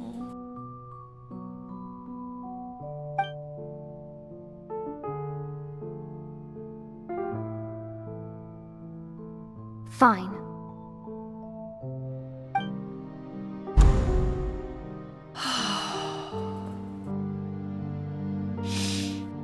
Oh, Farina. So even Farina doesn't know the truth? You've never once let her in on the full plan?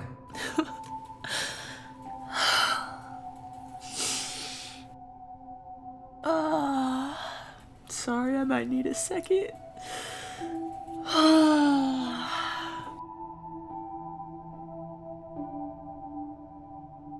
Oh, what a cruel fate. Yes, it had to be done. To deceive the heavenly principles, you must first deceive yourself.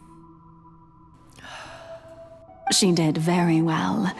If she had let her resolve falter even once in these 5 centuries, Fontaine would have been doomed to the most tragic fate.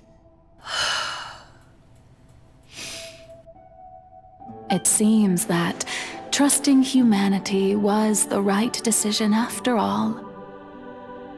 I believe that I understand how your deception works, but that is only half the truth, is it not? How would you build on this foundation to save the people of Fontaine? That is the most important. Good, sorry. good. Of course, the Iudex of Fontaine has pinpointed the crux of the issue. I bumped my space. Sorry. I'm just struggling. I'm sure you've long sensed that the Oratrice is no simple machine, yes? I've always suspected that it had its own consciousness. And Lenny did mention that he heard a human voice within the core chamber. It now seems that that person was you, hidden within the machine all along. Am I right? Really? She's been passing judgments on everyone all along. Oh, man. And then I became one with the Oratrice, taking Fontaine's gnosis with me. Yes, it would seem so, wouldn't it? Wow. Alas, your understanding of this device still lacks sufficient depth. In truth, it is no enactor of justice. It is, in fact, a device created to kill the god of justice. No, it's still hanging above her head. I beg your pardon? Oh, you have it. No. And to be more precise, not only will the Oratrice take down the god of justice, it will also take down the divine throne upon which she has been placed. I mean, did you think I would be the sort to enjoy peaceful repose while Furina suffered? My work over these last 500 years has been to constantly accumulate indemnitium within the Oratrice.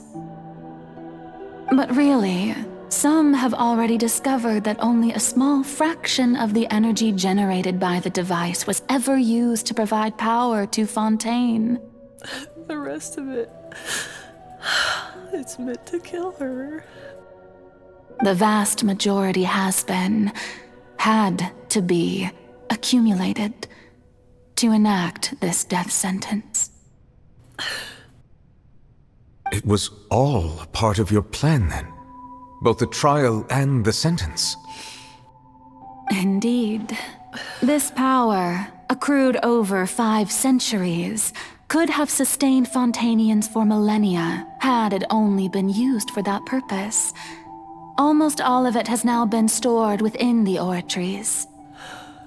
But only power of this magnitude could hope to destroy the Hydro Archon's divine throne, shaking the rules established by Celestia and breaking through the institution that is the Seven. So the Oratrice's call for death was for neither Furina nor Focalor, but for the Hydro Archon. The destruction of that divine throne. If I do not misunderstand your intent, you must be... Returning what's rightfully yours to you, of course. Oh, I had a sneaking suspicion that he would get the gnosis. I didn't want it to be true, though. Oh, fudge. In other words, this was all done to return the authority of the Hydro Archon to the Hydro Dragon of this planet. Oh my gosh. But...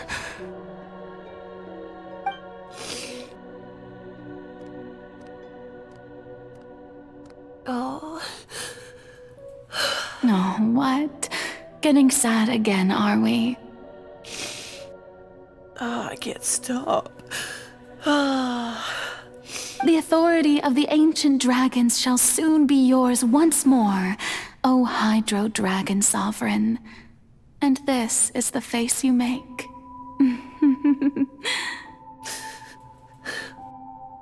all you've done throughout the years is just so you can sacrifice yourself at the very end. I've never quite seen it that way, you know. Even now, I'm quite pleased at how well my deception worked.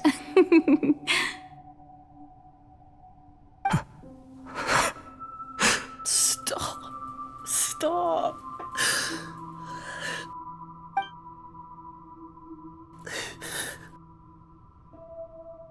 Hydro Dragon,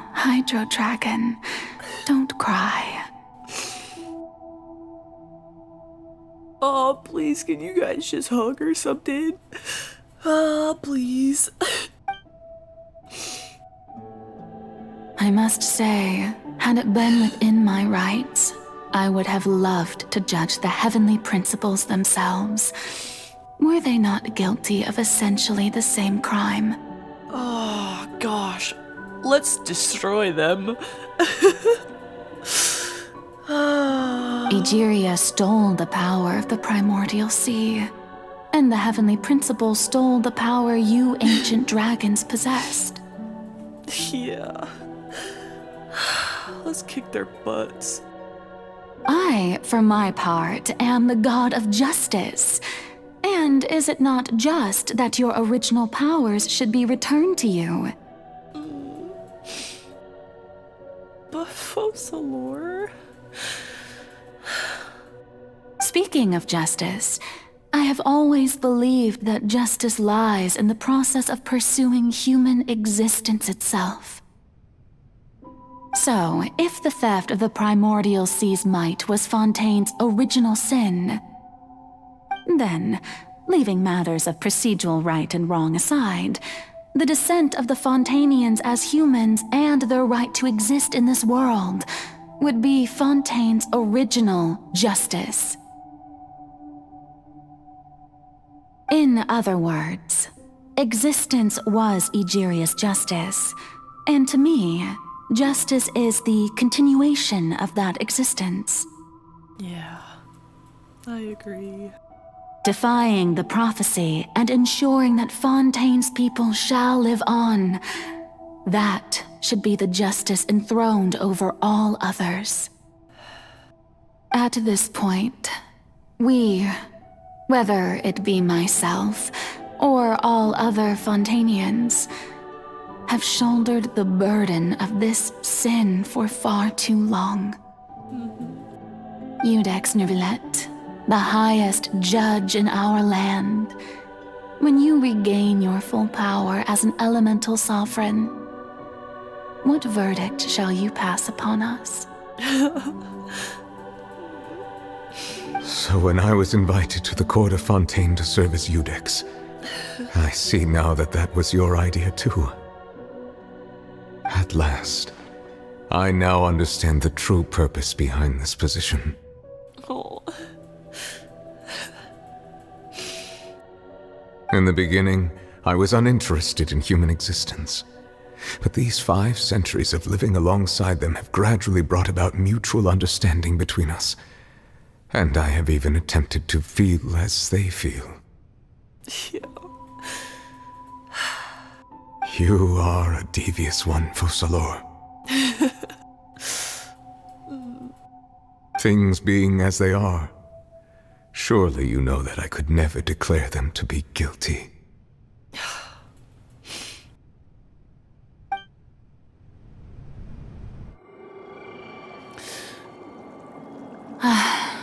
The hour of my execution is almost here. For the sinner, the curtain call has come. I know I may not sound it, but faced with death, I find myself a little afraid. Perhaps this is one thing both gods and humans have in common.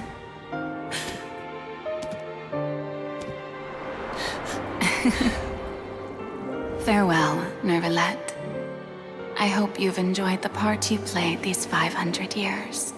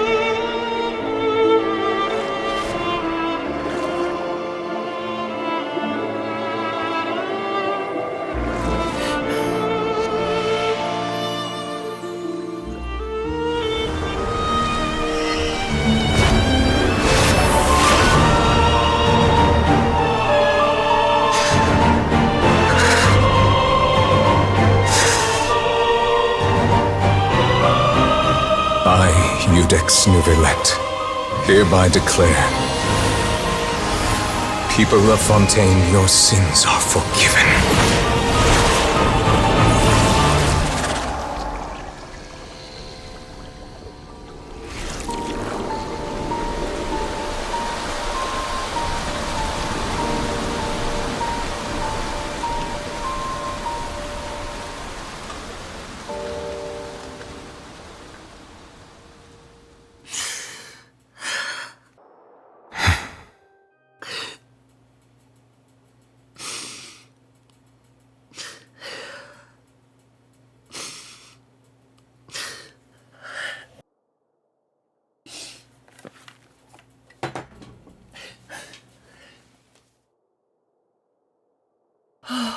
Okay, I'm back.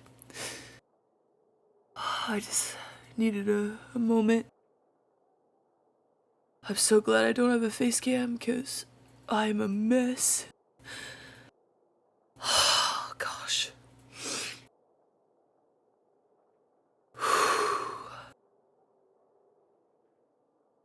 Whew, okay. Shall we continue? What just happened? Has the death sentence been carried out? Yeah. Was that bright light some sort of misdirection? I have a feeling that something huge just happened. But since we're all still alive and haven't been dissolved, I assume whatever happened was good for us. It's time to end this. We must mete out punishment to that beast. Oh, please, Nuvelet. Freaking kill it. Didn't you say just a moment ago that it can't be defeated? Don't worry. He's a full-fledged dragon now. He has his full dragon hood. I have gained the strength sufficient to deal with it. Through certain means, I now have the ability to separate the power of the primordial sea from that creature. Heck yeah. I'm happy and sad about it at the same time. We should seize the opportunity to pursue our quarry. You obtained power just now. Traveler, now that the oratories can no longer function, I require an executor to help me mete out justice. You mean me? Heck yeah. Let's go, my man. Let's do it. The root of the calamities befalling Fontaine, the beast that enacts the prophecy. Its name is the all-devouring narwhal. Come with me, traveler. The hour of execution has come. Heck yes. Now I'm gonna turn all this emotion into rage. I am pissed. No I'm not. I'm actually still sad. I'm pissed though. Holy, this looks so cool. You freaking narwhal. You stupid piece of crap. It's huge! I've already done my best to separate the power of the primordial sea from the way. Considering the size of the beast, I cannot reach the power source. Unless we can find a way to attack it from within. Oh, the ground! Share part of the ancient dragon's power with you. We shall look for an opening together. Okay. Huh. Should've brought more hydro. Wait, whoa.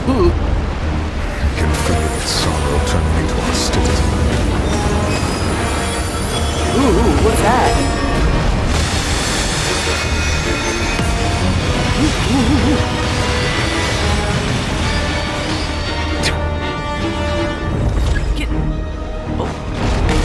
The all-devouring narwhal cannot resist its instinct to devour. Continue to trigger its hostility. I'm fast boy itself.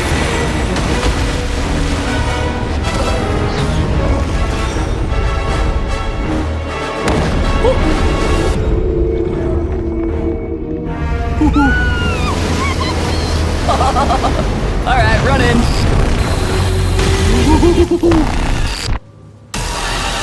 Why is there a rope thingy over there? The music! Whoa, your shield, what the? Okay, okay. One with nature. Silence! I have granted you my protection. Do not fear. Seize the moment and use my power to suppress its root from within. What the heck is going on? Too much! Don't hit him! Oversight on my part. Let the mighty be humble. Ooh, this music is sick! Settle down. Justice is That's okay, that's okay.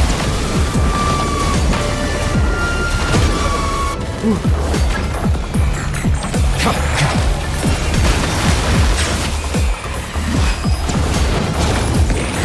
Don't touch! Don't touch! Okay. Woo. I know I'm just fighting with Nouvelle, but I'm a little concerned about the other guys. Into the wind.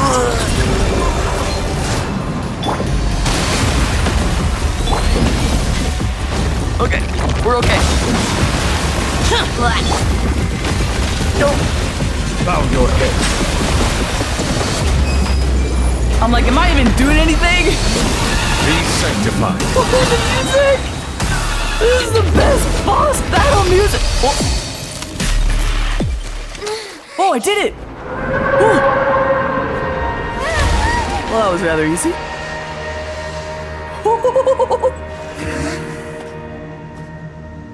Did we? That's it?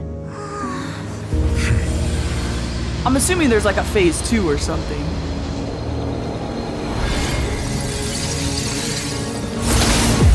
Whoa. What the? Oh! I was wondering where Child went. Wait. Hello? Thanks for helping with the cleanup. It should have been my job, but oh well. That's it? That was a really easy boss battle. Okay. It was just supposed to be a short private training session for me. I didn't think that my disciple and my master's pet would start brawling in the meantime. That's your master's pet, is the narwhal. Oh, okay. Actually, I had a feeling that it would happen at some point, but they bumped into one another earlier than I thought. What a blunder. I suppose I'll have to swing my sword 3 million times as penance. Disciple? Your master's pet? That power. Who are you exactly? Paimon has an idea. From what she said earlier, she must be Child's master. Skirk, right? That's Skirk? It's just that he gave us the impression that she was the less talkative person. I simply did not have anything to say to the weak. Oh. But you, on the other hand, managed to defeat the all-devouring narwhal without using power from beyond this world. Well, I mean, Lumine is, yeah, but okay. So you may speak to me as equals. Wow. What sort of person would take the all-devouring narwhal as a pet? Yeah, good question. I have to agree. It's a strange use of a planet's primordial waters just to raise an all-devouring narwhal. That kind of power is wasted on it. It's not cooperative. It eats too much. And I have more important things to do with my time than pet sitting. The only thing that creature has going for it is its looks. Yeah, it does look pretty sick, I'm not gonna lie. All in all, it fails as a pet. Uh-huh. Miss Skirk? I think you might have missed the point. Yeah, she did. The point being? Well, being that this pet almost destroyed an entire nation. So what sort of person is your master? Well, Child's master's master. Wait, is that right? Dude! Her legs and shoes look so cool! They look like they're part of the abyss. and then they kind of like fracture and then crystallize. Oh, that's so sick. Oh, right. So you don't know him. Sorry, I assumed you did. Him? His name is Sir Tologi. Sir Tologi? Who is that? Huh? I am unfamiliar with that name. Huh. So Master isn't sufficiently famous. How should I describe him then? Have you heard of the name The Fowl? The Fowl? The Fowl? No, I don't think so. Still nothing? Well, how about the Visionary? Vetterfilnir then? Or Gold Rhine-daughter? Nope.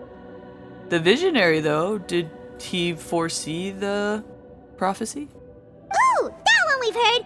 Rhine-daughter's part of the Hexen Circle. She's Albedo's mom, right? Oh! Oh, so you do know that name. Oh. To be honest, I also heard all of those names and titles from my master. I don't actually know them either. Oh. But I suppose you understand now, yes? My master is likely a similar sort to Rhine-daughter. They are both pursuing some form of perfection. Gotcha. Wait!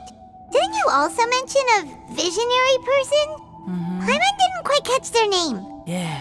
Actually, never mind that. I believe it expedient to inform you that the all-devouring narwhal used up nearly all its strength fighting you. Well, good. Piece of crap. Such roiling hydro energies will prove difficult for the planet's deep seas to digest. As such, the Fontaine back on the surface has most likely been thrown into chaos. In other words, the prophecy that you've been fretting over should now be in full swing. Oh, fudge. What? No! There's little to be surprised about, Paimon. But... It is natural after all, the prophecy will surely come true. We knew this and accepted it. But... However... Not to worry. Focalor has already managed to deceive the heavenly principles.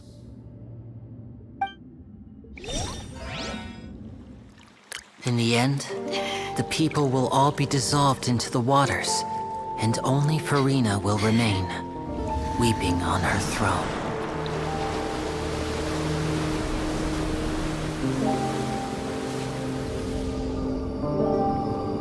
What? Only then will the sins of the people of Fontaine be washed away. But...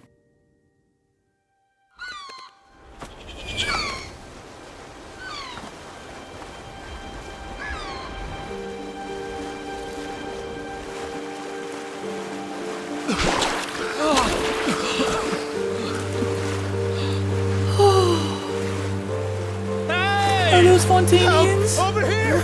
Oh my gosh. Oh, I'm gonna cry again, it's okay. These are tears of relief. This is just normal water.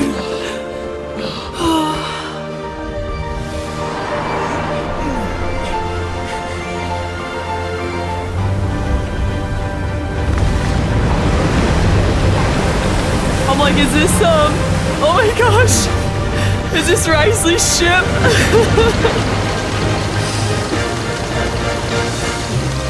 It flies?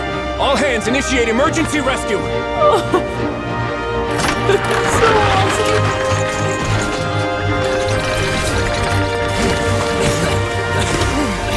Hurry! Oh, that's so cool! Hey, lend a hand! Oh, Risley. Oh, you're so amazing. Ah, you are too, Feminine.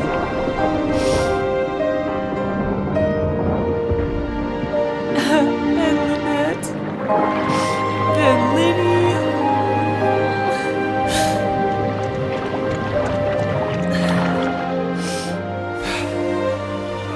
Look! The water's receding! And Corinne.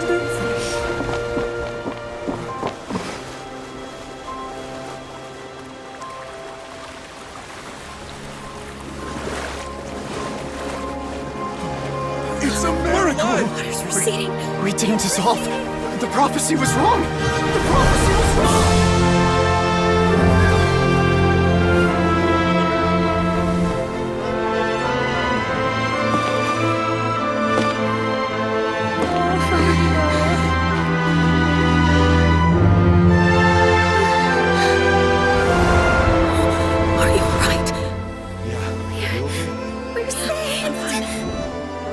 The prophecy was wrong.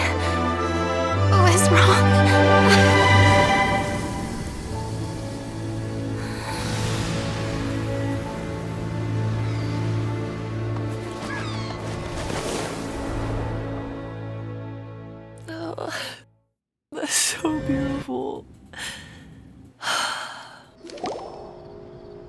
The soil renewed. The Spina di Rosula talks post-disaster rebuilding.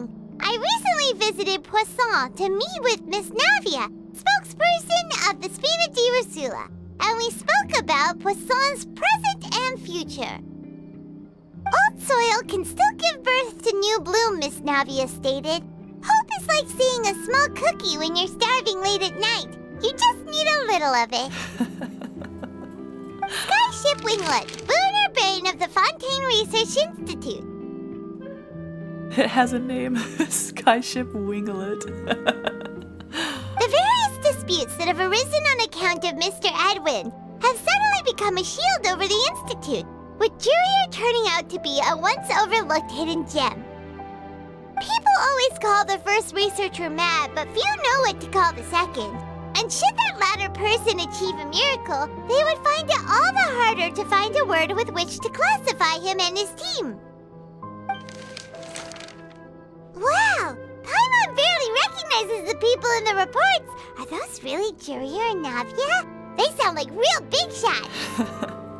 They might have been real big shots from the start. We just didn't meet them in that capacity. What do you think? Pretty enthralling, huh? Yeah. The Steambird's idea was pretty simple. With the disaster just having passed, we would print a free edition packed to the margins with good news to calm people down. Good. The value for these big scoops lies in their inevitable follow-ups. We'll publish further reports and go into the stories behind those people. Edwin's assistant, Jurier, created a true flying ship, while Navia is leading people in the reconstruction of their home. I'm sure that these stories could draw even your well-traveled eye. Oh, of course. The articles do make me curious about how things will play out. Paimon's curious too! Wait a minute. Didn't we watch everything happen from start to finish? What's there to be curious about? Yeah, true. I do want to be on that ship, though. And that's exactly why I'd like you to come conduct interviews with me. You're the best incubators of news, if you haven't noticed. And also, with you around, I'm sure I'll get to see that Duke. That's her one big wish. Are you sure? Hasn't he turned you down several times already? Oh, this time will be different. Come on, let's head to Poisson first, and then make a trip to the fortress. There are some things you'll only know when you get there.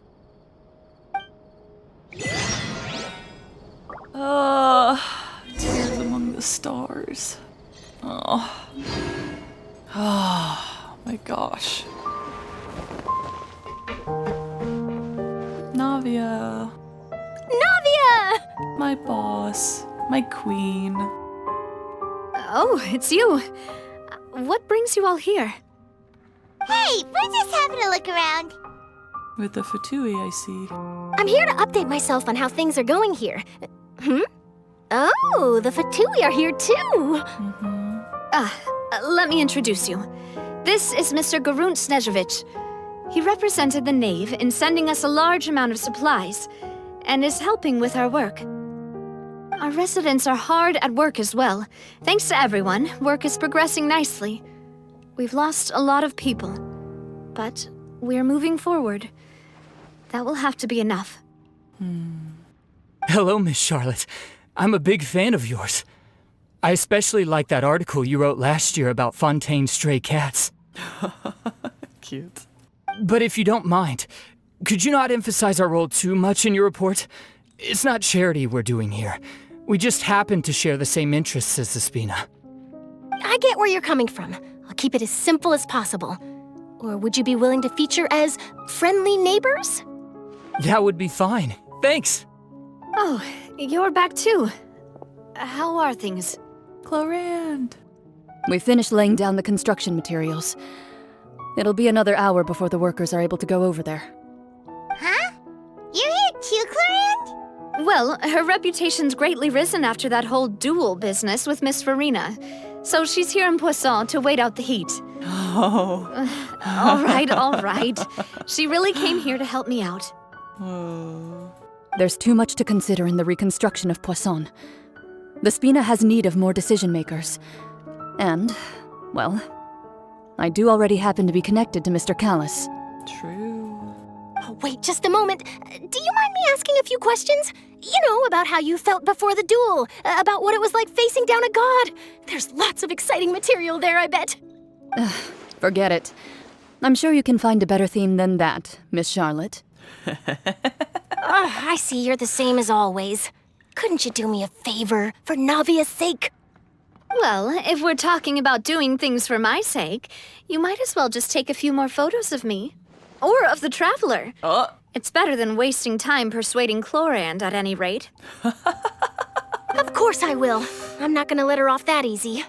All right, then everyone who wants to be in the photo, gather up. And smile. I better have this photo.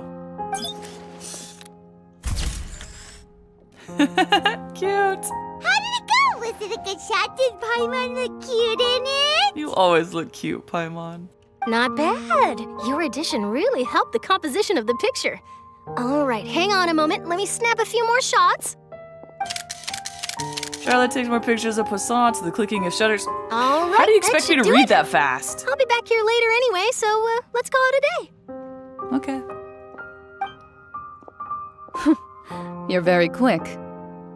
Speed is of the essence when it comes to the news, and freshness is the key.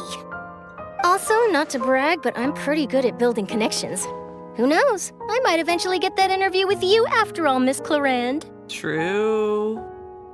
Wow, you really do have that never say die spirit. I'm impressed. I'll hazard a guess that this is how you got that interview at the Fortress of Meripede. Oh! You already knew she was going? She got an interview? Ooh! Whoa, you're well informed. Let me make a guess, too. I asked Sijuin, who told Monsieur Nervillette, and he told you, right? That's a very complete information chain. In truth, all Monsieur Nervillette asked me was, when did the fortress become so friendly towards the media? I told him that it was best not to speak too soon. There's no guarantee that Ridesley will make a personal appearance. True. Could just be Sijuin. You're right. I've got to treasure every moment I have with them. In which case, I'll be making a move first. Stay safe now. And tell me if you hear anything interesting. I'll treat you to afternoon tea in exchange.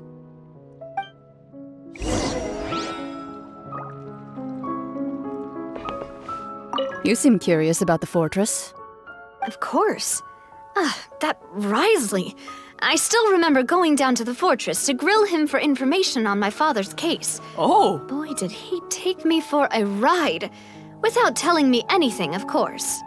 Did he just run circles around you and be like, hey, want some tea? But he did invite you to tea, didn't he? I knew it! 2 large pots of it, in fact. Oh my gosh! It was good tea, though. Risley, you're so predictable. It's so great. I have to agree. The tea there is very good. He's amazing. Speaking of that, would you like to have some today? I mean, you've got time, right? Yeah. Well, I'd be partial to some shortbread. Yeah! Wow. Do it! It's like we've got a menu or something. Sure. Oh, I'm so glad that they were able to rekindle their friendship. Good. Oh. What flavor of biscuits would you like, Mr. Snezhovich? No, he can't come. It's just you two. Oh, I guess he can come, fine. Me? I'm fine with anything. But I would prefer chocolate, should you have it. Chocolate do be good. Right. Leave it to me. I'll go over the newly arrived supplies with you later, Mr. Snezhovich. We should be able to finish the preparatory work today. That works great for me. Huh. Is it just me, or did you get a new lipstick? Did you visit Siegeween? I did. It was a gift from Siegeween. Of course. Want to give it a try? I think the color would suit you too. Ugh. Sorry, I'm a weirdo when it comes to sharing makeup. Don't do it. That's disgusting. But that's adorable. You guys are super sweet. I love it. Oh, perfect. Wow, guess we're here again, huh? There's a real nostalgic feeling to this place. Oh, of course. We will always come back to this place. I just hope never as a criminal again. Looks like you've been missing us. Always, Risley. Duke! Did you come all the way to the entrance to greet us? For a second, I thought she said D-Luke. I was like, wait, what? But she said Duke. Of course. I'm here to welcome you and our dear Miss Charlotte, whom our good head nurse recommended to me. It's an honor to finally meet the much-rumored Duke. Thank you for consenting to my visit to the fortress, sir. No need to thank me. But that said, I shouldn't be the focus of your interview. I trust you recall our agreement? Oh? Of course, of course. All right then, this way.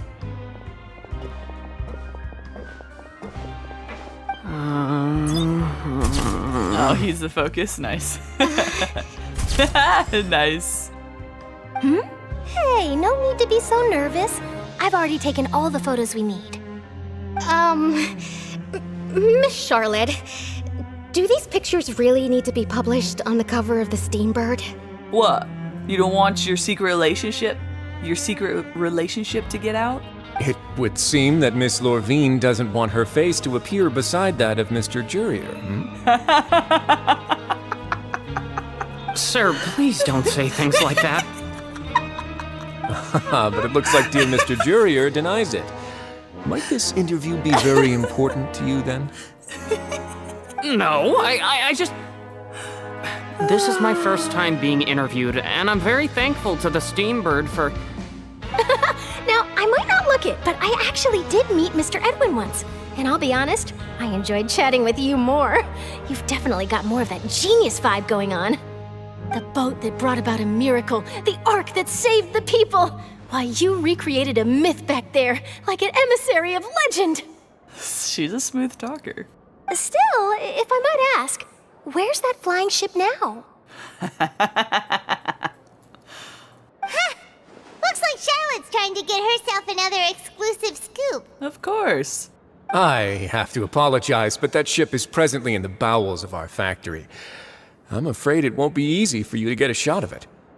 Really? Well, then in that case, could I have an interview with you to make up for that loss? She really does know how to squeeze opportunities for all they're worth. You already know my answer, I'm afraid. Oh, that's amazing. Best you interview our head nurse instead. Or perhaps you'd like to take another photo of this couple of researchers? Did you really have to use the word couple? I was about to say. Well, then 2 solo photos will do. I love that that's a running theme for them. Is my hair messed up? Please, someone help me have a look. Things sure are getting pretty lively here. We've seen this kind of thing before. Oh, seems like everyone's here. Siegeween. Would any of you like to try this new drink I came up with? No, I'll pass. Charlotte will. Siegeween. Hey, Miss Charlotte. Why don't you, take some pretty photos of our head nurse? Sure. Come on, Miss Siegeween. Over this way. Let's find a brighter spot. Huh? Sure. Do I have to smile? No? So, how have things been at the fortress? Bless. No, Charlotte. Let's talk business. Same old, Updates. as you can see. Yeah. Fontaine's undergone some changes, but this place is still more or less the same. Good. Other than that flying ship, it got a tad too much attention, I think. That's okay. It was worth it, right? That's why I decided to let the interview go through. We should direct more public opinions toward the behind-the-scenes heroes. Am I right, Mr. Jurrier? Miss Lurvine? Ooh, clever. You're too kind, sir. I believe that you too should have your day in the sun. Not that you would want that, which is a pity. I'll just leave the spotlight to you two. You walk with Risley for a while and share some news from above ground. I see. Something, yep. Lots of things happened that day, huh? Mm-hmm. Anyway, regarding that Harbinger, I'm not sure you remember, but his 3 young followers are still waiting for his return. Oh, child, yeah, yeah. He sure did win them over, huh? Yeah, he did. I'll tell them that there's good news and bad news. The good being that their boss seems fine, and the bad being that they must face extended sentences for abetting his escape. Oh, come on. Okay, yeah, no, that's fair. Ah, dang it. Oh, actually, what about you? Are things gonna change for you too? What change can there be? The fortress will keep chugging along, and so will my duties. As to what Miss Farina's departure will mean for the nation, and if our laws and governance will be transformed, we'll leave those to the folks in the overworld. He's like, it's none of my business. Nouvellette can deal with all of that. Hey everyone, the photo shoot's done. Oh, okay. Good. In that case, let's call it a day here. Thanks for your cooperation. Come on, Traveler, let's go. Till next time, everyone. Aw, man. Bye, Risley. There'll be a next time? Maybe. Who knows? I might write a story about the underwater factory next time. Until then. He's probably gonna say no. All right. Last stop, the docks.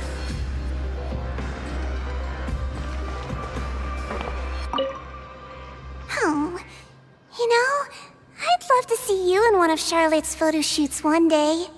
I'm pretty sure everybody would love to see that. Is that really necessary? Our line of work doesn't really require much photographing. It's precisely because we don't need the picture that they'll have value as keepsakes. You don't really look all that opposed to the idea, you know. Oh? Oh! Risley? He secretly does want it. He wants to be talked about. Maybe I'm just happy that I managed to once again avoid the spotlight. I think this interview went well either way. I don't know. I trust Siegeween's detective skills of noticing the little micro expressions of your face. Yes, you successfully kept prying eyes away by using Mr. Jurrier and Miss Lurvine as shields. Very good. Very good, Risley. You'll give him a little pat on the back. You should be happy for them. They have a bright future ahead of them. Oh my gosh, they're dynamic. I love it. Lenny and Lynette! Ooh. Oh, and Fremine! I didn't see them! They really are here! How did you know? Navia mentioned that she stayed in touch with Linny and the others after working together. Apparently, they've been at the docks distributing these strange pockets the whole time since. Aww. Wow, just like at the start. I love that whole circle connecting back to the very beginning of when we first came here and met them. Traveler, Paimon. Aww. Ah, and Miss Charlotte, too. I'm so glad that they didn't change. Would you like a magic pocket? I would love one, although I think I still have one. Did I get one last time? What sort of gadget is it? Maybe I didn't. It's a wondrous bag that can be used to carry many things. The water level has returned to normal, but if you see any of your things floating around, you can use this to carry them. Or you could trick a friend into doing it for you. Trick a friend? I wonder which of my friends would fall for that. Don't be looking at me like that, Charlotte. I won't fall for that.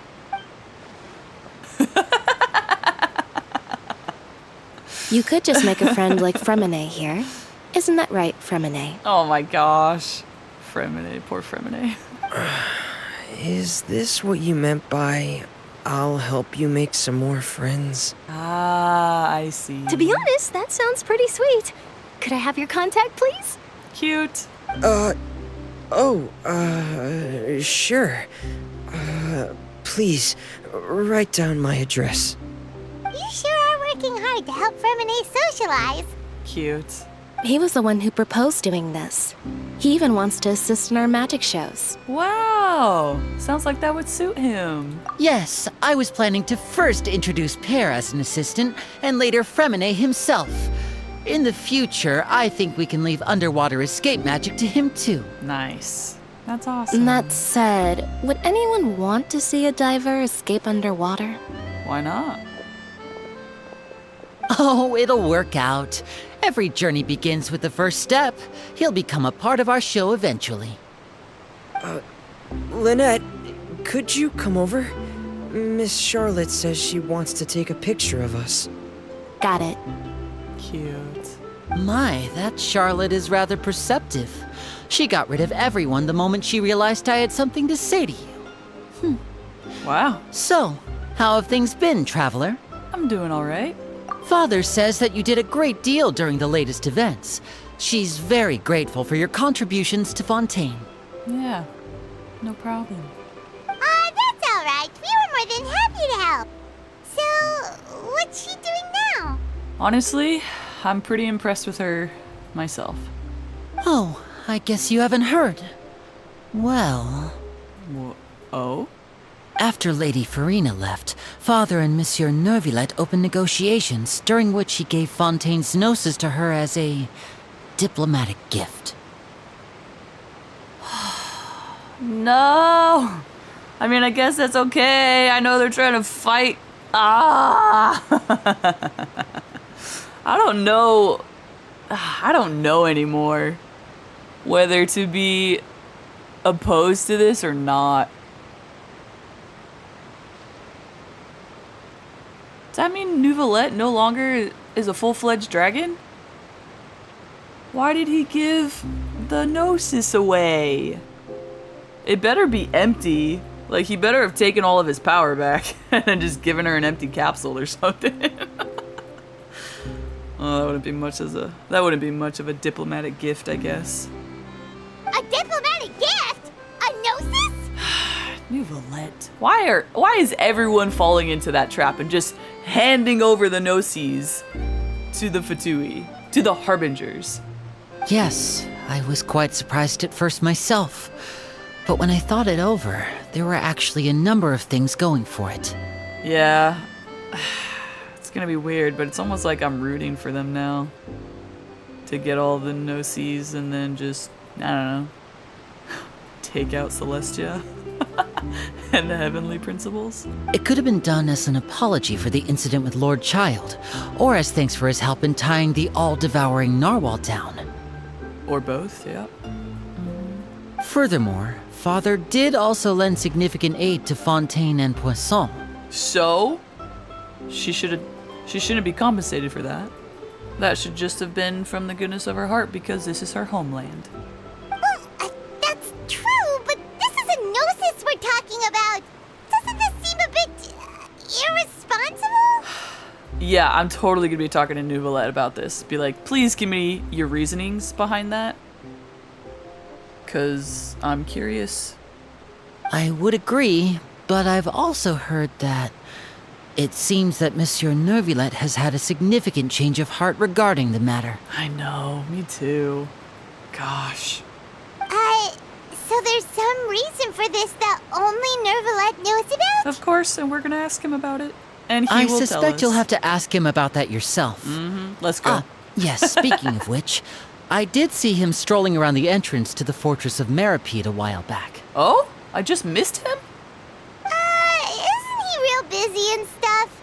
Paimon didn't think he'd have the time for that. Let him relax. That dude needs to take a break. Take a break, man. But back to the topic. The gnosis was given to the knave, right? What about Child? Yeah, is he okay? They say that he's returned to Snezhnaya to recover from his wounds. I hear that the recent disaster really did a number on his health. I bet. Well, I guess I can now call him one of my war buddies. Instead of my enemy, he's now my war buddy. I I mean, we didn't really fight it together, but it's okay. That's true. When you think about it, we've had loads of run-ins with the Fatui. To think we'd be allied with them this time. I know. And that I'm kind of rooting for them. So at least the shocked knave. by such a simple switching of sides? What? Knave? Oh, the knave! Father! Oh, hello, beautiful lady. Well, well, what do you know? Come to the docks to see how my children are doing and meet the traveler by chance. Gosh, you're so beautiful. Please do not pay my accomplishments in Fontaine too much mind. I would have done them regardless. And, real quick, kind of out of it, I am super glad and happy that they didn't over-sexualize the knave. I'm just say it. She's literally my favorite now. She's freaking beautiful, but she's classy beautiful. And I love that. Thank you. Finally, a female. That. Anyway. Are you going to take the Gnosis back to Snezhnaya? Of course she is. That is our duty as harbingers, yes. Don't be too preoccupied with sides. The goal of the Fatui concerns not a single place or person, but the entire world. With such a grand goal in mind, it is inevitable that we must wear many masks. She's like one of the few harbingers I probably trust a little bit. You know, just her and Child, and that's about it. All the other ones I don't know too much. Well, the doctor I could, he deserves a beat down. And Senor is dead. Anyway. Switching my masks is something I've always done. Gotcha. Will you keep to your position? Well, that depends on many things. No one truly knows what the future holds. What good is honesty if you can't rely on it forever? As for you, I very much look forward to our next collaboration. Good things cannot be achieved alone, and you've proved yourselves to be great partners. Wow, you consider me a partner now, do you? Oh yeah, Child is, actually I just remembered something. Please help us deliver this. Yeah, Child needs his vision back. A vision? All right. I'll remember to return it. Thank you for keeping it safe for him this entire time. No problem. Thanks. Please do return it to him for me. Thank you. Kind of sad I couldn't give it to him myself. And that's a wrap for me. Huh?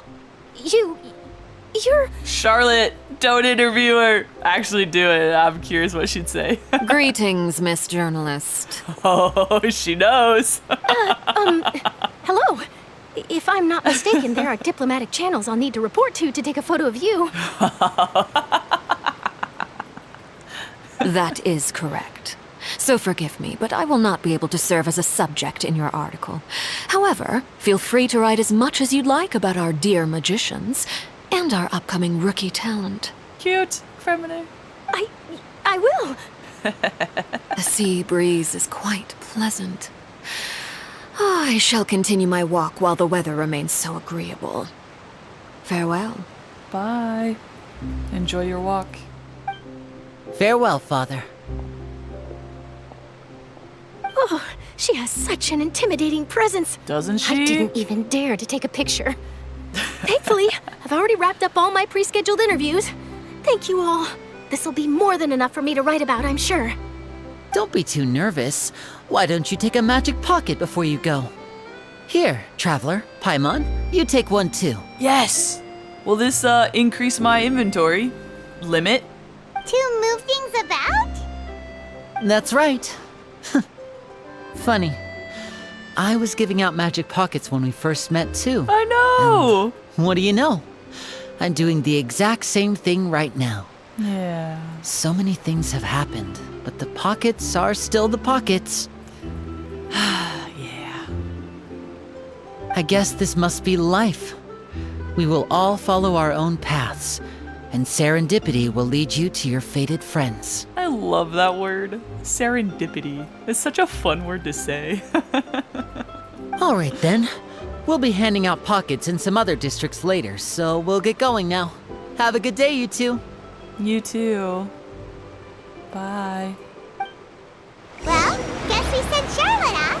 Shall we go see how Neverlette's doing? Yes. As long as he's not so busy that he doesn't have time to chat anyway. He will always have time to chat for me, especially right now. Neverlet, I must speak with you. The entrance to the There he fortress. is. Ooh, he really is there. Sorry, it's weird seeing Neverlet walk up to Neverlet. Time to go. Neverlet!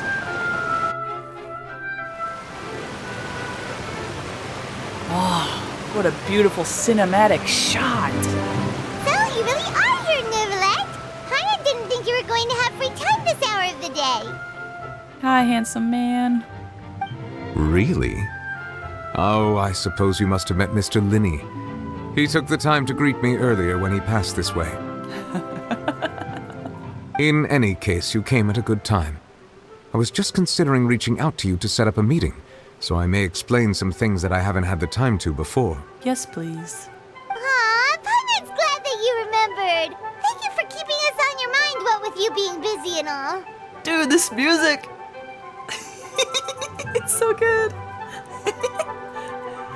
Alright, let's have it then. How was Fontaine actually saved? The whole business is still quite the mystery to us. I'm sorry, this music is too distracting. It's so good.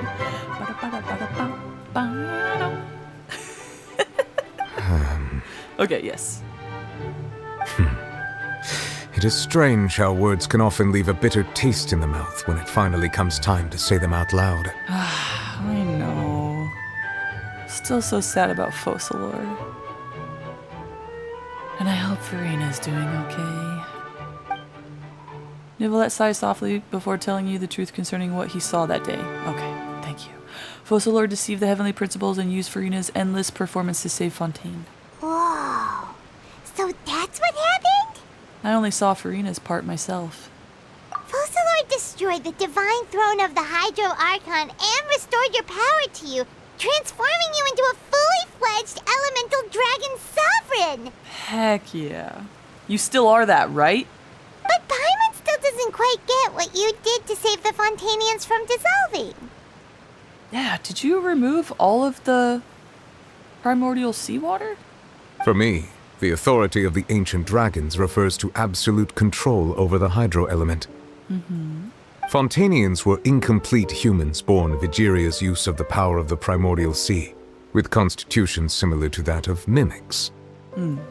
But so long as those primordial energies remain within them, I could use the ancient dragon's authority to grant them true blood, after the fashion in which life was first brought into being on this planet. What? So, Neverlet made them real? Whoa! Sheesh!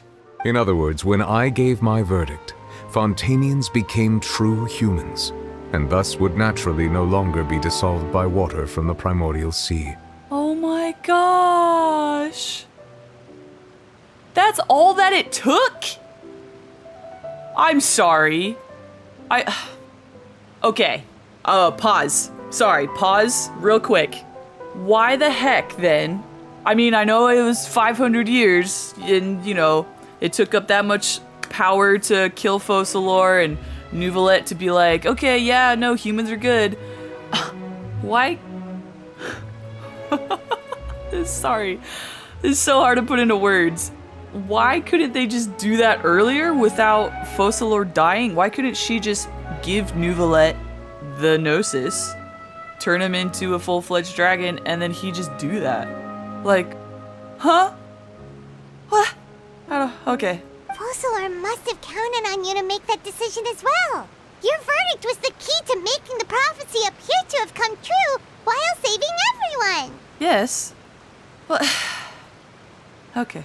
I understand, like, you know, there had to be time, but like, why didn't you just focus on Neverlet and be like, hey, humans are actually great, and you'll actually really enjoy them. Why'd you have to wait so long? Just focus on him. Just convince him so. And then be like, okay, yeah, no, humans actually are pretty great. Give him the gnosis and boom, you could have done it in like 100 years. I'm sorry. Okay. You could say that it was at that moment that the Fontainians were finally truly born. Yeah. Yeah, and in a manner of speaking, Focalor finally managed to fulfill the original Hydro Archon's wish to turn Oceanids into real people too! Yeah. Oh, that's awesome. It seems from your expressions that you still have more things you wish to ask. Yes? Ask away. I will tell you the truth as I know it. Yes! Thank you! Okay. About the initial verdict that was passed on child. Ooh. Ah, there it is. Oh, no. No, I don't want to ask this one. Okay. I have investigated his case along many avenues, and I have learned that he once fell into an unknown chasm when he was young. Yes. There, by chance, he awakened the all-devouring narwhal. Oh, he woke it up? He started all of this? Well, I guess he didn't start it, but he did the domino effect? But whether it be by sentiment or reason, that should not have been enough to consider him the root cause of the disaster. Okay, good. At most, he would have had tangential liability. Gotcha. As for the judgment passed by the Oratrice during the trial, whether it was due to that liability by association or Focalor deliberately using him to buy time for us on the assumption that he would be able to hold the creature off, I cannot say. Oh, true. I'm so silly. I forgot that. Yeah, we discovered that the Oratrice was Focalor the whole time, so... Yeah, she could do whatever the frick she wanted. Guess Focalor had Fontainians in mind the whole time. In the end, it was thanks to her that they finally became real humans. Yeah. Hang on a second. Paimon suddenly got another question. Back when Fontainians hadn't yet become real humans, were the children they had also transformed Oceanids? Yeah, I also thought... I had the same question. Life has always flowed like water. Do you recall how Fontainians would often come to the Fountain of Lucine to pray for children? Yes? Yeah, Lynette said the fountain is where all the waters in Fontaine converge. In truth, even those couples did not know that such prayers were no mere custom, but instead a form of ritual. What? Those Oceanids who were blessed within the spring water would later descend as new humans in the coming months. What? That's amazing. Paimon sorta gets it now. Either way, seems like this ritual won't be of any further use, but it'll probably live on as a local custom. Oh, for sure. Ask away. My gosh. I will tell you the truth as I know it. That is amazing. Okay, about Fontaine's future. Yeah, about that. Risley said Farina has already left. What's that all about? Ah, Lady Farina. The people are only aware that her death sentence has not been carried out. Aww. She abdicated the post of Hydro Archon and left affairs related to that title to me, before leaving the Opera House. Dang. I hope she goes to live a happy life in some other place. This music does not fit. I related Focalor's words to her faithfully and completely. After hearing them, she seemed neither saddened nor comforted. Yeah. She's probably very numb. She simply said that she was tired. Yeah. And needed to rest. Aww. Having said that, she then packed her things and moved out of the Opera House. Not unlike how an ordinary person might. I hope she goes and finds what makes her happy. And herself. But she's still got a place to stay, right? Yeah, she could stay in my teapot. My Serenid teapot. You need not worry. I will make arrangements to ensure that she will not want for food, clothing, board, or travel. Thanks, Nouvellette. In truth, I am somewhat happy for her. Yeah. The wear and tear on her spirit will, of course, take time to heal. Yeah, probably for the rest of her life, honestly. But now that she no longer has to play the role of Focalor the Hydro Archon, she can finally lay down her burdens and lead a normal life. What about you then? What are your plans now that you've regained your full powers as the Hydro Dragon? After Focalor passed on, the Oratrice also ceased to function. Oh, I guess that makes sense. Dang, so yeah, he's the judge now. This matter will directly affect our trials. After much careful consideration, I've decided to take over its role in our courts. Of course. From now on, I shall hear cases and pass verdicts by myself. Nice. That's what I expected. Looks like you're still considering stuff from the perspective of the Udex, huh? It's what he's used to. As an elemental dragon, there are indeed many things that I must do. But this power and this duty, in a manner of speaking, you could say that both were granted to me. And he's the one who's gonna be possibly judging. Oh my gosh. Is he gonna be the one that judges the heavenly principles in Focalor's place? Like, for her? As such, before I attend to my other responsibilities, I must first and foremost continue to serve Fontaine as its highest judge. The duty of the Hydro Sovereign and the duty of the Udex shall coexist within my person. Dang. Oh, Neuvillette just became the Hydro Archon Sovereign. Actually, the Hydro Sovereign Archon Dragon. Nope, I'm thinking too much on this. The Hydro Archon Sovereign Dragon. I don't like it. Additionally, the Hydro Archon's departure has brought about another problem, which is that the Opera House shall no longer produce indemnitium. Oh, true. How are they gonna get power? That's true. That power was derived from the people's faith in the Hydro Archon, wasn't it? Wait, but the various mechs and machines in the city are all still okay. Where are they getting their energy from? As I am now, I have full command over New Musia, and it can serve as a complete substitute. Another reason why I cannot quite leave Fontaine immediately. Ah, that makes sense. Dang, so he's just sustaining all of Fontaine right now.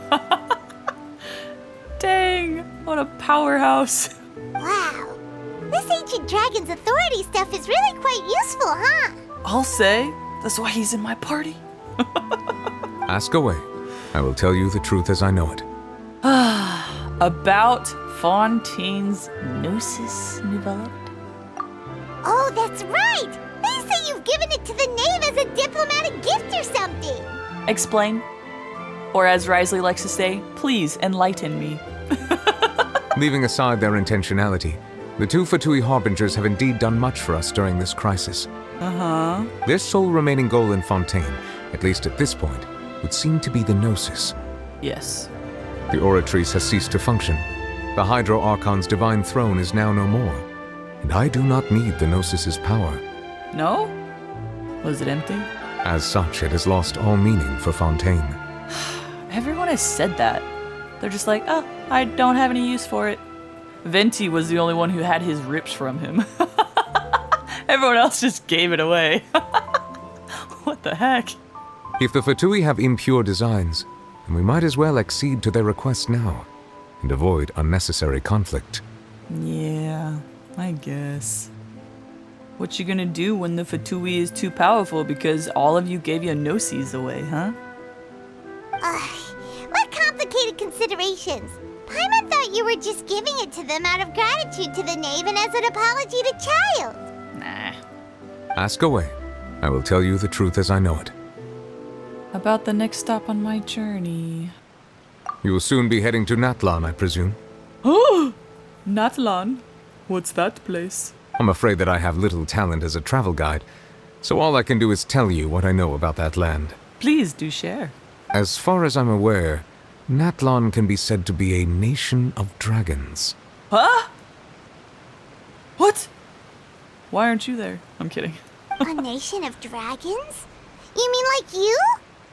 No, I suspect that I would not find myself welcome there.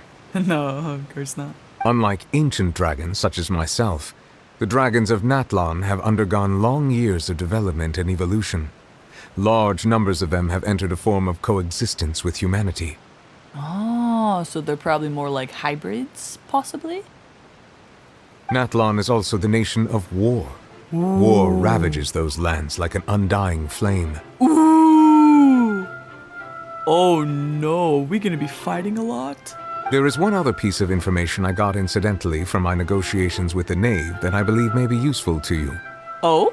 The Harbinger known as the Captain has thrown his hat into the endless ring of war. Oh boy, let's go! Sounds like a real tough customer. Seriously, everywhere you look, there's a Fatui Harbinger doing their thing. What do you expect? What? How many were there? 12? I forgot how many Harbingers there are. I suggest that you fully prepare yourself before going to Natlan. In the meantime, Fontaine's doors will always be open to you. Aw, thank you, Neuvillette. Ask away. I will tell you the truth as I know it. Still no updates about Ether? You still know nothing? We weren't able to ask Focalor. Fudge! She probably could have told us something. And Farina probably doesn't know. Hang on a sec. Paimon still got a question about the Gnosis. Oh? When we spoke to Linny earlier, he mentioned that your attitude towards giving away the Gnosis had clearly changed. We guessed that there might be some reason for it that only you were aware of. No wonder the House of the Hearth is the Fatui's intelligence division. They are certainly sharp. So regarding this specific issue, I was just getting ready to share something with you. Uh-huh. What is it? In truth, I exchanged some further words with that lady named Skirk after sending you two back to the surface. Oh? It went something like this. Oh! What? Well, we're going to head topside to see what's going on. You hurry over soon as well, all right, Neuvillette? He just kicked us out. Get lost. What next? The all-devouring narwhal isn't here, so I'm no longer getting any interference. Huh? I can finally catch the scent of your power, what it's made of. Ooh. Oh, she knows. It is the authority of the planet's primordial dragons, but with something very similar to a god's curse mixed in. It's quite a novel blend. Oh yeah, the Gnosis. Yeah, he took some. I mean, yeah.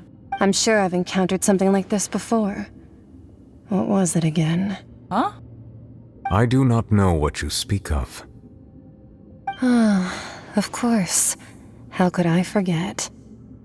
You should have the remains of the third Descender on your person, yes? Huh? Is that remains of the third Descender? What number was I? What number was Lumine? I don't remember.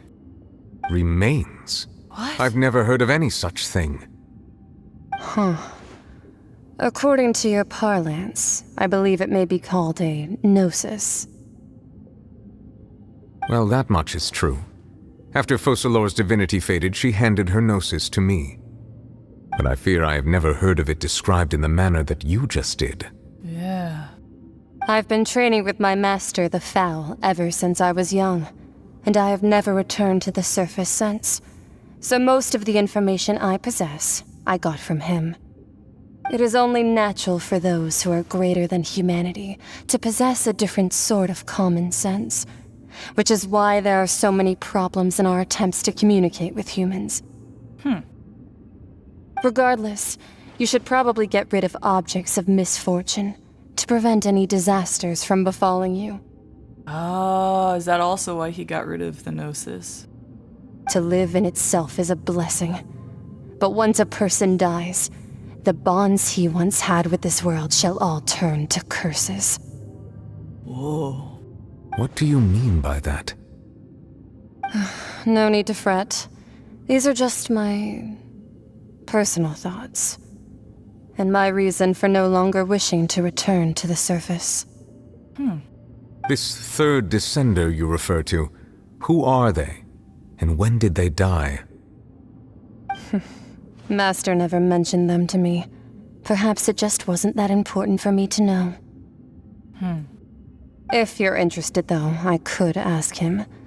I'll be sure to pass the answer on to you next time. Oh? There's gonna be a next time? Next time? Yeah. You believe we will meet again? Uh-huh. I do. Wait. I have a disciple of my own, don't I? He can be the messenger then. Oh no. What child's gonna want to fight him? Oh gosh. That's so great. That's what she told me. Whether it would prove useful or not, I wanted to pass that information on to you. Thank you for that. Interesting. The remains of the third descender? So that's what the Gnosis actually are. Paimon just thought they looked like chess pieces. How could they be a person's remains? Whoa. All the same, assuming that there was no misunderstanding or special metaphor at play, that is what she meant to say. What? So those are 7 corpses. What? But I thought... But I thought they took them from the dragons, so then why? I don't know. This is weird. I don't get it.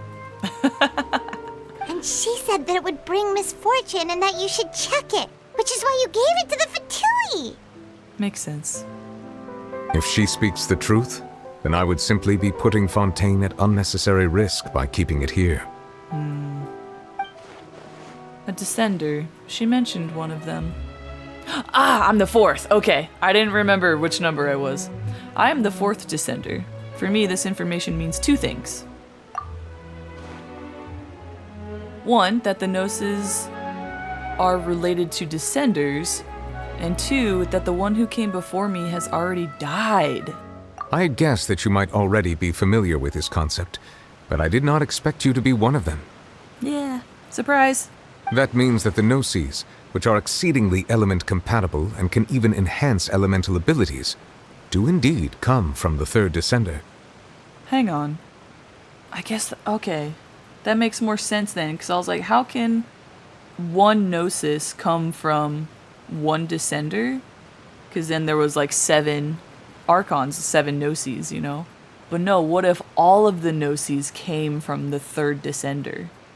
Because technically, if I am the 4th, I can harness all of the elements. I'm like the Avatar. That's so interesting. How did they die? I wonder. Does your body also possess similar properties? Yeah, I think so. I think it does. Like being able to use elemental powers without a vision. Yeah. That does sort of count as special compatibility, right? Uh-huh. No, let's not think about this stuff right now. It just feels creepy. Comparing the Traveler to the dead third descender and all. Oh, don't worry. I won't die so easily. I'm sure that's what the previous descender said too. That's what you say, but this topic still feels like bad luck. Once Child recovers, let's get some more answers out of him. Or go look for his master and get the answers that way. I like both of those, yes. I too believe it unwise to make too many blind guesses when information is lacking. The same is true of being at court. All right. Whatever the case, it seems like the crisis here in Fontaine's over for now. We just got a little bit of information, but nothing about Ether. Yes. All of Focalor's efforts were for this moment as well. Yeah. Oh, Focalor. Dang. But she sacrificed herself in the end as a god, and she suffered through all those years as a human. Was that really what she wanted? I don't know. I think so, or else she wouldn't have done it, right? I suppose that would be the mystery of a god's will. Yeah. Can you understand the will of the gods? I suspect not. But once in a while, I too would guess that if wishes were like the clouds in the sky, they will one day return to the earth as raindrops. Life flows like water, and rain is the final answer. The water levels may sometimes tilt one way or another, but the rain falls fairly upon all. And what, ultimately, is the difference between the rains that fall upon all of us?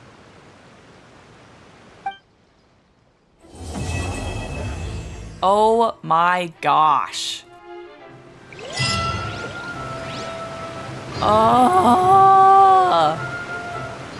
Oh my gosh. You are incredible. I hope you know that, okay? You be incredible. Oh gosh, what time is it? Oh, frick. Oh, masterpiece. Magnificent. Incredible. I'm so sad it's over. Like, I am lost for words as well. I don't want to end. Oh, this was literally the best. Actually, wait. Hey, who be this? Who be this? Who be this handsome man, huh? Sorry. But yeah, I have never been so connected to so many characters so quickly and like cared about them so much in such a short amount of time. Like, these are the newest characters, and yet I feel the most connections with them because the storytelling was phenomenal. You literally got to hear the backstories of like almost all of them. The only ones not so much is like Clorand. Yeah, actually, I think you get to know the backstories of everybody else besides Clorand. Which is okay, you know? Like, we even got freaking Farina's backstory. We got some of Focalors. Obviously, we know a little bit about Neuvillette. We could know more, but, you know, it's okay. We have enough. You know, Risley, of course, we know a lot about. Navia, we know a lot about. Linny and Lynette. We don't know much about Fremine, but we could use more Fremine. Oh, but this was the best. Oh my gosh. And I hope you guys enjoyed this just as much as I did, if not more. And I'm sad it's done. Like, I was sad when Sumeru was over, but I'm even more sad now that Fontaine is done. Is it done? I hope not. I think it is. Man, I don't want to go. This has been too good. HoYoverse, thank you. You are amazing. You are incredible.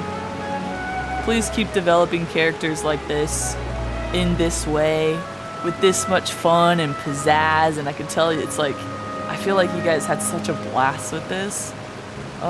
So keep doing that. And, I mean, I appreciate how beautiful you're making these characters, but you don't have to go too crazy, okay?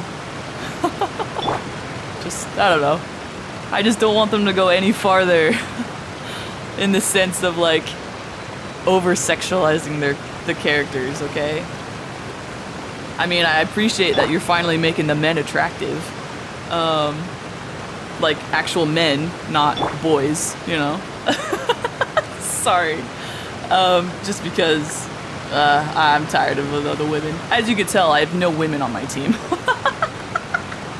I can't with the females in this. I love them, like, the characters are great, but anyway, sorry. That's just nitpicks. Literal, just tiny little nitpicks that don't even matter. Oh my gosh, how incredible. How incredible. But yes, thank you for the thigh-high boots. I do appreciate these thigh-high boots. Whew. Anyway, I hope you guys have a fantastic, superb day, and just a happy day. The most pleasant of days. And don't forget to like, comment, subscribe if you want. I'll definitely be continuing Genshin in the future. But I will see you, beautiful stars, in the next video, whatever it may be. Alright. Later.